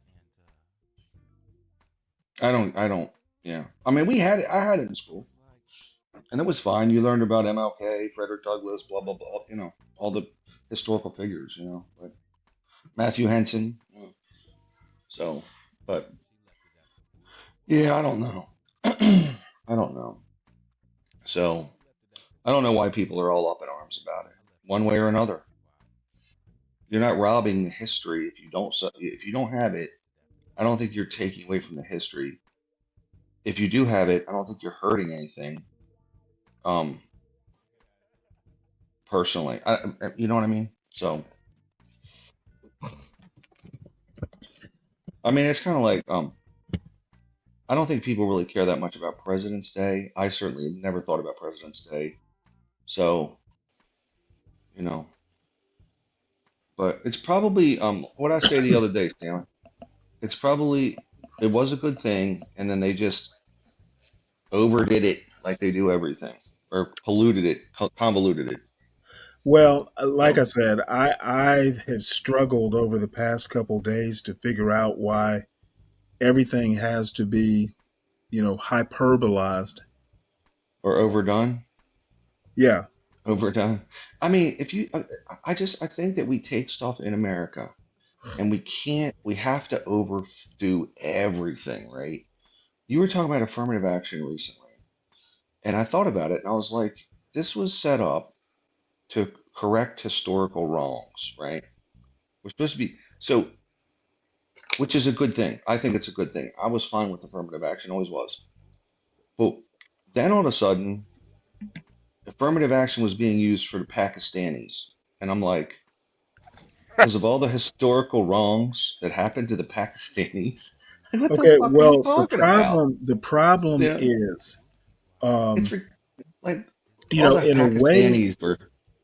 in a way, the 1964 Civil Rights Bill is kind of like a poison pill in that, you can't discriminate.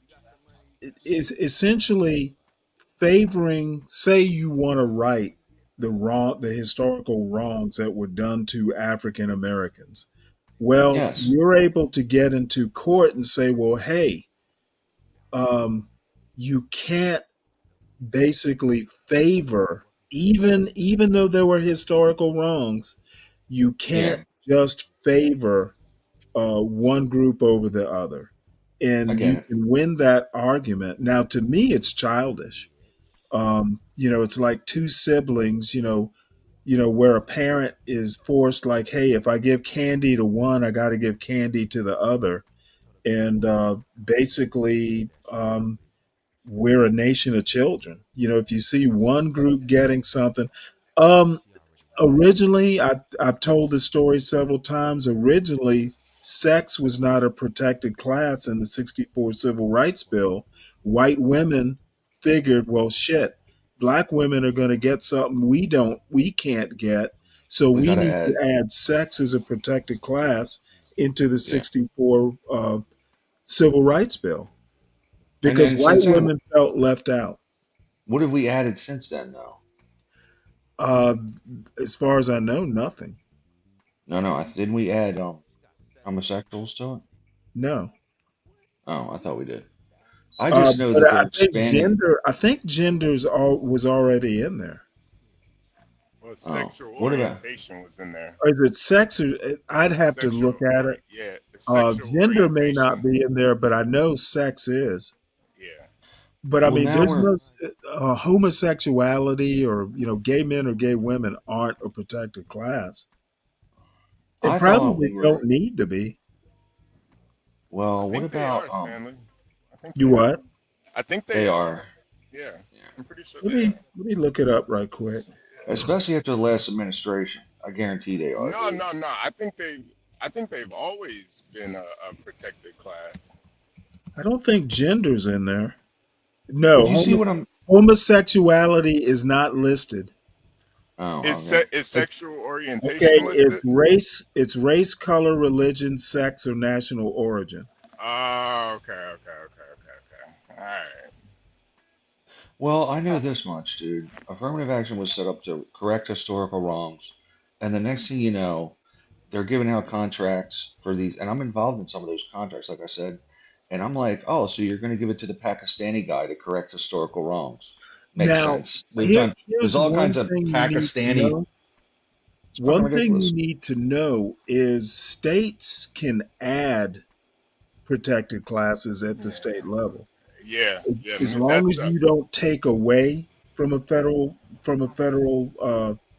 statute or act, you can add to it. that's in the news, Stanley. That's that whole Lyft controversy with the big fat lady, because What Michigan the actually added weight? like weight. Yeah, you can't discriminate against weight. So yeah, Dude, it's Stanley's so right. funny. It's so funny. He's spot You on. can't own a hey, you can't own an airplane. If there's too many fat people on the fucking plane, get some of these fat asses off of here. That's elevators all day long. Well, airplanes are like federal. The FAA But is still, federal. what So about that's an elevator? Like if you get on an elevator and there's 12 fat people, are you gonna be like, listen, we're over the weight limit, but I don't want to discriminate. you got either of you guys ever got stuck on an elevator before? I never Yeah, I have. have. I Oh have. I man, have years ago. I did when I lived downtown Chicago. I got stuck on an elevator for like, man, it was like 2 hours, man. It was brutal. I was on there with a Yeah, dog too. It was fucked it up. get yeah, it gets hot as shit in there, don't it? Yeah, it So was the fucking firefighters had to come let us out. It was crazy, man. well, this Now, see, divine justice would have had you stuck in there with a girl. No, no, no. with who? It was like me, one of my roommates, and then this white lady and her dog, and we were literally stuck in there for 2 hours. It was brutal, man. It was Well, fucking. But the doggy was nice though, so it wasn't it's all like bad. if anybody on this elevator breaks wind, it's gonna go down. Oh Okay, yeah, yeah. I was I'm gonna holding it the knock whole the time. fuck. I was holding it the whole time. It was brutal. Like, I'm Uh, sorry, I'm sorry I gotta do this, but yeah, I took the steps for about a so, good 2 weeks after that, man. I was not fucking with it. well, this yeah, I was on it was maybe for 5 minutes I was stuck, but it was something to do with the brake system of the elevator. It was probably about 25 years ago. So something about the brakes, you know how the brakes will lock up. So Yeah. Otis elevator. It was an Otis elevator, OTIS. So I found out that's a type of firm that makes them, like they Yeah, manufacture they're and like repair 'em. one of the biggest, if not the biggest. I remember the name because I was pissed. So Otis Man. Elevator Company. Yeah, But Stanley, I just, a lot of stuff I just ignore it, man. You know, like some people, I think some people they're just a lot of it is just kind of like clickbait stuff. And man, a lot of stuff you just gotta ignore.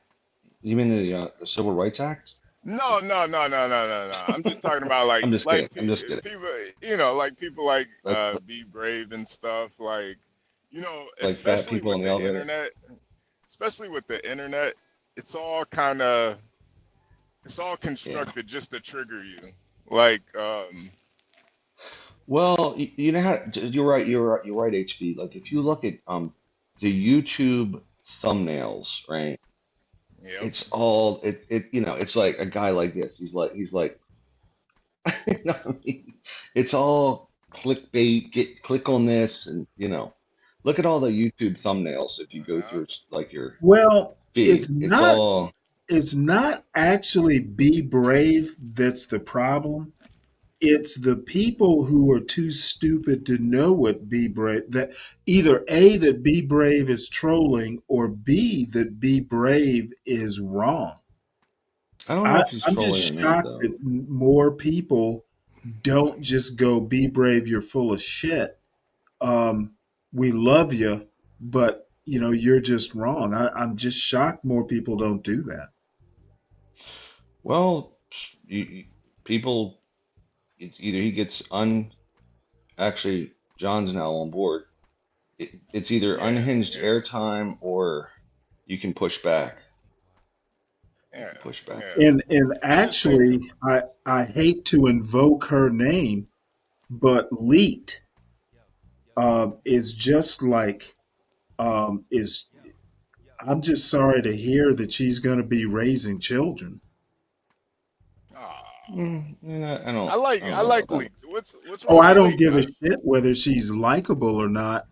Um, She seems nice. what got me like concerned about her is the statement she made about homeschooling kids and not teaching them about slavery because she doesn't want her kids to get the mindset that they're a slave.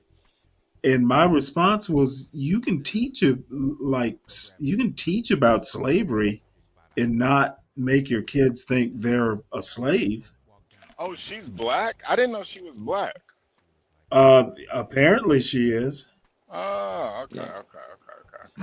I've Well, never seen her, but she says she is. And then the Yeah, yeah. other thing is she says something like I said that she sounded white.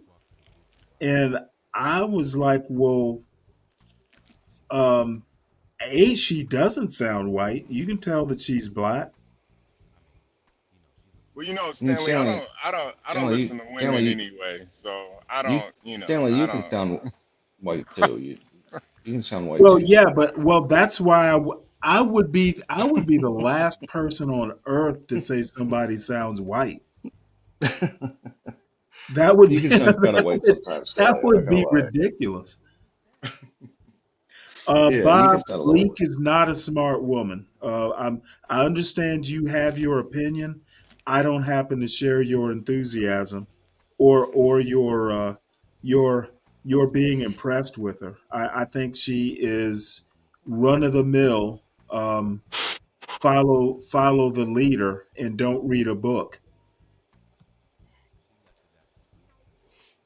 You Yeah. guys need me to say?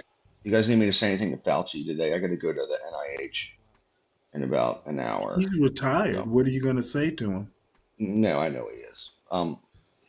Yeah. So I got to go out there. It takes about an hour. Takes about an hour to get on the fucking campus because they want to search your vehicle for NIH.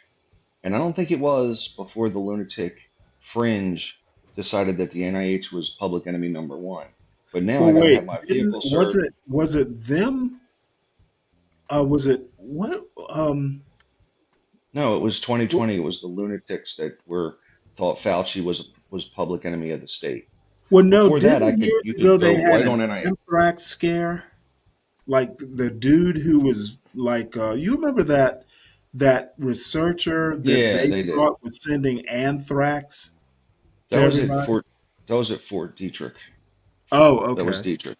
Yeah, but so now since 2020, since the MAGA people decided that Fauci was trying to kill everyone, now you to go on this campus, you have to have your vehicle searched.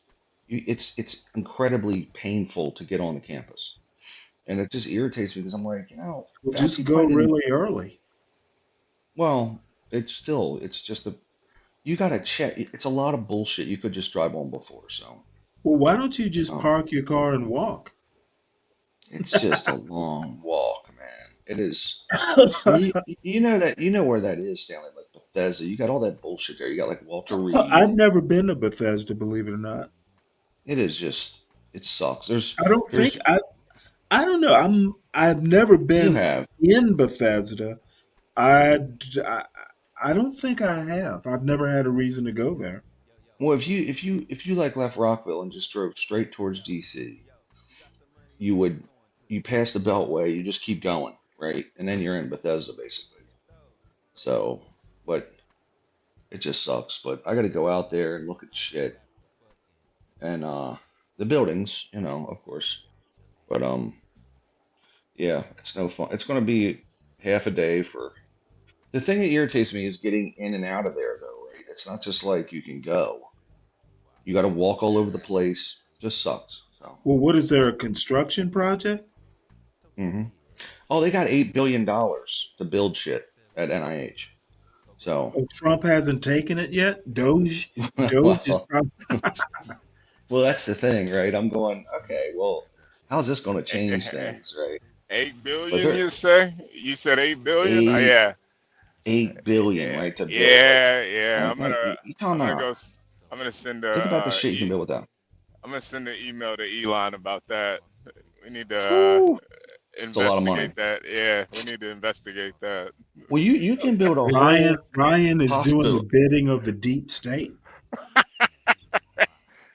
I will tell you this: the amount of waste involved is extreme with their construction stuff. It is it's an unbelievable amount of waste just in construction. Like if they're building a building on the private side, it's about half the cost of a government building, just because it's so inefficient, you know. Yeah, But that's the nature of it. It's always been that way. So yeah. they'll have a million too many people involved, too much, too much oversight of oversight. So antiquated specifications for the building, just the whole thing is, but you know, the way it is, it's government. They think he's going to cut all this money out of the budget. He's going to cut about a tenth of what he thinks he's going to cut. So it's all just Yeah, it's Okay, all yeah. well, bullshit. he's not going to be cutting anything. What they're going to do is point out some of the wasteful shit, which they have, and use it in the media. But the actual cutting is not going to be that much. Well, Like no, it's the it's actual cutting, the executive branch doesn't do constitutionally. That's an Article 1 power.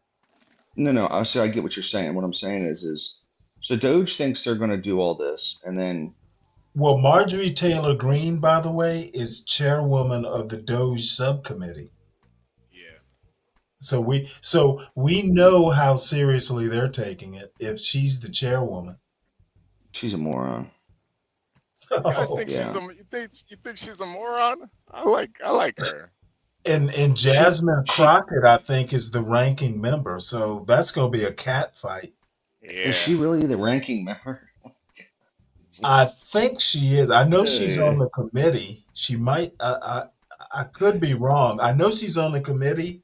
She might be the ranking member. Well, you know what's funny? If you look at like the women in Congress, Jasmine Crockett being one of them, Marjorie Taylor Greene, Boebert, Lauren Handjob Boebert, the men aren't. I mean, Santos was an idiot, right? Like we know it, but the men don't look as stupid as the women do. Am I right about that? Yeah, no, Like, you're I, spot on. You're spot yeah, on. I mean, Jasmine Crockett looks like a joke. Like yesterday, she was up there doing all her bullshit, and Marjorie Taylor Greene is a known joke for years. Lauren Boebert, date one, she's in the movie theater just playing with the popcorn, and like these women, it It almost makes wasn't a movie look theater. It was. She was watching a play. dude, listen, one date, It was and a you're good to kids' go. play, for that matter. Oh my God. Well, listen, I don't see the men as goofy and as ridiculous as the women. I Well, can't think of any anyway. You don't I think think Comer was a joke?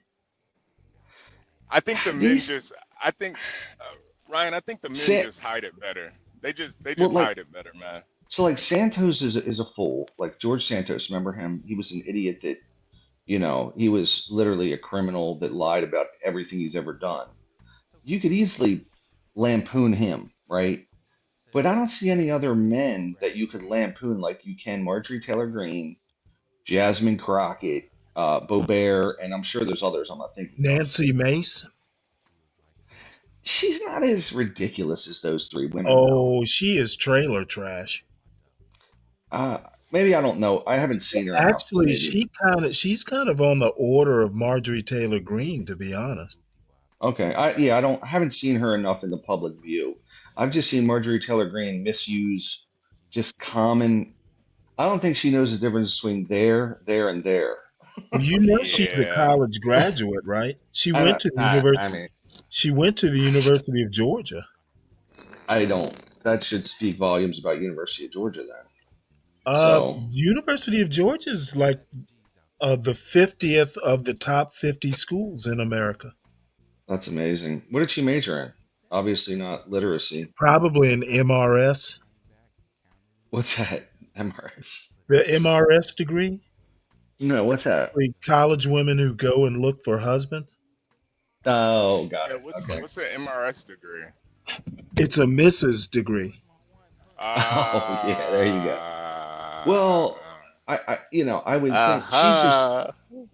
she's just, Matt Gaetz was kind of a fool, right? Matt Gaetz was kind of a fool, but I've seen him interview, and he actually wasn't as dumb as I thought he was. No, supposedly he's smart. Yeah, He's just a slimy character. I thought he was like a moron, but like I think you could easily say that like Marjorie Taylor Greene is a moron. Like she's a fucking moron. There's nothing Yeah, else to. her district is just north of mine. Well, there's her, and then there's been a few other jokers that are. I'm like, they're just dumb, low IQ, dumb idiots. So Yeah. her being one of them, But I don't see any of the men and go, well, he doesn't know, he can't spell. He's a moron, like Marjorie Taylor Greene.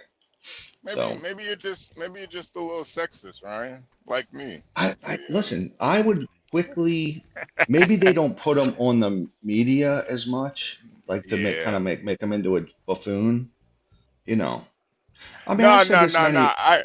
I do agree though. It does seem like the women in politics, they've kind of like taken a dip as far as respectability. Well, I mean, look. Okay, let's take Harris, right? I don't want to go in on her, but Harris and Hillary Clinton. If you want to pick women, I always say it. Condoleezza Rice was a very sharp. Just she would have been a great president, in my opinion. Even if you like or don't like her politics, right? She's on point. Yeah, And I mostly thought Nikki Haley was pretty sharp, right? I don't think Harris is that sharp, and I don't think Hillary Clinton was, well, she was just unlikable as all get out. But Kelvin said I can't spell it. But no, I guess what I'm saying is they're putting up these female candidates and going, well, no one wants to vote for a woman. Listen, man. Ryan, I think what it is though is these females, they kind of represent where American culture is right now. What do you mean? Well, there's just not that many, like, Smart women? well, I'm not gonna say there's not that many smart women, but just even the smart women now, they're a little quirky. They're not like, they're not like women of yesteryears, I mean, Condoleezza Rice is still around. She's not dead or anything. Yeah, but She's I mean, just older, not. Yeah, but she's not really in politics anymore like she used to be. Yeah, I know that. Well, Stanley, what do you think? Am I on to something here? Am I right, or are you going to disagree with me? No, I would vote for Condoleezza Rice. Okay, so there you go. So yeah, but I think the women that have come forth to run are not the best of the crop. No, You know what I mean? but They're just they represent the women of today, though. I think that's kind of the point that you're missing. That they are a representation of, you know, Condoleezza today's Rice woman. is like, yeah, Condoleezza Rice was like she's a relic of, like the 60s and 70s. She's of that ilk. Even Michelle Obama to a certain extent, like she's kind of a relic. Yeah. You mean like very classy woman that's, Yeah, just yeah. a Renaissance woman that is a classical pianist that is also, versed in 4 languages. That is, I mean, like that kind of woman. Yep. Like the brilliant kind. Well, that's who they should run. Okay. So if women want to win, put her out there. Put somebody like that out there. They're out there. That's They're a out good there. point. That's a good point. Now that I think about it, like all the women that I've actually like respected, they've all played instruments too. Like they grew up Well, playing it's an just, instrument. she's just, I don't think it's because she's musical. It's just she's well rounded, right? Yeah. She's well rounded in her, I mean, she's a world study. She's, I don't know. I thought she should have run right after, early on. I thought she should have run early on. When Bush put her up there, I was like, she'd make a good president. And then, the Obama years came and went. I always thought she should pursue the high office, So, You think she could have beat but Obama though? I don't know if she'd beat him the first go round. I don't know. I mean, Obama was almost, to me, there's been Obama, he was a sea change. Like you had Reagan, that was a sea change, and then you had Obama, that was a sea change. So I don't think my favorite president's been Bill Clinton, just because anybody that's gonna do that kind of stuff in the Oval Office, how can you not vote for him? Yeah. Like you gotta have some stones on you to do that. No, they were just good years for me, and overall, it was a fun time in America, I think.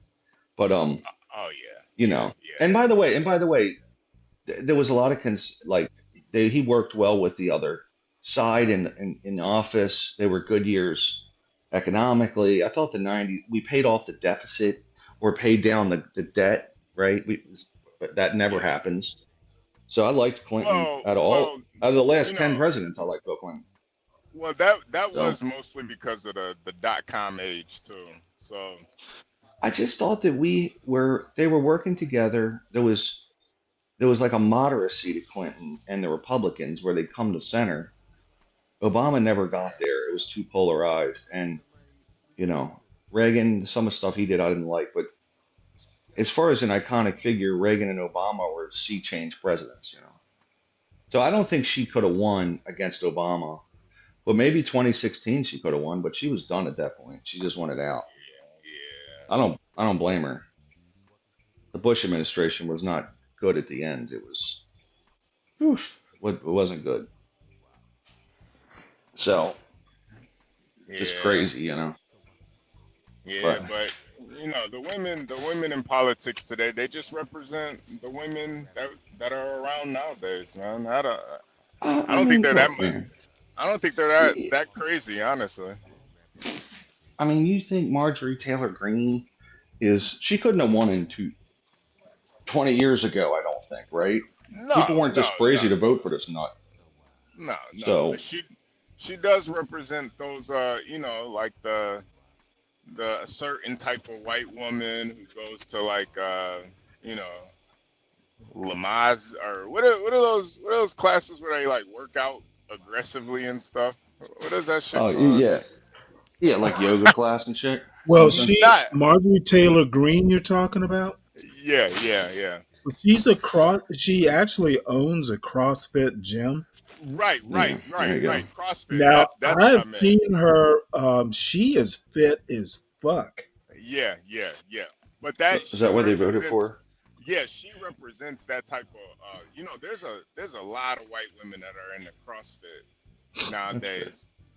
Women in That's general, good. but she kind of represents that, you know. Hey, when I was in college, um, I was in Army ROTC, and one of the classes they required was a quote weightlifting class, but it was actually it was a CrossFit class before CrossFit was a thing, Hmm.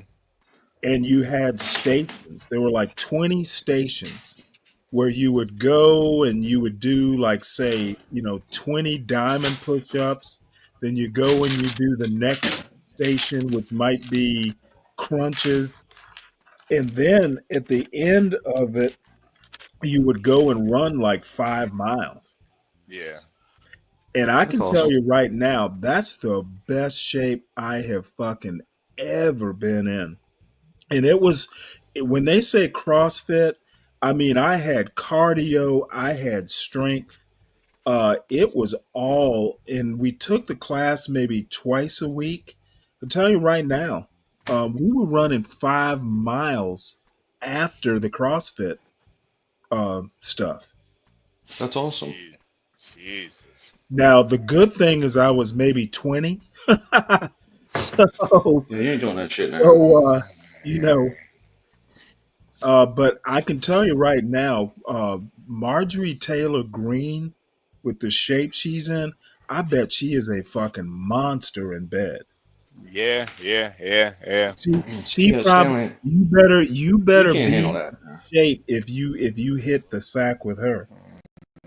Yeah. Stanley, you can't handle that, bro. Let's be honest. You Oh, I can't can either. handle it. Hey, I dated a Listen, aerobics instructor. Oh my God, that woman to this day, she is a standout. I mean, that woman was fit and she yeah, could. but Stanley, you're fucking old, man. Like Oh no, no, nowadays, no. I'm talking. look, man, look.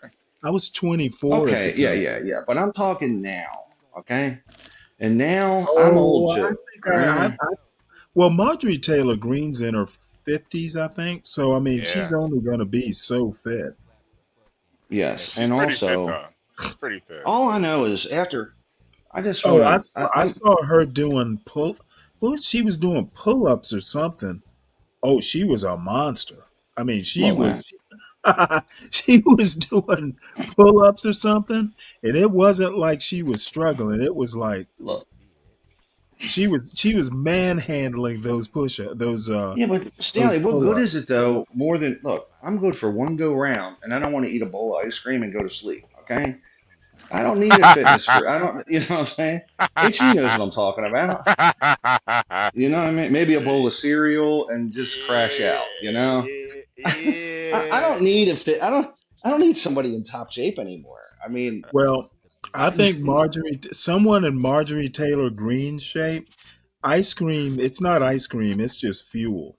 I I don't know, man. just need some Like, calories to burn. like you gotta let me recharge the batteries. Let me recharge the batteries. She's like, hey, let's go. I'm like, look, man, I just need ice cream and to take a nap, and I'll be up in a 40 in like 2 hours. I'll be ready. Give me 2 hours. So Yeah, she is And pretty. I Kelvin, ain't. the answer is no. I'm not attracted to Marjorie Taylor Greene. You pop a pretty face on her, she'd probably be Yeah, pretty. she's a butterface. Yeah, for sure. Everything's good but her face. I think She's a she's pretty. I butterface. think she's. I mean, she's not conventionally hot, but I don't know, man. No, A woman that can do pull-ups, I automatically kind of put her in a different class. I don't want to be Yeah, with a woman gym that class. can pop her lats. You know what I mean? Like if you can pop your lats, we're good. You know, I don't need it. Yeah, Need some I softness. I grew up in the '90s, so I don't really have an issue with strong women like that. You know, Well, I mean, grew up watching. dancers, if you've ever dated like a professional dancer, Yeah, they're in great shape. yeah, yeah, yeah. You can learn a Shoot. lot. You can learn a lot from a dancer too, like just about working out and shit. I All learned a right, I lot got to from a check out. dancer. I got to get on the road. I'll see you guys. Take it All easy. right, All be right, see safe y'all. out Be there, good, guys. Ryan. Ryan Mannion, ladies and gentlemen. Ryan Mannion. Stanley, did you cover anything interesting today? Uh, yeah, I covered the egg crisis. Apparently, eggs. Apparently, there are cows getting avian flu. Yeah, yeah, I bet. I bet. Um, the part about most blacks not living in urban America. Yeah. I found the Pew Research poll that showed that. Yeah, man. You really don't, man. Man, I'm telling you, that's why I really do love driving down south and stuff. It really changed my perspective on, you know, just, just pretty much everything. Like I've driven through so many towns where it's just nothing but black folks out. Like it's kind of wild. Well, you'll never get there on a truck route, but you go somewhere like the Sea Islands of South Carolina, Hmm. say St. Helena Island, some of those islands over there, um, where there were slaves. They have a history that's very particular. Right after the Civil War, you could go for days if you don't have to go to the grocery store or anything like that. Hmm. You could probably spend a month and not see a white person. Yeah, yeah, yeah. It is very interesting, man. Especially down here in Alabama, Mississippi, man. It is like really just black out here. Well, yeah, Alabama has the Black Belt. Yeah. I think it goes through Mississippi. There's like a band, like a kind of like a band of area that is heavily black. Yeah, it's just wild, man. Yeah, but it's people have their narratives to push, and I don't know. Sometimes I think it's just coping too. You know. Well, that narrative, I just don't understand how anybody can, in good faith, put out stuff that's just not researched or just has no logical like handle to it. Well, I mean, it's been And happening. then Be Brave will get belligerent and toss you off the panel if you disagree with him. Yeah, yeah, yeah. Well, I mean, That's just crazy. you gotta keep the narrative alive, man. You go against the narrative, then what has he got? What has he got?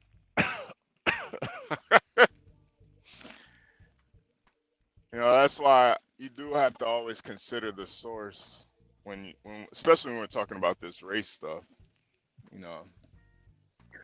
Well, I don't need to consider the source. I just basically there's some things that that I know just right off the top of my head. Mm-hmm. But Be Brave just basically I just can't get over he doesn't seem to understand is once you leave a neighborhood or if you've never lived in the neighborhood, what allegiance do you owe? And skin Oh, folk, all skin folk ain't kinfolk. yeah, yeah, Especially in 2025, I owe no allegiance to people I don't know. yeah, yeah, yeah. It's that's why I truly do believe it's by design. I don't think there's any incentive to fix those issues because there's so many people make money off of it. So it's all really by design. And to think that, black people are supposed to figure it out and solve it as a collective, I think it's Well, the just kind of problem is it's not a collective problem. He's trying no, to make it a collective problem, and it's not. nope. I don't think you or Bob or me or John, we're not really affected by the bullshit that Well, happens it's in the not hood. so much affected as much as contributing to it. That too. Yeah, that too. We're basically disconnected from it. Yeah. I mean, honestly, HD, literally, I am not, I kid you not. The last time I was in the quote ghetto was back in like maybe 1998. I had a girlfriend that lived in the ghetto. Mm-hmm. In the Savannah ghetto, Yamacraw, that you barely, I mean, it was clean. It was hardly, Chicago. And better than that, fucking they bulldozed it decades ago. It's not even there anymore. Yeah, no, I do think like living in the ghetto will do something to your spirit. Honestly, like if Well, you of course just it does. You're living on top of each other. yeah, It's a pressure cooker. just around so many depressed people and so much kind But of then once you move away, once you escape it, if you want to give back to the community, that's great. If you don't want to if you don't want to give back, it's great. yeah. That's why I do have so much respect for John is because like he doesn't have to do that, man. And Well, most I'm glad most you people respect would. him. I'm pretty neutral about it. Yeah. He's doing what he wants to do. If he wants to live around those people, more power to him. But I'm not Yeah. impressed. I think it is impressive. But I mean I know it's gotta Why? do something to his because he doesn't have to. Like it's like a Okay, it's not like he's doing. See, he wants to push the narrative that he's doing some service. I don't buy that narrative. I mean we see him doing the service though. Okay, I don't think he's doing a service. I think he's making money. Well, yeah, I mean that's the best. I think I mean everybody makes money in America though doing a service. Okay, I don't see him as a Mother Teresa. No, well, no, no. Come on. I mean, He's just another landlord. You know, I don't even think I don't even think Mother Teresa is Mother Teresa for real. But yeah, no, he's a I get what you're saying. landlord. He's a landlord collecting rent. Yeah, but I think the kind of the what's kind of admirable about it is just that in a lot of these people's situations, nobody else would rent to him, Who gives a fuck? and he's kind of like taking the Okay, chance with it. again, he is doing it as a money making venture. He's not a nonprofit. Well, yeah, yeah, yeah. I mean, you still got to pay the bills, man. Okay, therefore, I'm not saying what he's doing is right, wrong, or indifferent. I'm just saying I'm indifferent. Oh, I I get don't you. I see get it as a hero. I don't see it as a bad thing. you. Yeah, yeah. It just is. Yeah. No, I think he does a lot more than most of these guys who talk about that type of stuff. That's why, listening to Be Brave, it's like, man, I don't know. I think it's kind of like a minstrel show with Brave.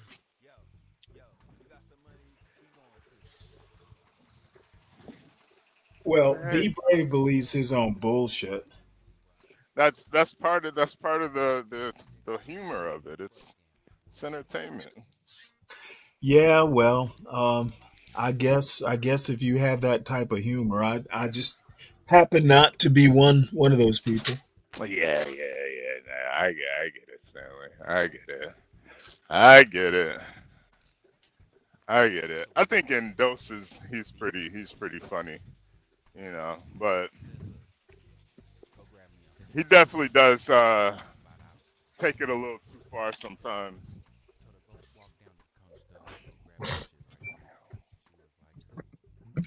I think he's What?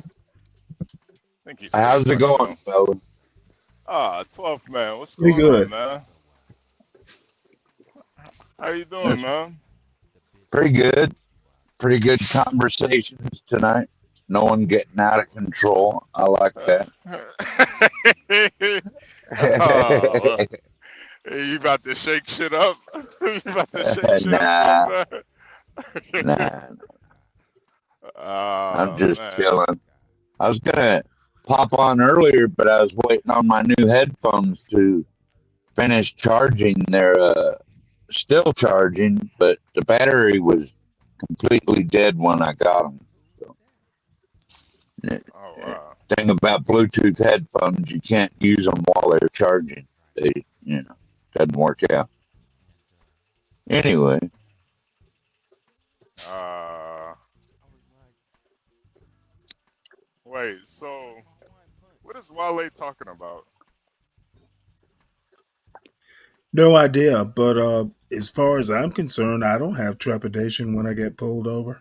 Yeah, me Why either. should I? As long as you didn't do nothing.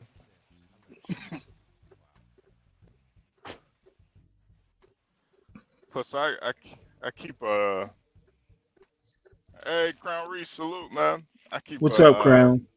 dash cam in my car, so even if they do try some bullshit, I'll be all right.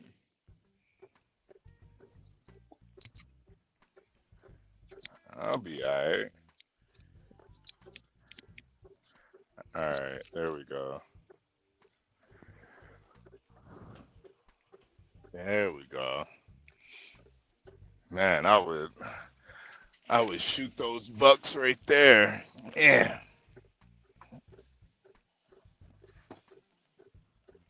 well, I think they probably get one every now and then. You know they do. Yeah. That's the best food Yeah. on the, well, some of the best food. I think moose is way better. That's just me.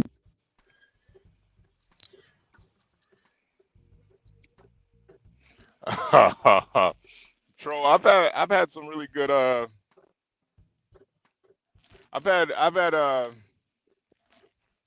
butch lesbian cops aren't all that bad, man. I've had some good interactions with them.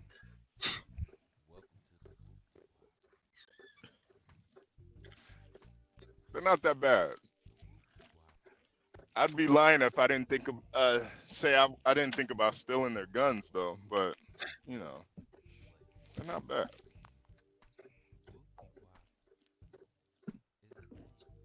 I think butch lesbians get a bad rap sometimes.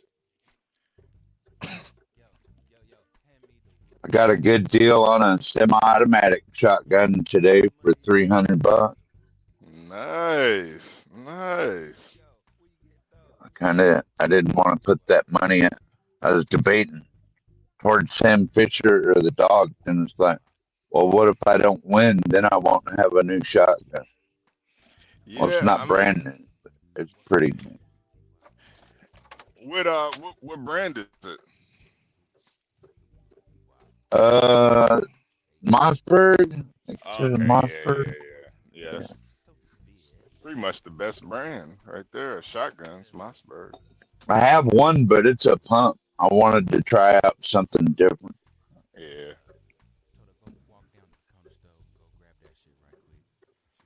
Yeah. I need to get a new one too. It's just so much to choose from nowadays, man. I don't even know where to start. You can, as far as shotguns go, you can never go wrong with Mossberg. I mean, they've been around fucking decades upon decades.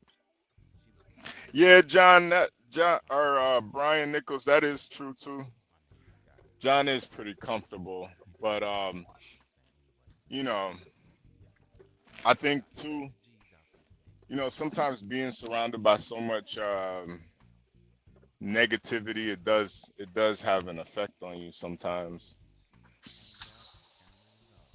You know, too, you know, I think it wouldn't be so bad if he was able to, like, you know, take vacations and shit. It's like, damn, John can't even get a break, man. It's like always dealing with the bullshit. And I get it too. Like you know, you always want to get that money, but you know, I think everybody needs to relax at some point. You gotta, I mean, even God rested at one point. You know, he rested on the built the world in what, 6 days and rested on the seventh. even God took a break. So you got to take a break sometime.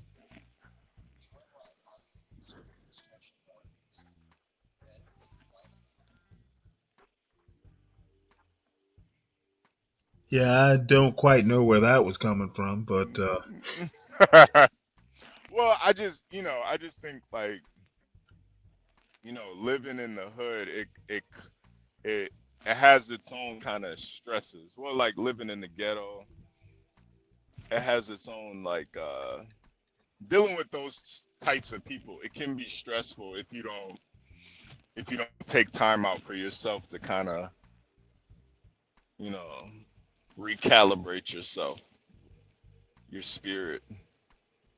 You know, dealing with so many, like, godless people, it can be very, very stressful on your soul, you know.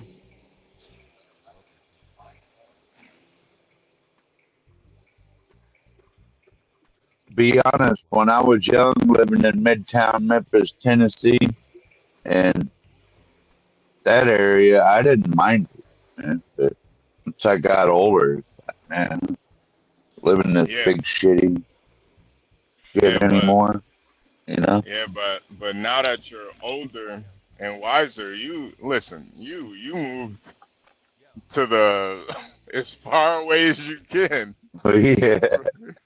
Well, not as far away, but far enough. Yeah. Yeah. I mean, it doesn't get more farther than Alaska. Well, I mean, there's a hell of a lot of Alaska north of me from where I'm at. Yeah. Like, Yeah. It's like going through two different countries. The further north you go. That's why, Stanley, I think Brave and John, their motivations are two completely different things. You know, even though they might parallel, I think John, it's more of, I think John has way more compassion. It's just he kind of, has to make light of it. But Brave, it's more so just. Is that what that is? Yeah, yeah, yeah, yeah. Everybody, they kind of mourn differently.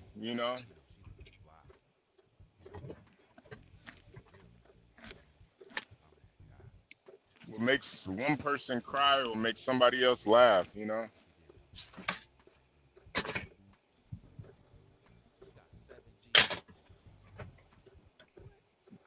I really think, I really do think John has like a deep compassion, and it's like stressful.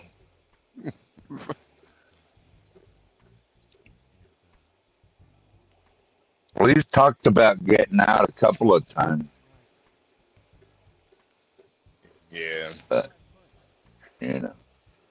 he could do it if he wants to do it. Yeah. It's all, Yeah. Yeah. Yeah. Yeah. No, you're right. You could definitely move out if you wanted to. You know, I just think, he needs just think he needs a vacation at this point, man. Stanley, have you thought about taking a vacation? I am on vacation. the retirement vacation, Stanley. Yeah. Yeah.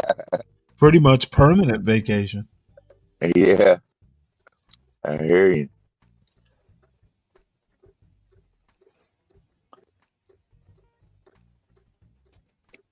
What you do when you get older, you pick where you want to be and you buy you a spot.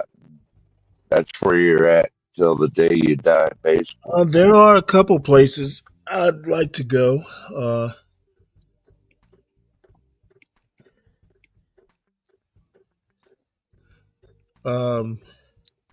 Can't remember where they are now. Cuba's one of them.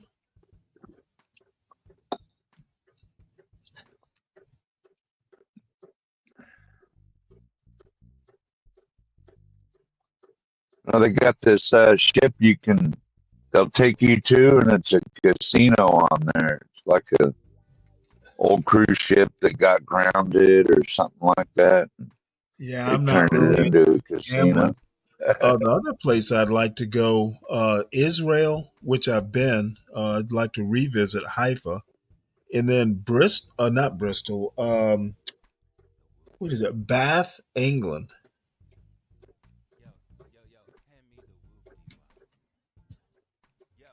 If you've ever seen the city, it is beautiful.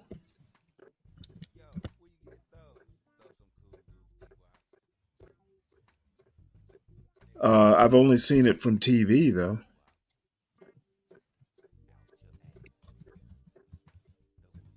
You like that old English architecture?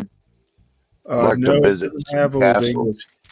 Doesn't really have old English architecture. It has Roman architecture. Yeah.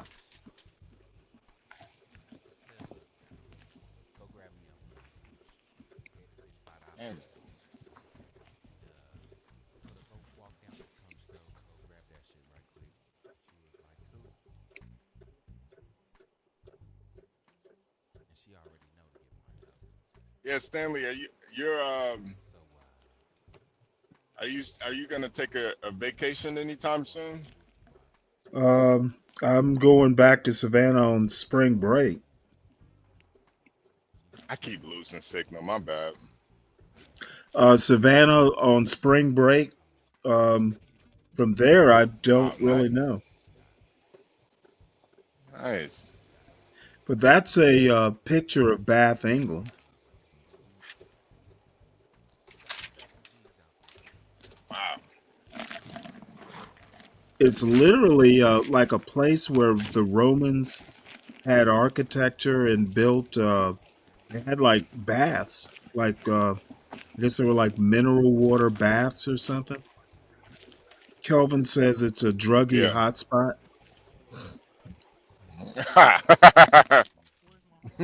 Well, he would Well, yeah, know. Bath's in a. He's in England. That's a druggy hotspot. Oh, According Roman to ruins or whatever. Dang. Yeah, you missed it, Stanley. We had a guy from Denmark the other day. Oh, he was on. Yes, he was on with me and Portia yesterday. Oh, okay. Yeah. I told him to come back. Man, this guy, when he first pulled up, he snorted a line right on live. I was like, God damn. Well, he was relatively sober, as near as I could tell, Yeah, no, when he appeared yesterday evening. he seemed really cool. Yeah, I guess. I actually, yeah, he pulled out a line and just snorted it right on camera. I was like, God damn. Over there in Europe, man, they don't play about their drugs. We think we got it bad over here. They got it real bad over there.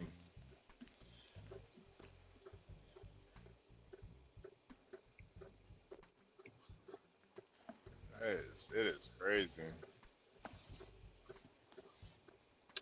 Yeah, Kelvin, there's a TV show. Is it McDonald and Hobbs or something? That detective show that's based out of Bath, or the background is Bath. I forget the name of it. I watched like a couple seasons of it, and they just canceled the show going forward. It was McDonald and something or another. Pretty decent show.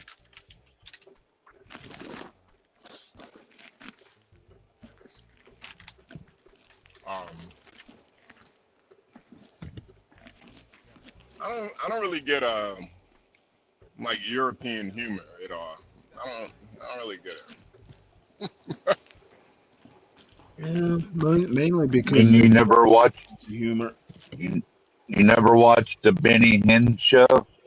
Nah. Benny Hill. I never found Yeah, him. Benny Hill. Yeah, Benny Hill. I found Monty Python funny. Benny Hill, not so much.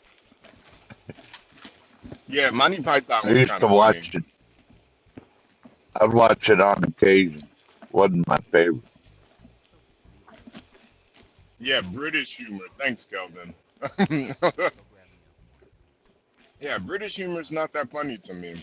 I used to think like Charlie and the Chocolate Factory. I thought that was British humor when I was growing up. Come to find out, it's not even a British movie. I thought it was. Yeah. What I think had Gene? It had Gene Wilder. He's American. Yeah. But if you notice, like all the side characters were like British Right. or like German. You know, they had a lot of side characters. I thought it was like a British. I thought Gene Wilder was British at first when I was growing up.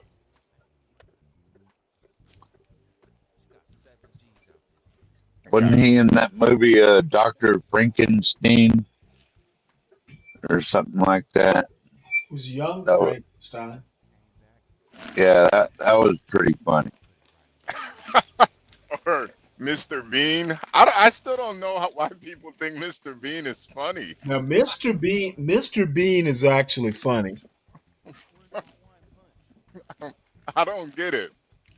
He's like the Three Stooges.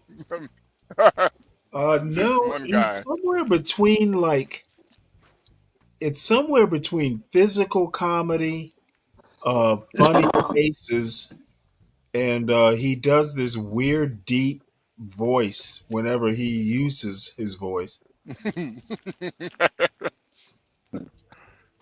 Yeah, yeah. Kelvin said Mr. Bean is a genius. Is actually genius comedy. All right, yeah. Listen, man. I Actually, it is pretty funny. yeah, yeah. I'm don't take my word for it, Kelvin. I think fart jokes are funny, so don't. It's just my opinion. I I never really got Mr. Bean's genius. Eddie Murphy during his stand-up comic days, that was gold, man. I never You ever really thought listen Eddie. to his stand-up comedy Yeah, I wasn't a big fan of back Eddie in the Murphy day? stand up. I wasn't a big fan of Eddie Murphy Delirious stand is one of them. I didn't think it was that funny. It doesn't really hold up though. Yeah, no, that's the thing. It doesn't really hold up. I think like real comedy kind of stands the test of time. Like Dave Chappelle, his comedy to me is like it kind of holds up. I think Dave Chappelle is I think he's hilarious. Well, Eddie Murphy has stood the test of time, man. That guy went from stand-up comic to major superstar.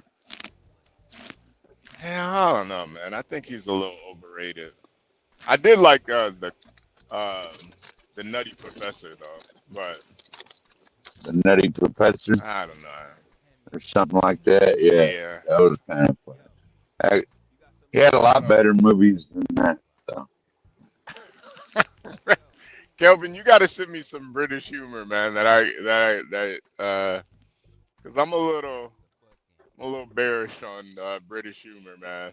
But I just don't get it, man. Tea and crumpet jokes. I don't get it, man. I don't. I don't get it.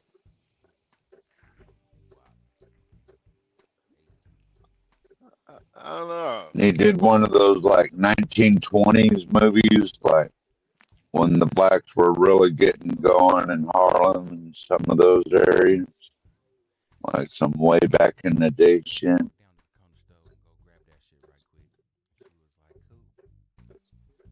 Yeah, I don't know. I don't know. Comedy's kind of shit nowadays. Haven't really seen any new stand-up comedians that I like. There's some little Mexican guy that's kind of funny, but I can't remember his name. You haven't paid to see a stand-up comic, I don't think ever. But like if Tyrus, Tyrus, the heavyweight champion, he also on Fox News. If he came local, I might pay to see that. He goes around and does stand-up comedy. Yeah, when I was younger, I used to go to comedy shows all the time, man. I remember I brought a white girl to a comedy show one time. We sat up front. Man, the comedian roasted us for about a good 5 minutes. I was like, oh man, oh God. Like, I bring this white girl. She was bad though, man. She was a bad little white girl. I learned that day, don't sit up front at a comedy show anymore. We got there too early.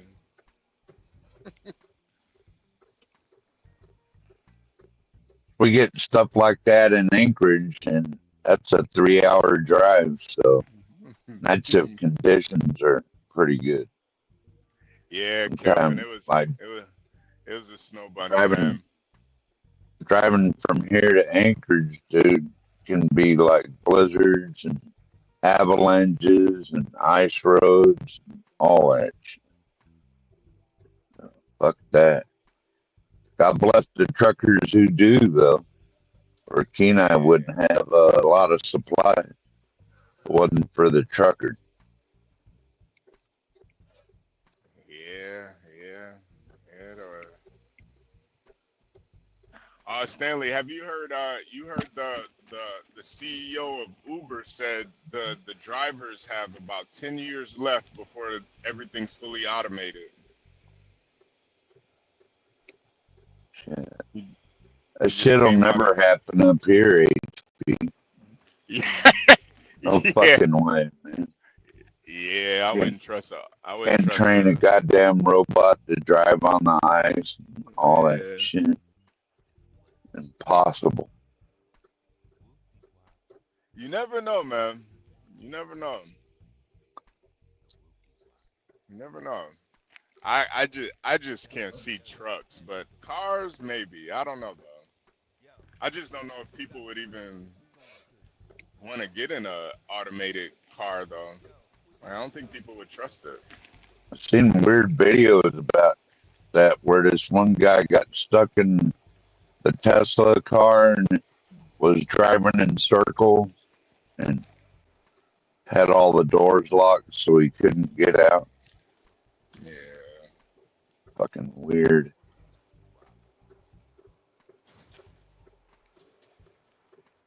Yeah, I don't see it happening either, but you never know.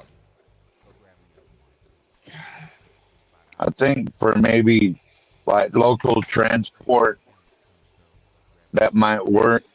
It, you know, in the cities with Yeah, yeah, yeah. 5G Wi-Fi or whatever, maybe that could happen. But over the road where uh, internet connection is intermittent at best, even with satellite, you know, Yeah. it's pretty good most time, right, HP? But I mean, you do go through a lot of spots where, you know, internet connection might not be so good.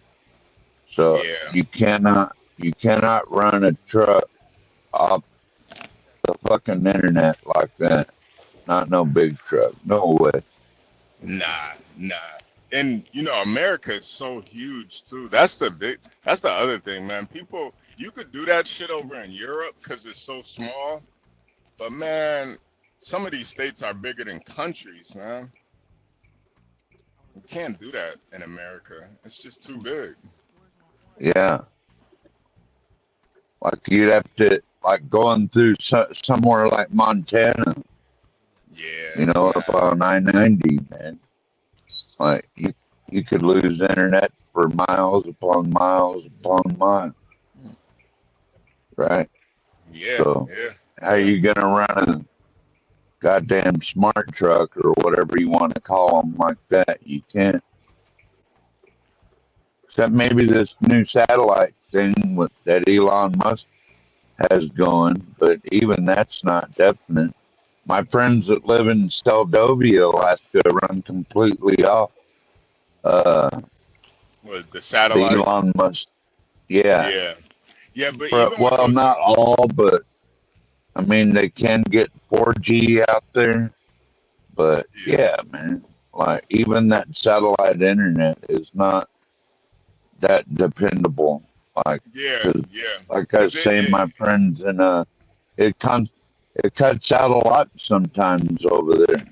yeah, no, because the You know? satellite, the connection, it depends on where the satellite is. Like if it's on the other side of the earth, then you're not gonna really get too much connection. You gotta wait till it pulls back up. Yeah, I don't think we'll see over the road like what you do, virtual trucks anytime soon, or whatever in the fuck you want to call that shit. It's gonna take a while. At least like And then you're another 50, adding all 60 that years. extra weight versus hauling a couple of tanks of diesel.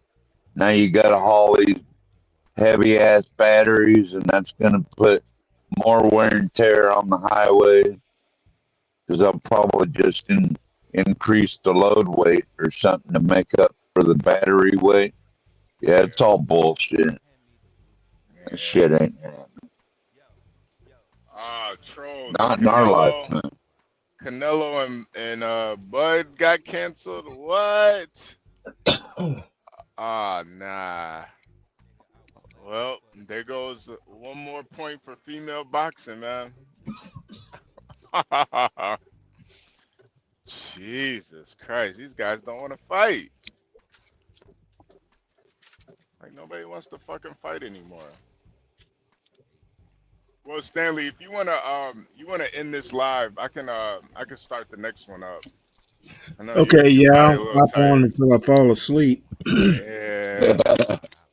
Now you're We probably a ain't little got a tired. Stanley snoring stream yet. Oh, that would be a Um, great live. yeah, it's hard for me to fall asleep with people talking. All right. Everybody in the chat, please make sure you've hit the like button. And I'm gonna drop my. Also, make sure that you subscribe to my channel. Yes, yes.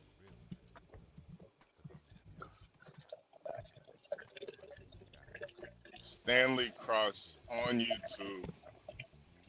Stanley is a up and coming YouTube phenom No, from it's just from the basically from the state of Georgia. it's the John Galt backup channel. Nah. Don't let Stanley undersell it to you guys. Stanley Cross is a YouTube phenom from the state of Georgia. 6 foot, 185, military man. Taking over these YouTube streets. Make sure you guys go subscribe.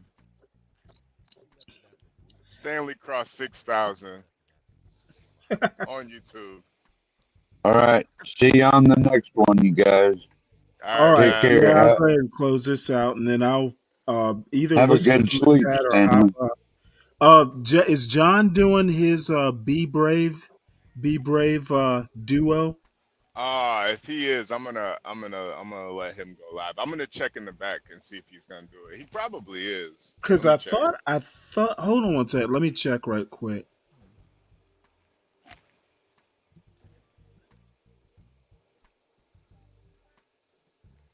Cause my John connection Galt. is still pretty spotty until I get the hell out of Mississippi.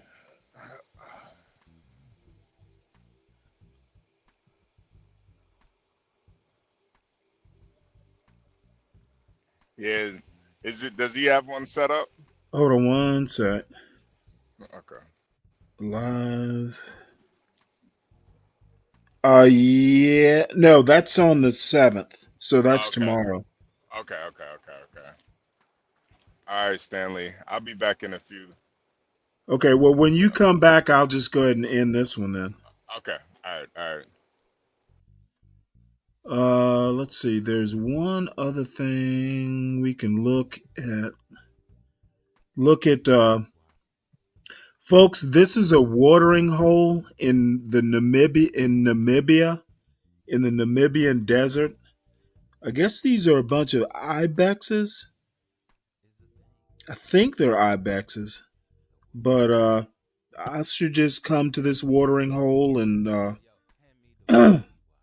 other animals. I think I saw some like wild dogs or something. But I've been interested in all these wildlife cams. They got them everywhere, and they're wandering into my algorithm these days. So it's actually 3 o'clock there in Africa. Let's see the temperature. What is 35.7 degrees Celsius? 35.7 C.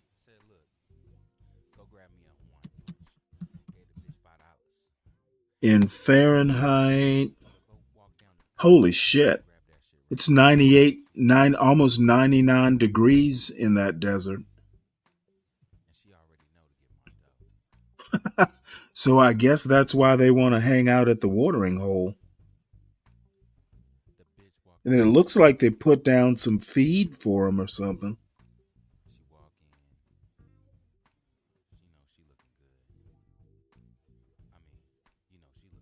It's pretty interesting. The way they've kind of designed this well.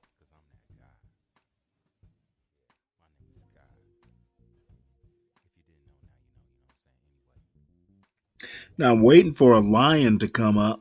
I'd love to see that.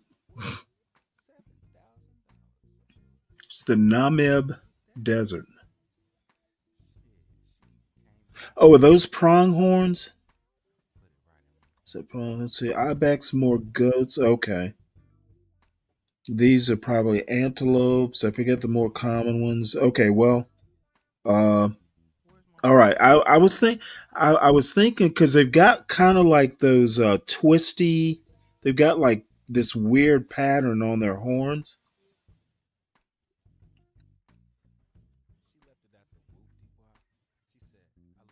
I'll find out what kind of antelopes they are.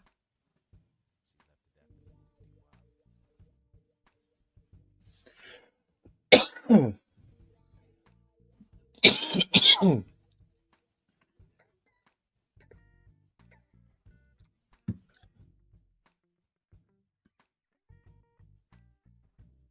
as soon as HB comes back, I'll go ahead and end this stream. Excuse me.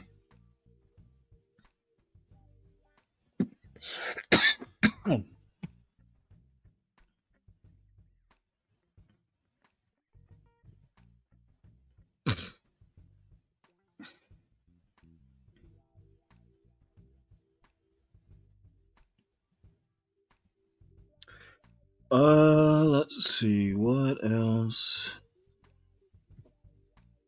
Something to keep us entertained until. Oh, we can watch this.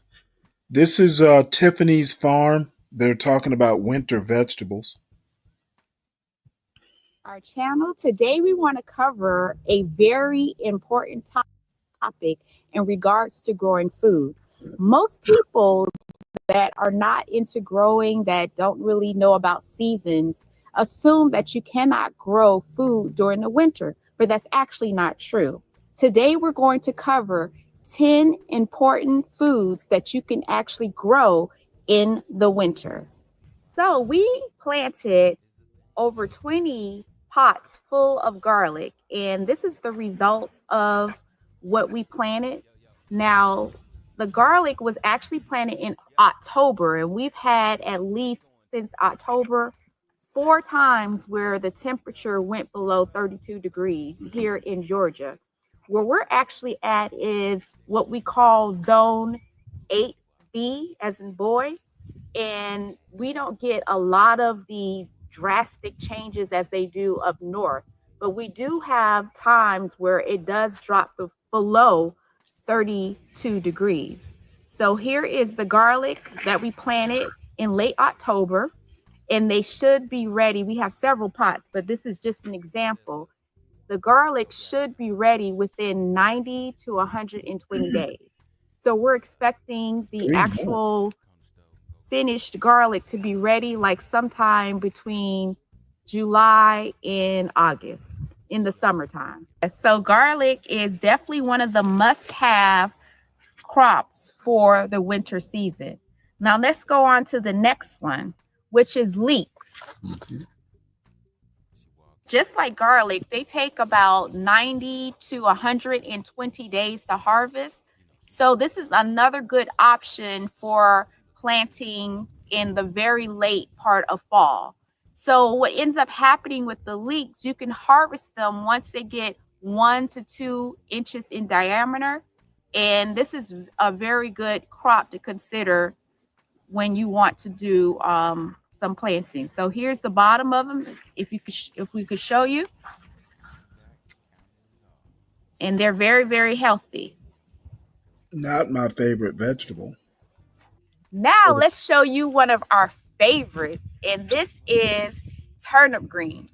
Turnip greens can actually grow below 32 degrees and all the way up until 20 degrees before the plant actually gets some damage. So turnip greens is something that we typically mix with collard greens and a little bit of What else? Mustard greens. We do the 3, what they call the Trinity. But here is the turnip greens that you can actually plant during the winter, and they'll do just fine.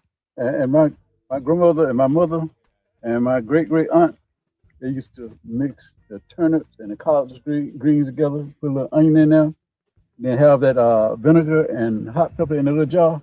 Oh, you know what I'm saying? And have the neck bones, the ham hocks, you know what I'm saying? And hey, every Sunday, Every So Sunday. this is, I mean, this is some good food to eat. Okay, and while we're talking about the turnip greens, let's go on to the other one, which is part of the Trinity package, right? The collard greens. Okay, You got it? Yeah. Now, collard greens to me is unbelievable. It's actually my favorite food. If I have to say, on the scale of what is your favorite vegetables, collard greens is always going to be my number one. You can definitely grow it below 32 degrees. So, Well, collard greens, I'm telling you, I'll be honest with y'all. When I used to eat collard greens, I used to eat it with my hands. You know what I'm saying? They get my hands and they put it out there, Yeah. I know, it's proper way you use a fork. a fork is a proper way, but But yeah. I like to get back by myself. But I like collard greens. Collard greens, and like I said, even turkey necks, it tastes good, And if the person know how to season, Yeah. I mean, that's the icing on the cake right there. That's the icing Yeah, on the that's cake that. when it's properly seasoned. Yeah. So collard greens is another winter crop that is very successful, especially in our zone, which is 8B. Now going on to the next one. Let's talk a little bit about root plants. Oh yeah. Carrots are also a very good plant to plant during the winter.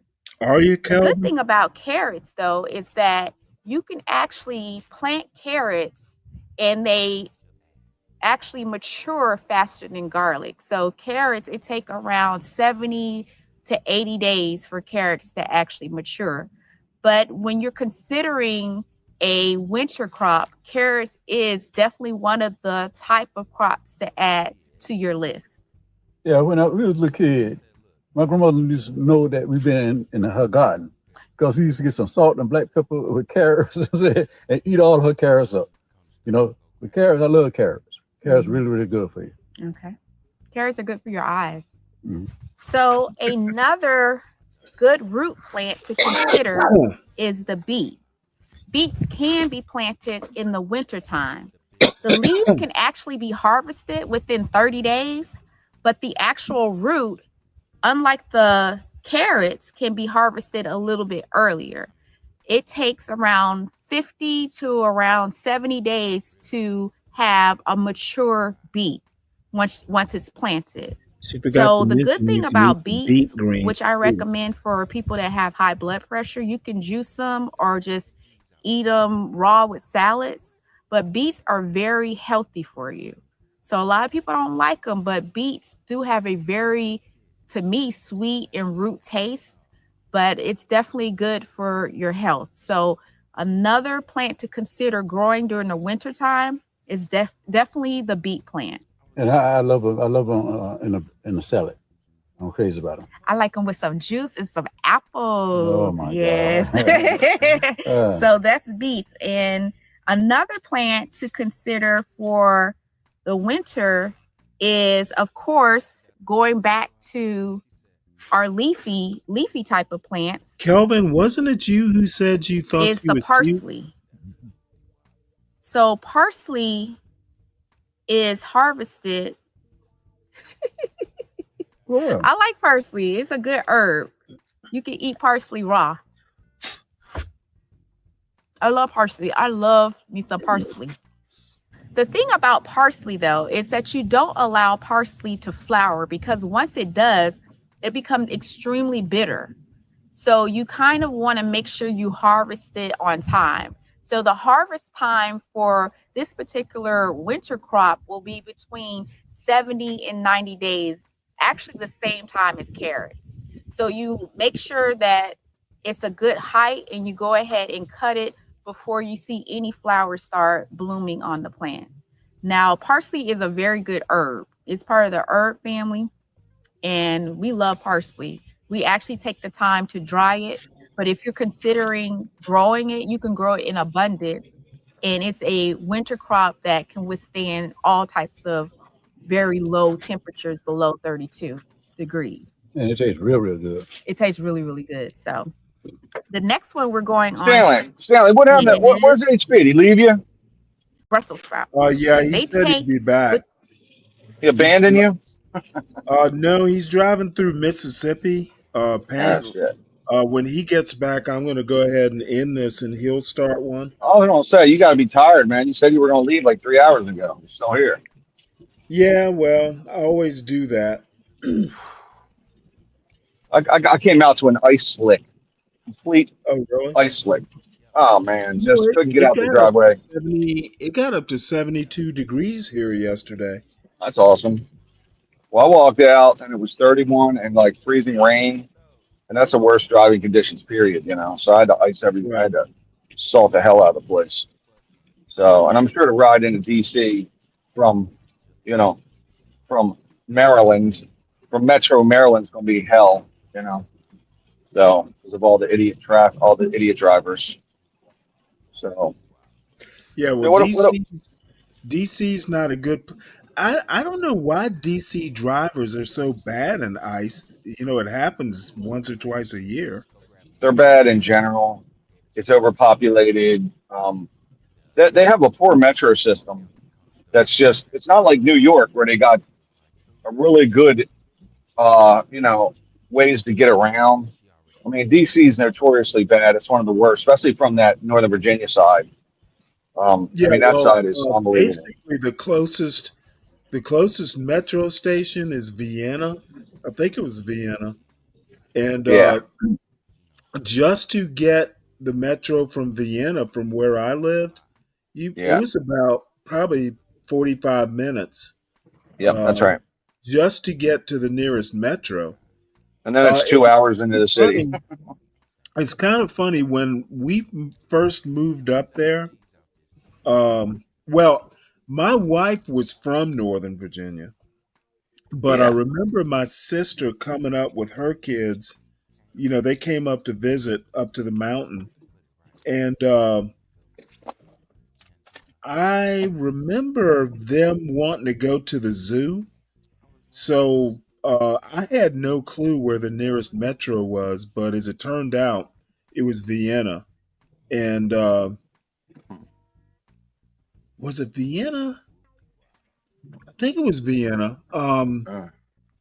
But shit, you got to drive practically an hour from Warren County, Virginia. You know where Fauquier County is? Yep. Warren County's the next one after that. That's where I used to live, right on the. That's Winchester, right? No, Winchester is Clark County. Okay. If you go up, basically, Warren County is the last county before 66 hits 81. Okay. So if you hit 81 and take a left, you're going to hit Shenandoah County. If you take a right, you're going to hit Clark County, which is Winchester. So Warren, so then Warren is Front Royal. Okay, got it. Okay, so that's south of Winchester, like kind of south and around. Yeah, it is. Okay, Manassas, like Manassas, west of Yeah, Manassas is back up towards DC. Yeah. Okay. Manassas is it's Warren Fauquier, and Manassas is in Prince William. Prince William. I think it's Prince William. I never get over to that end of the world. It's just so far. So Right. It's way out there, and that side of the Beltway is always Tyson's. It's even worse than it was because Tyson's is designed for the car. Like you cannot cross the street without your car. There's no sidewalks. It's all just they got like aprons built up, jersey walls everywhere. I'm like, it's just horrendous. And Tyson's got a ton of money, but it's just not a pedestrian place, you know. So it's really architecturally terrible. So, but anyway, we'll see. It's probably gonna be 2.5 hours down there today. So because of all the idiots. But whatever. I don't have anything else to do. Hang out with Stanley, keep you company, maybe. I mean, nobody else seems to be coming up, so why not? So Yeah, that is odd. I think it's a dreary day up here. Maybe Dave. Okay, it was Dave who thought she was cute, which surprised me. Who's cute? This girl Tiffany. I've Abby talked about Phillips. Tiffany's farm. It's in Barnesville, Georgia. What about Abby Phillips? What about Abby Phillips? Abby Phillips. Well, she was on. I was like, she's really cute. She's really cute. So, she's a smart ass too. That's another one. Fucking smart ass woman. But that's that's why she's cute, because she's a smart ass, maybe. But she's kind of a bit sassy, I think. She's got some sass to her. So Yeah, well, you know what? This you remember well, I can't remember the name of the woman. She had a TV show, and her claim to fame is she was quirky, which the quirky Oh, I know who it was. Sally Jesse Raphael. no. Yes? Oh, okay. Damn. No, Come on.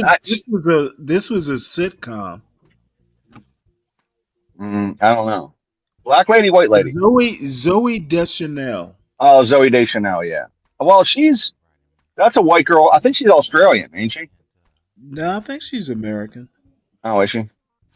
Well, Sally Jesse Raphael, I see, is quirky. She's like an old cat lady with Yeah, I know. I remember the show. she got like she knits and shit probably, She probably has a Afghans. She's knitting all the time, drinks like little lattes at her house. That's how I see a quirky woman. I think Zoe Deschanel is just kind of a weirdo. I think like she listens to Indigo Girls from the 90s or maybe Sheryl Crow. Oh, Like with the, you know what? When Sheryl Crow, I would marry Sheryl Crow in a heartbeat. I feel like she only showers like maybe 2 to 3 times a week though. Oh, If you you really have look at never her. seen? No. Sheryl Crow, she is drop dead gorgeous. Even You think? now, You think she she's still smokes pretty though? good. I think she smokes. She looks like a smoker. Well, I mean, She's got that raspy voice. all those rock chicks smoked back then. But if you've ever seen her, I didn't know who she was until the early 2000s when she had that big hit album. But every now and again, I'll see her doing a concert or something. Back in Yeah. the early 70s when she was kind of in her prime, I'm telling you right now, she, in my opinion, had the prettiest face of any of those rock stars back then. Okay. I'm with you on that. I don't know. I've never really seen her. I know she married. Dated Lance Armstrong. I thought she married him. I don't think she married him. There's a guy that had everything. Like he was like I always loved cycling as a kid, right? Like I remember as a kid when we won the Tour de France, it was Greg, what the hell's his name? He won 3 of them. Then he shot somebody with a shotgun. He got shot with a shotgun, or he won 5.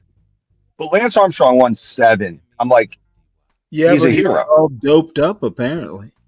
But here's the thing about it, dude. The French hate that we won. The American team won. Okay. So if you strip him, I read this, right? If you strip him of all them titles and give it to the number 2 guy, right? That guy was doping at one point. They all dope. It's like to find. It went through each year. This thing I was reading. Like in year 1, the number 2 guy was a guy called Jan Ulrich. He was a doper. Like they had to go to like the 18th guy that wasn't doping. Like number 18 was Right. never caught doping. Then the second year, it was like number 64. And the third, so everybody was doping. So I'm like, well, it's kind of like Barry Bonds and Roger Clemens of the 2000s. Like they won't let Bonds in the Hall of Fame because of steroids. I'm like, everybody was on steroids. If everybody's on it, it's pretty fair. You should let him in. McGuire was on it. Sosa was on it. Roger Clemens, the pitcher, was on it. Rafael Palmeiro was on it. Everybody was on steroids. Clemens swears he wasn't, though, right? Who said that? Clemens? No, I think eventually he admitted to it. I mean, the other thing is, Clemens was always a hard thrower, and in his 20s, and then he starts to fade in his 30s, right? And he's, his velocity's dropping. You're getting old, man. He's getting to be an old pitcher. I mean, dude's 6'5". He's a big boy, right? And he's starting to get a little gut. And then at like 38, he walks out and he's like lost the weight. He's throwing high 90s. He's just throwing gas, right? And I'm like, what's? You just lost your volume.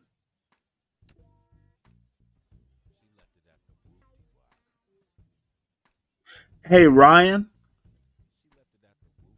Hey, Ryan, I put Yo, I'm here. I'm here. I put the link to HB just started Gone Trucking. Am I back yet? Am I back? Yeah, you're back. You hear me? Oh, okay. Yeah. Also, we should. I'm like, oh, you're gonna drop. Yeah, but I put the All right, link cool. to Gone Trucking in the back chat. I'll jump over. Okay, cool. Okay. Well, I'll just click over on YouTube. All right, man. Get your rest, buddy. I'll see you. See you over there. Bye. All right, man. See you, bud. Bye. And everyone, thank you for a good time. I will see you either late this evening during prime time, or I'll be back at 2:00 in the morning. One of the two. So y'all have a good day.